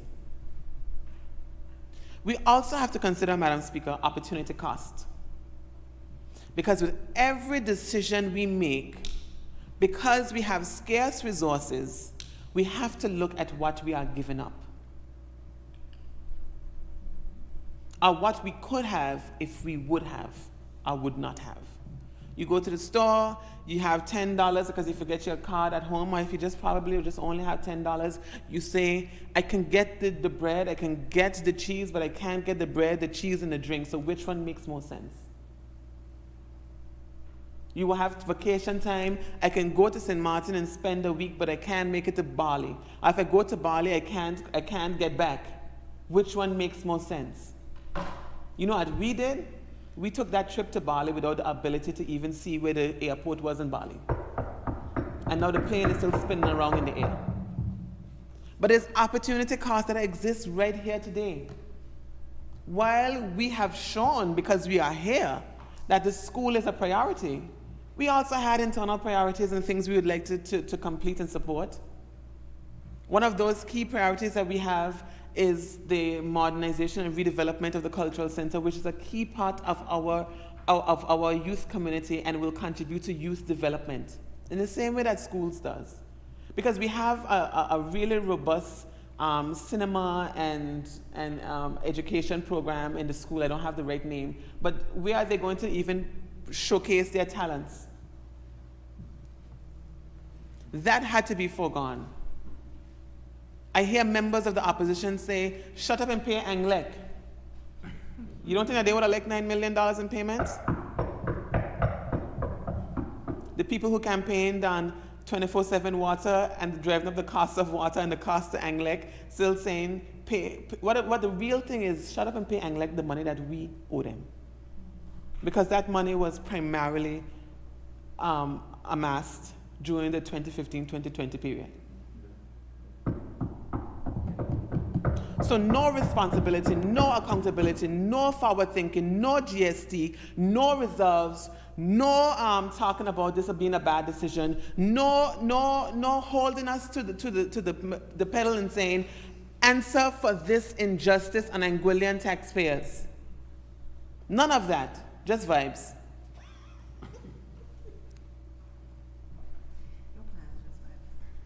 Just vibes. My name on my picture on a billboard, I am electable. Just vibes. It isn't about coming here and speaking long to make yourself feel like you said something. It's about the reality.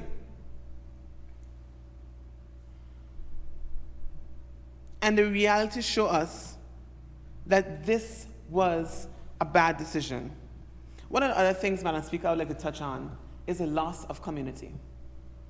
With the schools being so close together, there were opportunities for integration.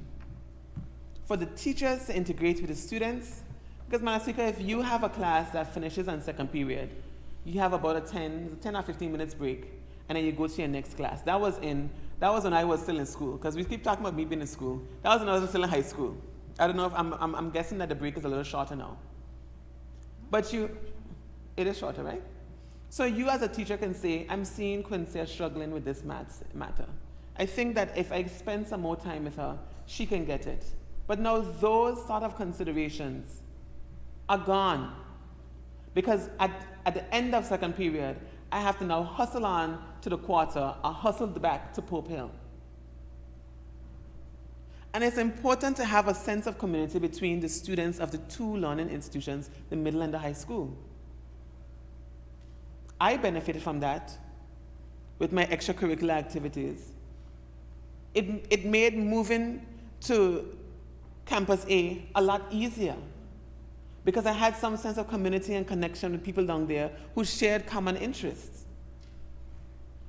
And I'm not trying to be an alarmist. It is true that there can be some facilitation for the harmonization and the shared experiences between both schools. But it is also true that it is now significantly undermined. Madam Speaker, I had the luxury and the honor of attending the launch of the Healthy School lunch program at Alwyn Allison Primary School. Another initiative by the member for Valley South. And there, the students' testimonials all reflected some level of appreciation for the community that having lunch together, the same lunch with all their peers and their teachers, created in terms of building a community. One student says, I love the lunch program because all of my friends can sit at the same table and eat the same food. That is how we foster community.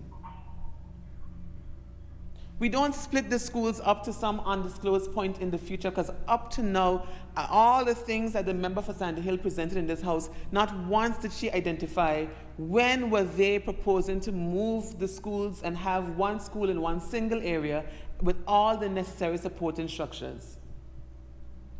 I tell you, the plane to Bali is still in the air. And one thing about planes, they run out of gas. What are we going to do then?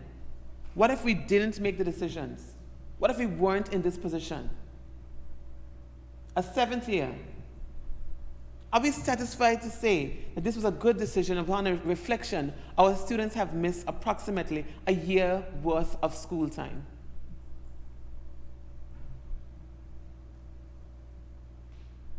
Madam Speaker, as I said in the beginning of my presentation, this is not about whether or not this investment for our students is worth it. Because if it were, we wouldn't have been here. Or if it were, putting away the rules of the Assembly for a second, the opposition would have been bringing this bill. Because they would have been saying to government, it's about time you fill this $9 million hole. That was not the reality. We brought it here, we defend it, we support it, but in addition to this, we scrutinize, which is our right to do. And upon reflection, Madam Speaker, we can say it was not the best decision. Upon reflection, Madam Speaker, we can say that it is a necessary investment. And definitely, upon reflection, the only way to make a building fit for purpose is to put it to use. And this is what we are doing. Thank you. Thank you, Honorable Member. I know the Honorable Member made it here, but just for the record to show that the member for Western did call in to say he was going to be running late. I just didn't want to interrupt the member's presentation. But just so that the record shows that. Any other contributions to this bill? If there are no other contributions, I invite the mover to respond, please.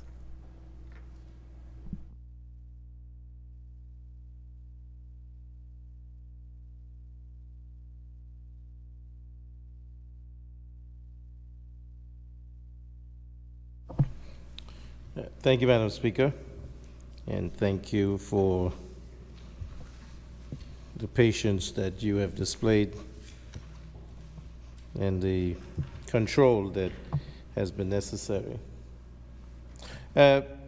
Certainly want to thank everyone for making their contributions today to this important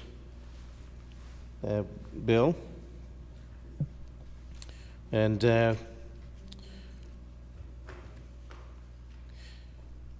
we do know from what has been said, Madam Speaker, it would have been good if we didn't have to be here, especially this early in the year, because when we say that we are fiscally prudent and we passed a budget for 2023 late in December of 2022, we did not anticipate that we would need to be putting more money into the Albina Lake Hodge Comprehensive School, the new project.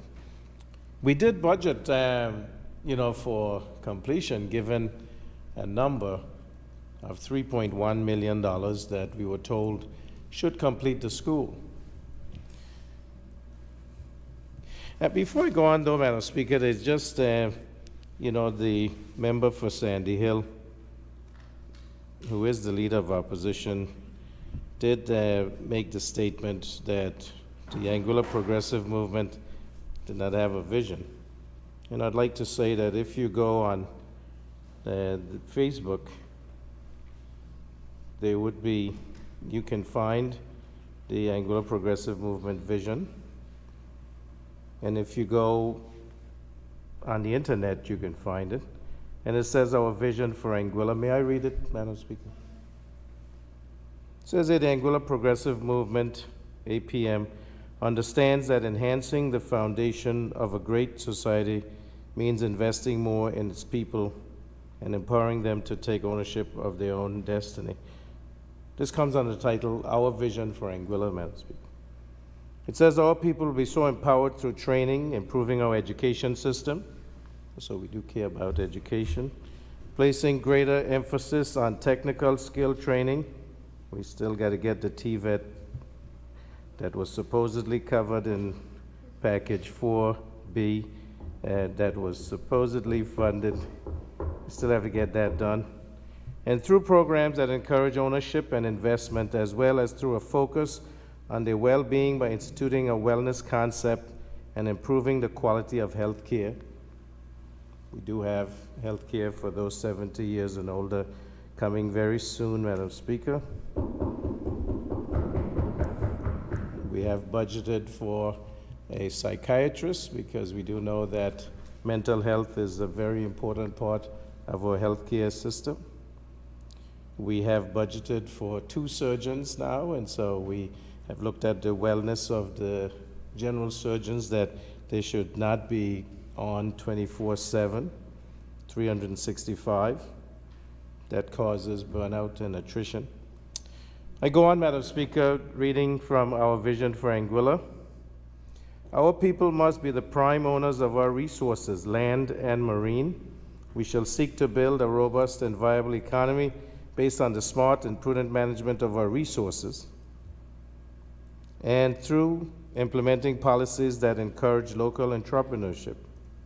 At the center of reducing unemployment and improving earnings will be the expansion of the services sector to include a new focus on medical and sports tourism and the development of the arts and the entertainment industry that seeks to export the talent of our young people globally. We are committed to the creatives, Madam Speaker. We are determined to let our society be judged the same way all great societies are judged, by the way it takes care of its very young and its elderly. We shall set about to build not just another society, but a just, fair, and flourishing society, a new Anguilla. And along with that, Madam Speaker, you said that we didn't have a manifesto. But again, if you go online, and this way, we didn't have the nice glossy manifesto that said, 2015 to 2020 and beyond.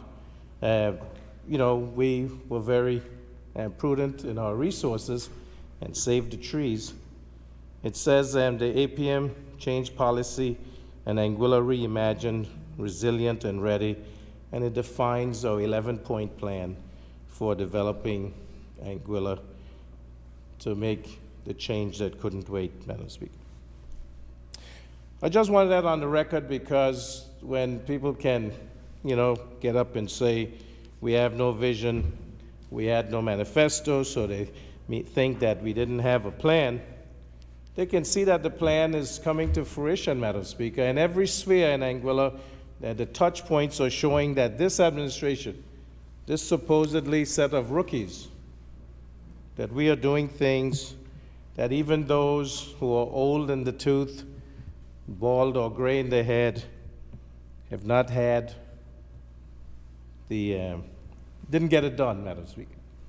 I don't want to impugn anybody's reputation, Madam Speaker.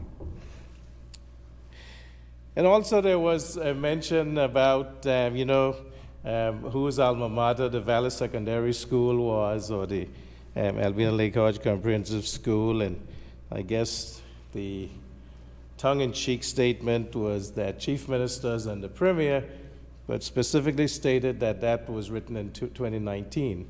I'd like to put on record that I am an alumnus of the Valley Secondary School, a proud Spartan, Madam Speaker.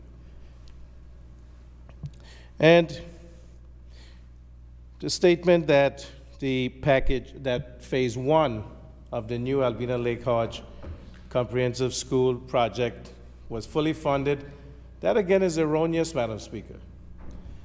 Because I can remember that, the first couple of weeks that we came to office in June and July of 2020, then Governor Foy told us that Package 4A and Package 4B, which was part of Phase 1, that was the science lab and also the TVET Center, were unfunded.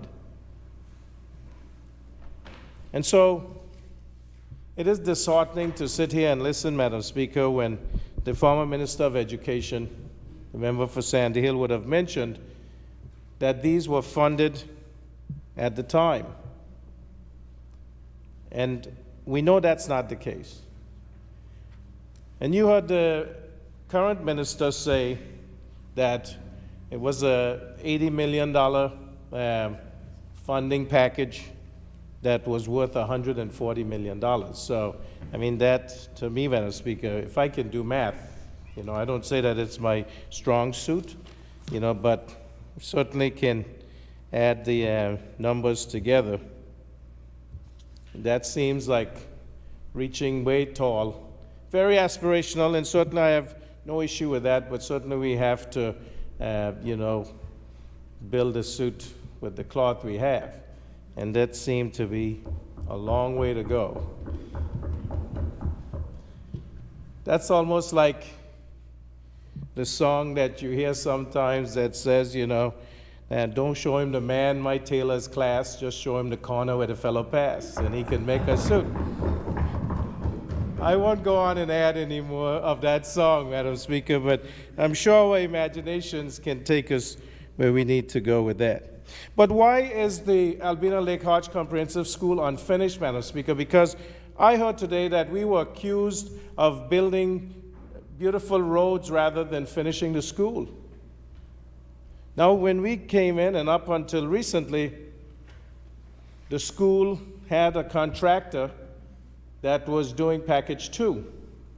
And that's the one that seems to be the one that is in question with getting completed, Madam Speaker.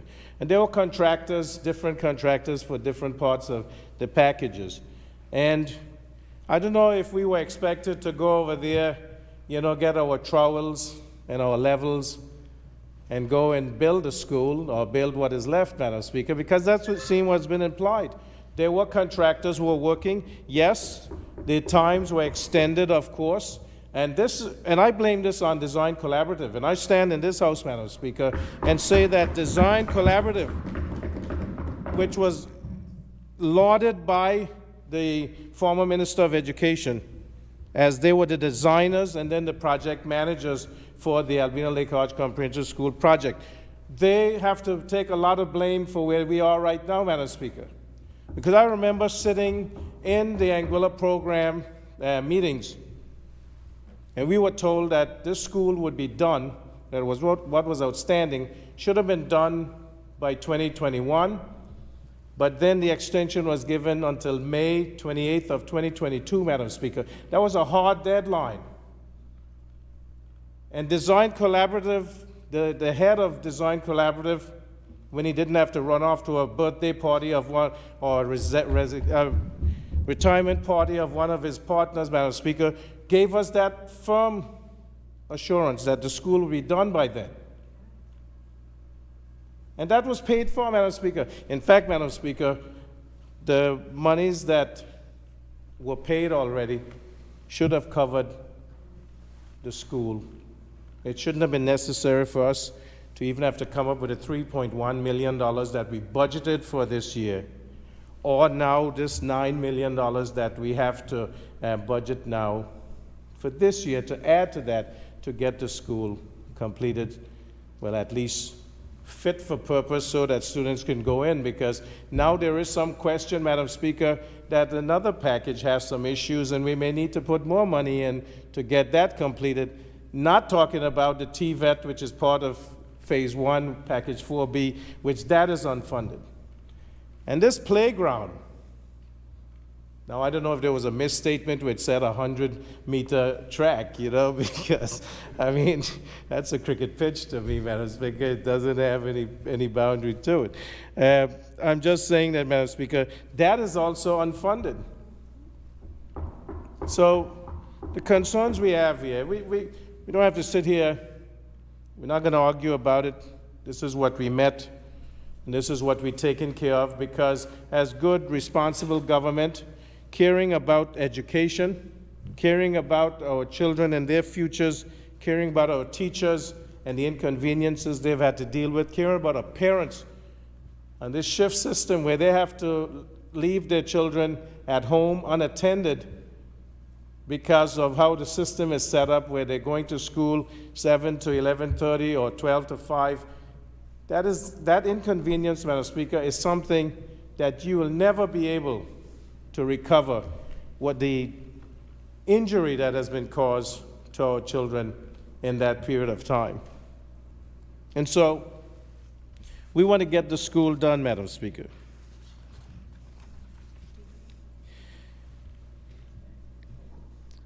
Now, the other concerns we have, Madam Speaker, is that, as had been mentioned before, this money, we are now having to take it out of reserves early, or out of any surpluses that we might have had that could be used for other purposes later down the year. It has to go into this project. And as I said, it's not a good look for us. We had to take the hit, Madam Speaker, when we proposed having to do an early supplementary budget, even before the first quarter of the year. It makes us look like we did not know what we were doing, Madam Speaker. So that has caused us reputational harm, given how prudent we have been with the public purse, how we have, came out in December when we finished the budget and thought that we had it all covered. I mean, we expected that maybe lower down in the year, after half of the year, when we got into the fall, we may need to do some other things to pay for some things that became essential, but now here we are with this. And so when we have to go to the UK, the Foreign Office, and to the Minister and ask for permission to get approval for a supplementary budget this early in the year, they always will say to us, this is not a good look. And I mean, I don't want to read, what the letter that came back from the Minister for the Overseas Territories, but again, it hints at that, Madam Speaker, that we need to keep a close eye on these decision-making. Maybe with previous administrations that was acceptable, but for us, we are held to a higher standard, Madam Speaker. And so we'll get the school done because we have to. And, we have a Minister for Infrastructure who is known as the micromanager, and I'm assuming that he will help the ministry of Social Development and Education to make sure that the I's are dotted, the T's are crossed, and that, there is work being done and the management of it is completed. But other than that, Madam Speaker, in this supplementary budget, we had to do some reappropriations because we had set aside, we know that there has been leaks in the water network. Over 80% of the water is going into the ground. And we have to pay for that. Again, that's a contract that we met in place when we came. But government is continuous, and we accepted the responsibility. And so we are looking now at over $50 million that is necessary to repair the water network so that persons who want water can get it. Right now, we only have about half of the persons that want to be connected to the Water Corporation of Anguilla that are able to get water because of the network. And so we put in $5 million because we know that's what we could afford at the time, and expect that as we go on, we'll get a survey done and we're able to either get grant help or we have to get loans to repair the water network. But now, because of the increased electricity costs, we had to take $3 million of that 5 and put into recurrent expenditure because we realized that the over $4 million that we subvented to the water for electricity costs, that basically went up in smoke. And so now we have to put more money in to cover the Water Corporation as we go forward. And then, Madam Speaker, because we have increased passenger at the Clayton J. Lloyd International Airport, and we want to maintain Category 6 or 7 status so that American Airlines can continue to come to Anguilla, we have to get another fire tender. Because even though we have 2, it's like cannibalizing one to fix the other, and as they get older, that's what happens. The wear and tear, if you have one down, then we have to, the regulator will lower the status of the airport. So we want to make sure that we are resourced appropriately for that, and that requires $2.8 million. And so we have been able to also go ahead and make provisions for that, Madam Speaker. And it is good that we're able to do these things, because if we couldn't do this, if we didn't have the fiscal space to do this, Madam Speaker, we would have to go begging to get that, because that's an essential need. I know that the other tenders we have were paid for by the Anguilla program. Is that correct? Yes. So the Anguilla program, that 60 million pounds that was given as humanitarian aid after Hurricane Irma, the funding had to come out of there. And so there are a lot of things that came out of that 60 million pounds, and so now here we are, Madam Speaker.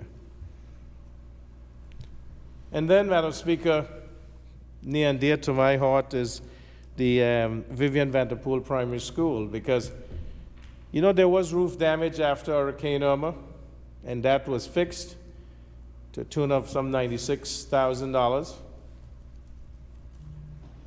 But now we know that the classroom, the 2 classrooms, and the computer lab that is near to the water up there is in bad shape. There are cracks in the building. There are concerns by the teachers, the principal, the students. And we want to thank Annie Private Resort, because they came through. They are building a new resort over in Shoal Bay, and they decided that they wanted to be good social partners and make a contribution to the school in Island Harbor. And they found that that was a priority, so they committed to replacing the ICT lab, the computer lab. And then it was felt by the teachers, the parents, the Parent Teachers Association, the students, that those 2 classrooms that are attached to the computer lab right now and that are so close to the ocean that they should be moved also. And so this administration committed to paying for that.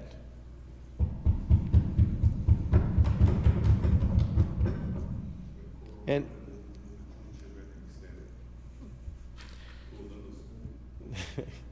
so we committed 950,000 EC dollars to that project, Madam Speaker, and with the 200,000 US dollars from Annie Private Resorts, previously Annie Villas, we want to thank owner Tim Reynolds, and then Ira Bloom, and Gail Pemberton, and the rest for seeing the need for that. And the Minister for Education was very instrumental in making sure that we were able to get that in the right place at the right time, Madam Speaker. And so this is where we are with this supplementary budget number 1, 2023. And then, you know, there's the $1 there, but that's a placeholder, Madam Speaker, because we realize how important it is to diversify this economy, to get financial service industry going. And so we have to, for regulatory and compliance purposes, we have to get a deputy registrar and the company registry so that we can continue to meet the requirements so that our status can improve from blacklisting with the European Union and the non-compliance with the OECD. And so that is a commitment that we've made to ensure that we get to that point, Madam Speaker.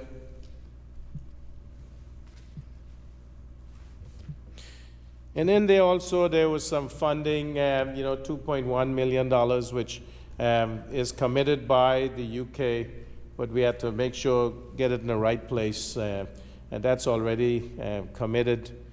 So it helps in the supplementary budget to make sure that it is accounted for. And so that's where we are. We are going to move ahead, get the school done, get the classrooms and the computer center done at the Vivian Vanderpool Primary School, get the new fire truck for the Clayton J. Lloyd International Airport, the Anguilla Fire and Rescue Service. And then we'll continue to move forward, Madam Speaker, and with God's help, we do hope that we continue to have a good economy. We continue to provide jobs for our people, that we don't have any significant natural disasters, no pandemics, and that this beautiful country of ours will continue to grow from strength to strength, and the people continue to benefit from the decision they made on the 26th and 29th of June, 2020. I thank you, Madam Speaker.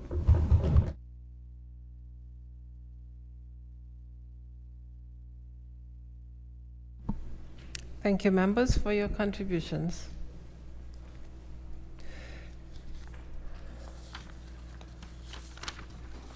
It has been moved and seconded that a bill shortly entitled A Bill for Supplementary Appropriation 2023 Act 2023 be now read a second time. Those in favor say aye. Aye. Those against say no. The ayes have it. I call upon the clerk to read the bill a second time. An act to authorize supplementary expenditure from the Consolidated Fund of Anguilla in excess of sums appropriated for the services of the Government of Anguilla for the 2023 financial year. Under Rule 45 of the House of Assembly Rules of Procedure 2021, the bill now stands referred to a committee.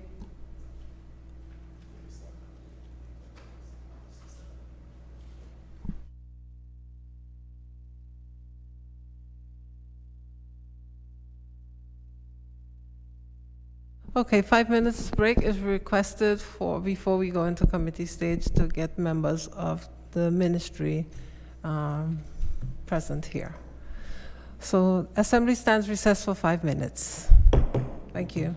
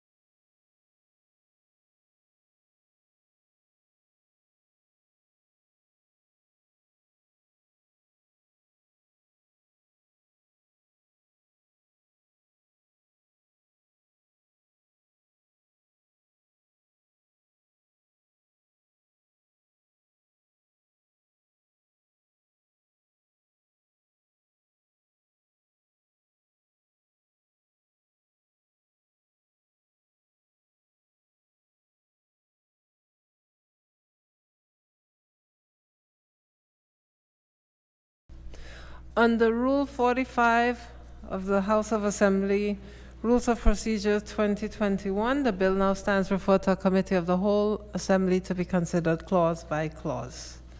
Assembly in committee. Clause 1. Put the question that Clause 1 do stand part of the bill. Those in favor say aye. Those against say no. The ayes have it.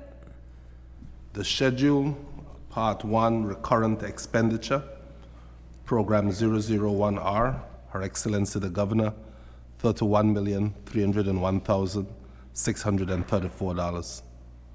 Program 350R, Ministry of Home Affairs, Labor, Immigration, Information and Broadcasting, $8,671,292. Program 450R, Ministry of Finance and Health, $112,679,141. Program 550R, Ministry of Social Development and Education, $54,433,545. Program 650R, Ministry of Infrastructure, Communications, Utilities, Housing and Tourism, $29,665,798. Program 850R, Ministry of Sustainability, Innovation and the Environment, $12,178,591. Total recurrent expenditure, $248,930,001. I put the question that programs 001R, 350R, 450R, 550R, 650R, 850R for total recurrent expenditure totaling $248,930,001 do stand part of the bill. Those in favor say aye. Those against say no. The ayes have it. Part 2, Capital Expenditure, Program 001D, Her Excellency the Governor, $0. Program 350D, Ministry of Home Affairs, Labor, Immigration, Information and Broadcasting, $0. Program 450D, Ministry of Finance and Health, $1,853,700. Program 550D, Ministry of Social Development and Education, $15,589,178. Program 650D, Ministry of Infrastructure, Communications, Utilities and Housing and Tourism, $8,326,939. Program 850D, Ministry of Sustainability, Innovation and the Environment, $4,512,439. Total capital expenditure, $30,282,256. I put the question. Part 2, Capital, Program 001D, 350D, 450D, 550D, 650D, and 850D for total capital totaling $30,282,256 do stand part of the bill. Those in favor say aye. Aye. Those against say no. The ayes have it. Total recurrent and capital expenditures, $279,212,257. I put the question that total recurrent and capital expenditures totaling $279,212,257 do stand part of the bill. Those in favor say aye. Aye. Those against say no. The ayes have it. I put the question that clause 2 do stand part of the bill. Those in favor say aye. Aye. Those against say no. The ayes have it. The title and the enacting clause. I put the question that the title and the enacting clause do stand part of the bill. Those in favor say aye. Aye. Those against say no. The ayes have it. The Assembly will now resume its sitting. May I report?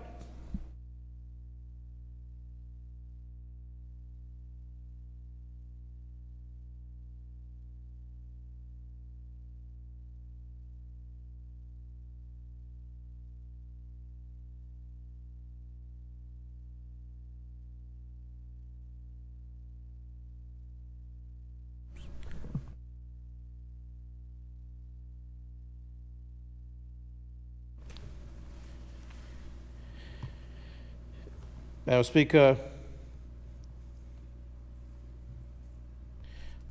I move that the Rule 44 of the Rules of Procedure of the Assembly be suspended to allow the bill shortly entitled A Bill for Supplementary Appropriation 2023, Act 2023, be read a third time. Under Rule 36 of the Rules of Procedure, I consent to the proposing of this motion. Can someone second, please? Madam Speaker, I rise a second. Thank you. It has been moved and seconded that the rules of procedure of the Assembly be suspended to allow the bill entitled A Bill for Supplementary Appropriation 2023, Act 2023, to be read a third time and passed. Those in favor say aye. Those against, say no. The ayes have it.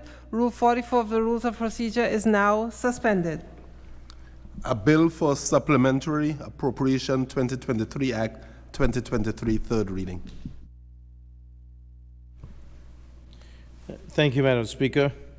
Madam Speaker, I beg to move that a bill shortly entitled A Bill for Supplementary Appropriation 2023, Act 2023, be read a third time and passed.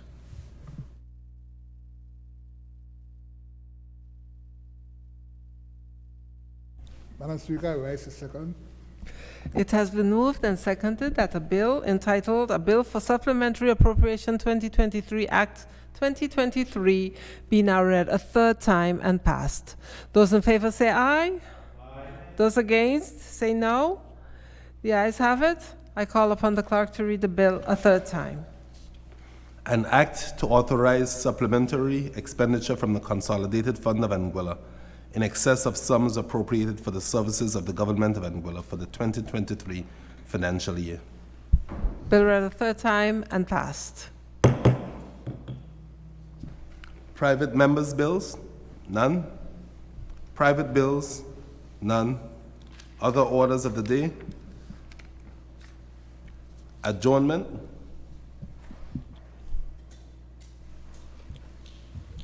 Madam Speaker, I rise to beg that this Honorable House be adjourned sine die. Madam Speaker, I rise a second. It has been moved and seconded that this Honorable House now stands adjourned sine die. Those in favor say aye. Aye. Those against say no. The ayes have it. This Honorable House now stands adjourned sine die. Thank you, members. Good evening.